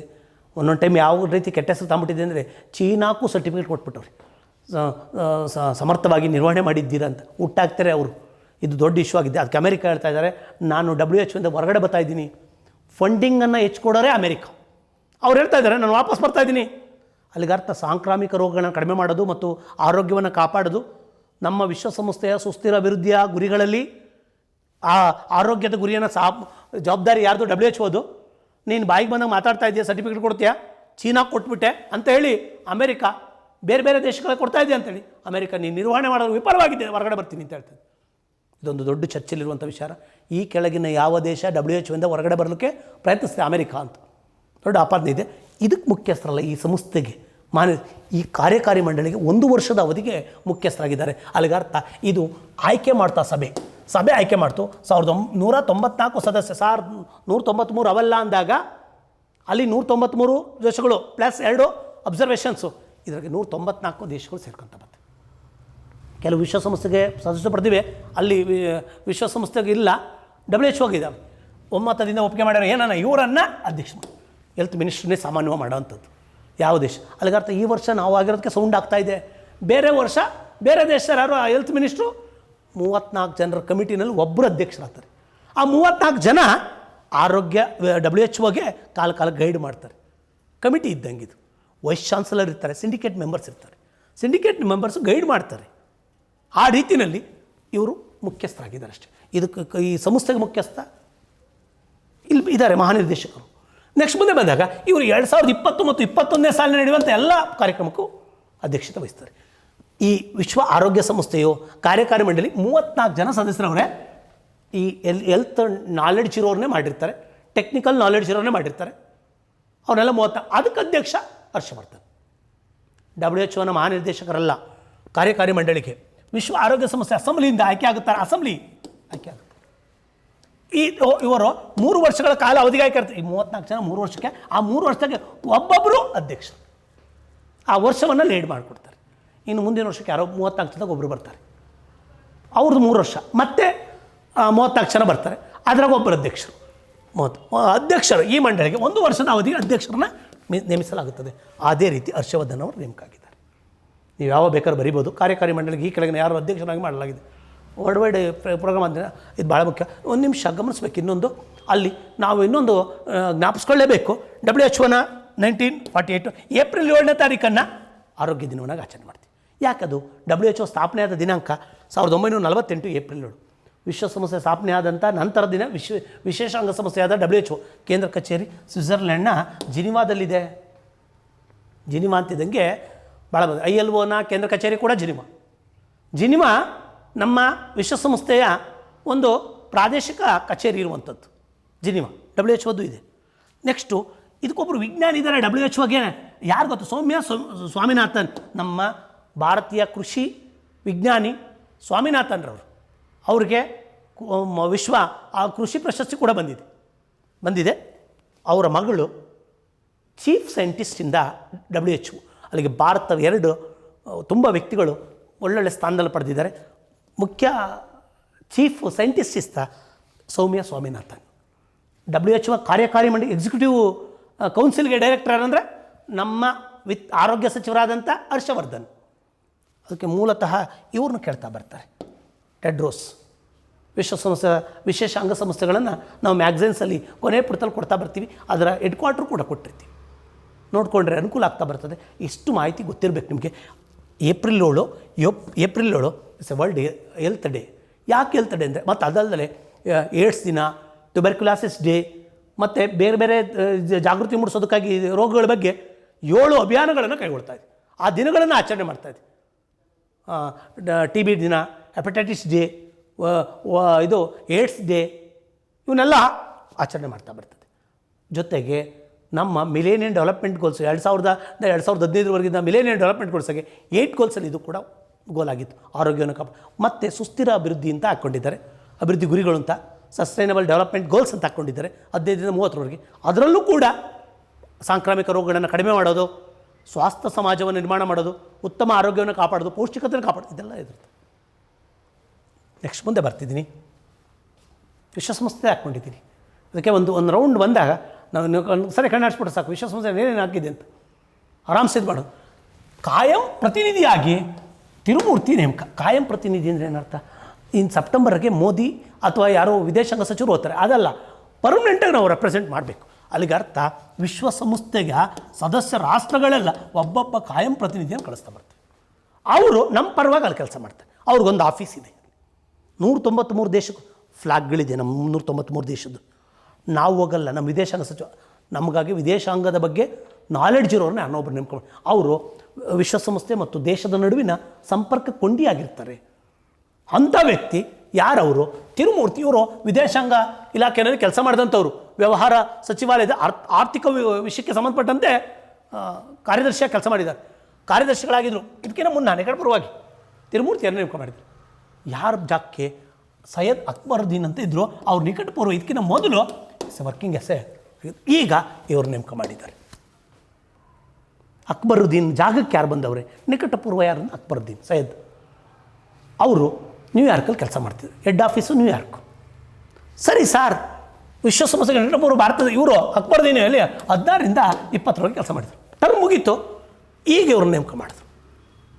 ಅದಾಗ್ತಿದ್ದಂಗೆ ನಾವು ಮ್ಯಾಗ್ಝಿನ್ ಬಿಡುಗಡೆ ಮಾಡ್ತಾ ಬಂದು ನೆಕ್ಸ್ಟ್ ಒಂದು 15 ಡೇಸ್ಗೆ ಒಂದೊಂದು ಬಂತು. ಶಾಕ್ ಆಗ್ಬಿಟ್ರು. ಏನಂತ ಪೇಪರ್ಗಳ ಮಿಸ್ ಮಾಡಿದ್ದಾರೆ. ಮತ್ತೆ ಒಬ್ಬರನ್ನ ರಾಯಭಾರಿ ಬಂತು. ಏನು ರಾಯಭಾರಿ? ಅವರು ಇಂದ್ರಮಣಿ ಪಾಂಡೆ ಅಂತ ಬಂತು ಹೆಸರು. ಎಲ್ಲ ಪೇಪರ್ಗೆ ಬಂತು. ನಮ್ಮ ಇದ್ರಾಗ ಏನು ಬಂದಿದೆ? ತಿರುಮೂರ್ತಿ ಬಂದಿದೆ, ಇಂದ್ರಮಣಿ ಪಾಂಡೆ ಮತ್ತು ಕಾಯಂ ಪ್ರತಿನಿಧಿ ಬಂದವ್ರೆ. ಬಟ್ ಎಲ್ಲಿಗೆ ಅಂತ ಗೊತ್ತಿರಬೇಕು.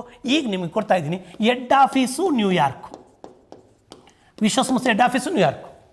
ಗೊತ್ತಿರಲಿ ನಿಮಗೆ, ಮೊದಲ ಸಭೆ ನ್ಯೂಯಾರ್ಕಾಗಲ್ಲಿ ನಡೆದು 1945 ಅಕ್ಟೋಬರ್ 24 ಸ್ಥಾಪನೆ ಆಯಿತು.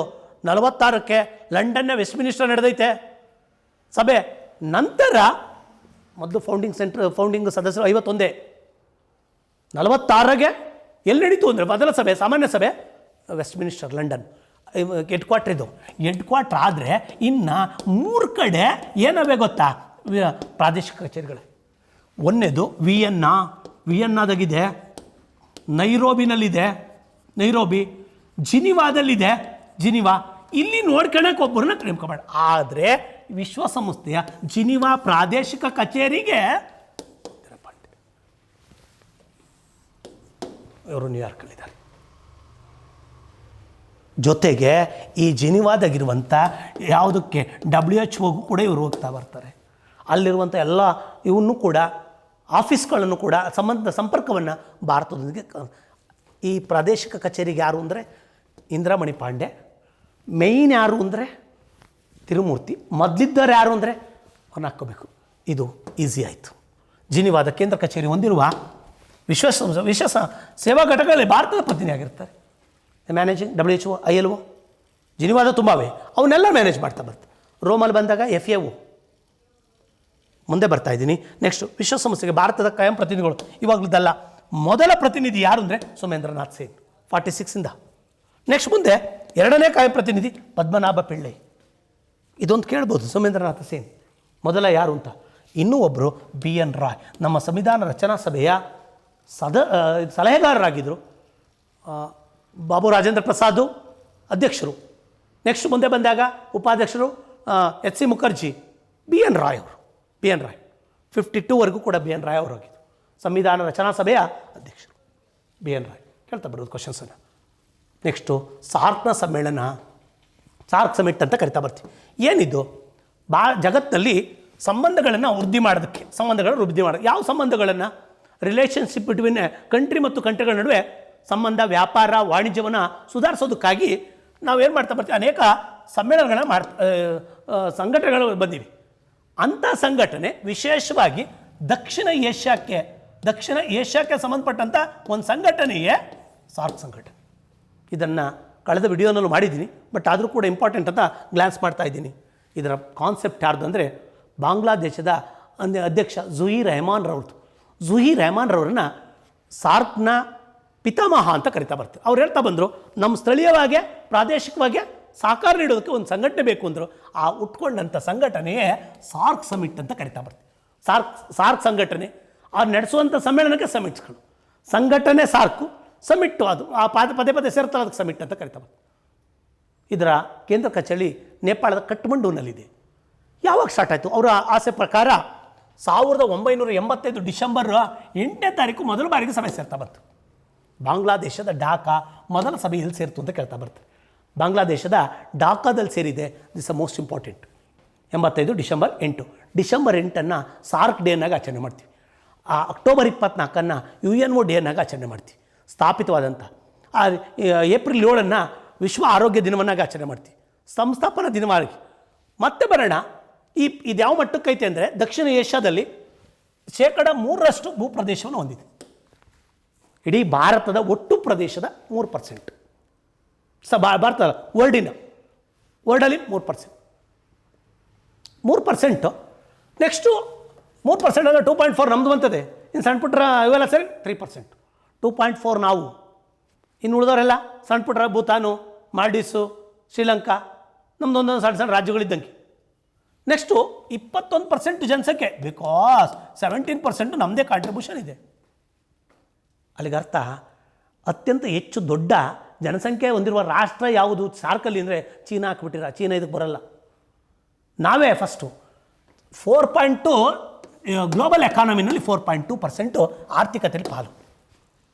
ಸಾರ್ಕ್ನ ಎಲ್ಲ ರಾಷ್ಟ್ರಗಳು ಸೇರಿಸಿ 8 ರಾಷ್ಟ್ರಗಳು ಸೇರಿಸಿದ್ರೆ 3% land area, 21% population, 4.2% global ಎಕಾನಮಿನಲ್ಲಿ contributions.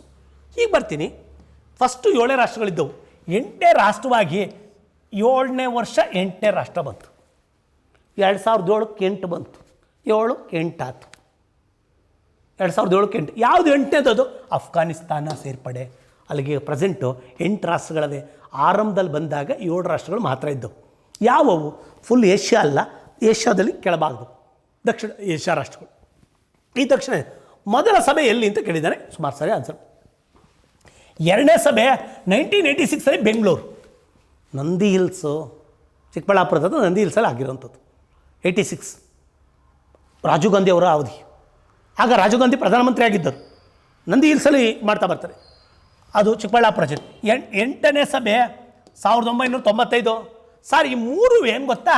ಈ 3 ಭಾರತದಲ್ಲಿ ನಡೆದಿರುವಂಥ ಸಭೆಗಳು. ಇದು ಇಂಪಾರ್ಟೆಂಟ್. ಈಗ 95 PV ನರಸಿಂಹರಾವ್ ಪ್ರಧಾನಮಂತ್ರಿ, 2007 ಡಾಕ್ಟರ್ ಮನಮೋಹನ್ ಸಿಂಗ್ ಅವರು ಪ್ರಧಾನಮಂತ್ರಿ. ಇವರು ಕಾಲಘಟ್ಟಕ್ಕೆ ಸಾರ್ಕ್ ಸಭೆಗಳು ನಡೆದವು. ರಾಜೀವ್ ಗಾಂಧಿ, ಇನ್ನೊಂದು PV ನರಸಿಂಹರಾವ್, ಇನ್ನೊಂದು ಡಾಕ್ಟರ್ ಮನಮೋಹನ್ ಸಿಂಗ್. 3 ಕಡೆ ನಡೀತಾ ಬಂದು ಮುಂದೆ ಬರ್ತಾ ಇದ್ದೀನಿ. ಇದಕ್ಕಾಗಿ ಸಂಬಂಧಪಟ್ಟಂತೆ ಒಂದು 7 ರಾಷ್ಟ್ರಗಳಿಗೆ, 8 ಅಲ್ಲ 7 ರಾಷ್ಟ್ರಗಳಿಗೆ ಒಂದು ಉಪಗ್ರಹ ಉಡಾವಣೆ ಮಾಡ್ಯಾರೆ. ದಟ್ ಇಸ್ 2017 ಮೇ 5ನೇ ತಾರೀಕು. ಅದು ಭಾರತೀಯ ಉಡಾವಣೆ ಮಾಡಿರೋದು. ನಾನು ಹಿಂದಿನ ವಿಡಿಯೋದಲ್ಲೂ ಕೂಡ ಮಾತಾಡಿದ್ದೀನಿ. ವಿಶೇಷವಾಗಿ ಪಾಕಿಸ್ತಾನವನ್ನು ಹೊರತುಪಡಿಸಿ 2017 ಮೇ 5ರಂದು ಉಪಗ್ರಹವನ್ನು ಉಡಾವಣೆ ಮಾಡಿದ್ರು. ಅದರ ಹೆಸರು ದಕ್ಷಿಣ ಏಷ್ಯಾ ಉಪಗ್ರಹ, ಸೌತ್ ಏಷ್ಯನ್ ಸ್ಯಾಟಲೈಟ್ ಅಂತ. ಮುಂದೆ ಬರೋಣ. 18ನೇ ಸಭೆ ನೇಪಾಳದ ಕಠ್ಮಂಡುನಲ್ಲಿ ನಡೀತು. 2014 ನವೆಂಬರ್ 25ರಿಂದ 26 ನೇಪಾಳದ ಕಠ್ಮಂಡು. ಮತ್ತು 19ನೇ ಸಭೆ ಇಸ್ಲಾಮಾಬಾದ್ನಲ್ಲಿ, ಪಾಕಿಸ್ತಾನದ ಇಸ್ಲಾಮಾಬಾದ್ನಲ್ಲಿ ಆಗಬೇಕಾಯಿತು, ರದ್ದಾಯಿತು. ಮೊದಲ ಬಾರಿಗೆ 85ರಿಂದ ಇದೇ ಫಸ್ಟ್ ಟೈಮ್ ರದ್ದಾಗಿರೋದು. ಮುಂದಿನ ಸಭೆ ಶ್ರೀಲಂಕಾದ ಕೊಲಂಬೋದಲ್ಲಿ ಮಾಡಬೇಕು ಅಂದವ್ರೆ, ಅದೇನಾಗುತ್ತೋ ಹೇಳೋಕ್ಕಾಗಲ್ಲ. ಬಟ್ ಸ್ವಲ್ಪ ಚರ್ಚೆ ಆಗಿದೆ, ಏನಂತ, ಕೊಲಂಬೋದಲ್ಲಿ ಮಾಡಬೇಕು ಅಂತ. ಕೊಲಂಬೋದಲ್ಲಿ ಆಗ್ಬೋದು, ಆಗದೇ ಇರ್ಬೋದು, ಅಥವಾ ಮತ್ತೆ ಪೋಸ್ಟ್ಪೋನ್ ಮಾಡ್ಬೋದು. ಮತ್ತೆ ಇಸ್ಲಾಮಾಬಾದ್ಗೆ ಆದರೆ ಭಾರತ ಹೋಗಕ್ಕೆ ರೆಡಿ ಇಲ್ಲ. ಈ ಸಾರ್ಕ್ನ 8 ರಾಷ್ಟ್ರಗಳು ಯಾವ್ಯಾವು? ಭೂತಾನ್, ಶ್ರೀಲಂಕಾ, ಮಾಲ್ಡೀವ್ಸ್, ಭಾರತ, ಬಾಂಗ್ಲಾದೇಶ, ಪಾಕಿಸ್ತಾನ, ಅಫ್ಘಾನಿಸ್ತಾನ, ನೇಪಾಳ. ಸಣ್ಣದಾಗಿ ಒಂಚೂರು ಎಳೆದು ಬಿಡ್ತೀನಿ, ನೋಡ್ತಾ ಬನ್ನಿ. 18ನೇ ಸಭೆ ಆದಮೇಲೆ ಯಾಕೆ ನಡೀಲಿಲ್ಲ ಅಂತ. ಇದರದ್ದು ಭಾಳ ಮುಖ್ಯವಾದದ್ದು, ಈ ಸದಸ್ಯ ರಾಷ್ಟ್ರಗಳ ನಡುವೆ ಮ್ಯೂಚುವಲ್ ಕೋಆಪರೇಷನ್ಗಾಗಿ ಮಾಡಿರುವಂಥದ್ದು. ಅದಕ್ಕಾಗಿ ಹನ್ನೆರಡನೇ ಸಭೆ ಇಸ್ಲಾಮಾಬಾದ್ನಲ್ಲಿ ನಡೆದಂಥ 12ನೇ ಸಭೆ 2004 12ನೇ ಸಭೆ 2004 ನೋಡಿ, 14ನೇ ಸಭೆ 2007 ಒಂದು ಸಾಫ್ಟಾ ಅಂತ ತಂದರು. ಸಾಫ್ಟಾ ಅಂದರೆ south Asian free trade agreement ಅಂತ, ಮುಕ್ತವಾಗಿ ವ್ಯಾಪಾರವನ್ನು ಮಾಡ್ಬೋದು ಅಂತ ಸಾಫ್ಟಾ. ಆ ಸಾಫ್ಟಾ 12ನೇ ಸಭೆ ಇಸ್ಲಾಮಾಬಾದ್ನಲ್ಲಿ 2004 ಬಂತು. ಈ ಮೂಲಕ ಒಂದು ರಾಷ್ಟ್ರದ ವಸ್ತುಗಳನ್ನು ಇನ್ನೊಂದು ರಾಷ್ಟ್ರಕ್ಕೆ ಆರಾಮಾಗಿ ಕಳಿಸ್ಬೋದು, ನಿರ್ಬಂಧಗಳನ್ನು ಕಡಿಮೆ ಮಾಡ್ತಾ ಬಂತು. That is called SAFTA, South Asian free trade agreement ಅಂತ. 2004 12ನೇ ಸಮಿಟ್ಟಲ್ಲಿ ಆಗ್ತಾ ಬಂತು. ಎಲ್ಲಿ ನಡೆದಿದ್ದದು? ಇಸ್ಲಾಮಾಬಾದಕ್ಕೆ. ಸರಿ ಸರ್, ಯಾಕೆ ರದ್ದಾಯಿತು? ಇಂದಿನ ಕ್ಲಾಸಲ್ಲಿ ಹೇಳ್ತಾ ಬಂದಿದ್ದೀನಿ, ಯಾವ್ಯಾವ ರಾಷ್ಟ್ರಗಳನ್ನೆಲ್ಲ ನೋಡ್ತಾ ಬರೋಣ. ಬಟ್ ಯಾಕೆ ರದ್ದಾಯಿತು ಅಂತ 18ನೇ ಸಭೆ ಕಠ್ಮಂಡುನಲ್ಲಿ ನಡೀತಾ ಬಂತು. ಇದರ ಕೇಂದ್ರ ಕಚೇರಿ ಕೂಡ ಕಠ್ಮಂಡುನಲ್ಲೇ ಇರೋದು. 2014 ನವೆಂಬರಲ್ಲಿ ನಡೀತಾ ಬಂತು, ನವೆಂಬರ್ 25 ಮತ್ತು 26. ಈ ನಡೆದಾಗ ನರೇಂದ್ರ ಮೋದಿಯವರು ಭಾಗವಹಿಸಿದರು. ಅದ್ರಾಗ ಹೇಳ್ತಾ ಬಂದರು, ನಾವು ಸಾರ್ಕ್ನ ಸೆಟಲೈಟನ್ನು ಲಾಂಚ್ ಮಾಡಿಸ್ತೀನಿ, ಎಲ್ರಿಗೂ ಸಹಾಯ ಆಗಂಗೆ. ಯಶಸ್ವಿಯಾಗಿ ಹೋಯಿತು ಈ ಕಾರ್ಯಕ್ರಮ. 19 ಎಲ್ಲಿಗೆ ನಿಯೋಜನೆ ಮಾಡಿದ್ರು? ಮುಂದಕ್ಕೆ ಪಾಕಿಸ್ತಾನದಲ್ಲಿ ಮಾಡಬೇಕು ಅಂತ ನಿಯೋಜನೆ ಮಾಡ್ತಾ ಬಂದರು. ಪಾಕಿಸ್ತಾನದ ಮಾಡಬೇಕು ಅಂದಾಗ 2016 ಸೆಪ್ಟೆಂಬರ್ 17 ನರೇಂದ್ರ ಮೋದಿಯವರ ಬರ್ತ್ಡೇ. ಸೆಪ್ಟೆಂಬರ್ 17ಕ್ಕೆ ಬರ್ತ್ಡೇ. 18ನೇ ತಾರೀಕು ಸೆಪ್ಟೆಂಬರ್ 18ಕ್ಕೆ ಜಮ್ಮು ಕಾಶ್ಮೀರದ ಬಾರಾಮುಲ್ಲಾ ಜಿಲ್ಲೆ ಅಂತ ಉರಿ ಭಾಗದಲ್ಲಿ ನಮ್ಮ ಸೇನಾ ನೆಲೆ ಮೇಲೆ ಈ ಪಾಕಿಸ್ತಾನ ಬೆಂಬಲಿತವಾದಂಥ ಜೈಷ್ ಇ ಮೊಹಮ್ಮದ್ ಸಂಘಟನೆ ದಾಳಿ ಮಾಡ್ತಾ ಬಂತು. ಈಗ 2016 ಸೆಪ್ಟೆಂಬರ್ 18ನೇ ತಾರೀಕು ದಾಳಿ ಮಾಡಿದ್ರಿಂದ ಉರಿ ಭಾಗದಲ್ಲಿ ನಮಗೆ ಉರಿ ಆಯಿತು. ಇವ್ರಿಗೆ ಏನಾರ ಮಾಡಿ ಮತ್ತೆ ಇವನು ಪದೇ ಇವನು ಬೆಂಬಲಿತವಾದಂಥವು ನೀವು ನಮ್ಮ ಸೈನಿಕರ ಮೇಲೆ ಹೊಡೆದ್ನಲ್ಲ ಅಂತೇಳಿ ನಮಗೆ ಬೇಜಾರಾಯಿತು. ನಾವು ಎಲ್ಲಿಗೆ ಬರಲ್ಲ ಅಂತ ಹೇಳಿದ್ರು, ನೀವು ನಡೆಸುವಂಥ ಈ ಸಮ್ಮೇಳನಕ್ಕೆ ಬರಲ್ಲ ಅಂತ ಹೇಳ್ತಾ ಬಂತು. ಜೊತೆಗೆ ನಾವು ಅಷ್ಟಕ್ಕೆ ಸುಮ್ಮನಿರಲಿಲ್ಲ. ಸೆಪ್ಟೆಂಬರ್ 18ಕ್ಕೆ ಆಯ್ತಲ್ಲ, 2016 ಆಗ್ತಿದ್ದಂಗೆ 10 ಡೇಸ್ ಒಳಗಡೆ ಸೆಪ್ಟೆಂಬರ್ 28ಕ್ಕೆ ದಾಳಿ ನಡೆಸೇಬಿಟ್ಟು 28 ಮತ್ತು 29 ರಾತ್ರಿ ಸರ್ಜಿಕಲ್ ಸ್ಟ್ರೈಕ್. ಎಲ್ಲೆಲ್ಲ ಅವರು ಅಲ್ಲಿಗೆ ಹೋಗಿ ಹುಡುಕಿ ಹೊಡೆದು ಬೆಳಗಿನ ಜಾವ 4 ಗಂಟೆ ತನಕಲ್ಲೂ ಕೂಡ ಸೆಪ್ಟೆಂಬರ್ 29 10 ಡೇಸ್ 2016. ಇದನ್ನು ನಾವು ಸರ್ಜಿಕಲ್ ಸ್ಟ್ರೈಕ್ ಅಂತ ಕರಿತಾ ಬಂದು. ಮತ್ತು ನಾವು ಬರಲ್ಲ ಅಂದಿದ್ದಕ್ಕೆ ಬೇರೆ ಎಲ್ಲ ರಾಷ್ಟ್ರಗಳು ಏನಂದು, ನಾವು ಬರಲ್ಲ ಅಂತ. ಬಾಂಗ್ಲಾದೇಶ ನಾವು ಸಹಾಯ ಮಾಡಿದ್ದೀವಿ 1970 ಯುದ್ಧ ಮಾಡಿ, ಅವ್ರಿಗೆ ಸ್ವತಂತ್ರ ಬರಬೇಕಾದ್ರೆ ನಾವೇ ಕಾರಣ. ಭೂತಾನನ್ನು ನಾವು ಸಾಕೊಂಬಂದಿದ್ದೀವಿ. ಮತ್ತು we have A good relationship with other countries, neighbour countries. ಬರಲ್ಲ ಅಂದರು, ರದ್ದಾಗೋಯ್ತು.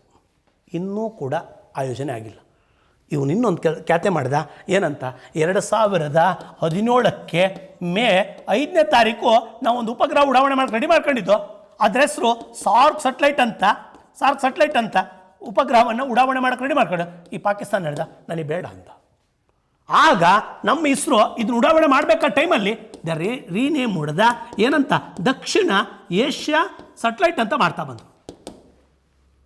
ಕಾರಣ ದಕ್ಷಿಣ ಸೆಟಲೈಟ್ ಅಂತಿದ್ದಂಗೆ, ಏಷ್ಯಾ ಸೆಟಲೈಟ್ ಅಂತಿದ್ದಂಗೆ ಇದಕ್ಕೆ 8 ಇದ್ದರೆ ಮಾತ್ರ ಸಾಕು, 7 ಅದಕ್ಕೇನಂತ ಕರೆದ್ರು ದಕ್ಷಿಣ Asia satellite, south Asian satellite ಅಂತ ಕರಿತಾ ಬಂದರು. ಇದು ಭಾಳ ಮುಖ್ಯವಾದದ್ದು. ಸೌತ್ ಏಷ್ಯನ್ ಸೆಟಲೈಟು ಜಿಸ್ಯಾಟ್ 9 ಅಂತ, GSLV MK2 F09 ಅಂತ ವೆಹಿಕಲ್ಲು. ಈ ವೆಹಿಕಲ್ ಇದನ್ನು ಹೊತ್ಕೊಂಡೋಯ್ತು. ಎಷ್ಟು ರಾಷ್ಟ್ರಕ್ಕೆ ಹೆಲ್ಪ್ ಆಯಿತು ಅಂದರೆ ಎಕ್ಸೆಪ್ಟ್ ಪಾಕಿಸ್ತಾನ ಬಿಟ್ಟು ಉಳಿದವಕ್ಕೆಲ್ಲ ಹೆಲ್ಪ್ ಆಯಿತು. ಇದಕ್ಕೆ ಸೌತ್ ಏಷ್ಯನ್ ಸೆಟಲೈಟ್ ಅಂತ ಕರಿತಾ ಬರ್ತೀವಿ. ಸಾರ್ಕ್ನ ರಾಷ್ಟ್ರ ಯಾಕೆ ರದ್ದಾಯಿತು ಅಂತ ಗೊತ್ತಾಯಿತು. ಉರಿ ಭಾಗದಲ್ಲಿ ನಮ್ಮ ಸೇನಾ ನೆಲೆ ಮೇಲೆ ದಾಳಿ ಮಾಡಿದ್ರಿಂದ 2016 ಸೆಪ್ಟೆಂಬರ್ 18ನೇ ತಾರೀಕು ದಾಳಿ ಮಾಡ್ತಾ ಬಂದರು. ಆದ್ದರಿಂದ ಸರ್ಜಿಕಲ್ ಸ್ಟ್ರೈಕ್ ಆಯಿತು. ನಾವೇ ಮಾಡ್ತಾ ಬಂದು ಸರ್ಜಿಕಲ್ ಸ್ಟ್ರೈಕ್ ಮಾಡಿದು. ಉಗ್ರರ ಇದ್ರ ಮೇಲೆ, ತಂಡಗಳ ಮೇಲೆ, ಶಿಬಿರಗಳ ಮೇಲೆ ಹುಡ್ಕೊಂಡೋಗಿ ಹೊಡೆದಾಕ್ತು. ನಾವು ಮತ್ತೆ ಹೇಳ್ದು, ನೀನು ಉಗ್ರಗಾಮವನ್ನು ಪೋಷಣೆ ಮಾಡ್ತೀಯ, ಬರಲ್ಲ ಅಂತ ಹೇಳ್ತಾ ಬಂದು ಕೆಲಸ ವಿಸ್ತೃತ ರೂಪ ಕೇಳ್ಬೋದು. South Asian association for regional cooperations. ಇಲ್ಲಿ ಗೊತ್ತಿರಲಿ ನಿಮಗೆ, ಪಾಕಿಸ್ತಾನ ಯಾವಾಗಲೂ ಇದು ಮಾಡ್ತಾಯಿದೆ. ಇತ್ತೀಚೆಗೆ ನೇಪಾಳನೂ ಕೂಡ ಖ್ಯಾತಿ ಆಗ್ತಾಯಿದೆ. ಅದಕ್ಕೀಗ ಸಾರ್ಕ್ನ ಸವಾಸವೇ ಬೇಡ ಅಂತ ಇನ್ನೊಂದು ಸಂಘಟನೆ ಕಡೆಗೆ ಹೆಚ್ಚು ಗಮನ ಕೊಟ್ಟಿದ್ದೀವಿ. ಆ ಸಂಘಟನೆಯೇ ಬಿಮ್ಸ್ಟಿಕ್ ಅಂತೇಳಿ. ಬಿಮ್ಸ್ಟಿಕ್ನಲ್ಲಿ 7 ರಾಷ್ಟ್ರಗಳವೆ. ಇದನ್ನು ಭಾಳ ಸಿಂಪಲ್ಲಾಗಿ ತೋರಿಸ್ಬಿಡ್ತೀನಿ ನಾನು, ಹೇಗೆ ಇಟ್ಕೋಬೇಕು ಅಂತವ. ನೋಡಿವ್ರಂತೆ 7 ರಾಷ್ಟ್ರಗಳು: Bangladesh, Bhutan, Bharat, Myanmar, Nepal, Sri Lanka, Thailand. So alternate to the SAARC, ನಮ್ಮ ನೈಬರ್ ಕಂಟ್ರಿಗಳೇ ಇವು. We are given the priority to the BIMSTEC. BIMSTEC ಅಂದರೆ bay of Bengal initiative for sectoral technical and economic cooperations.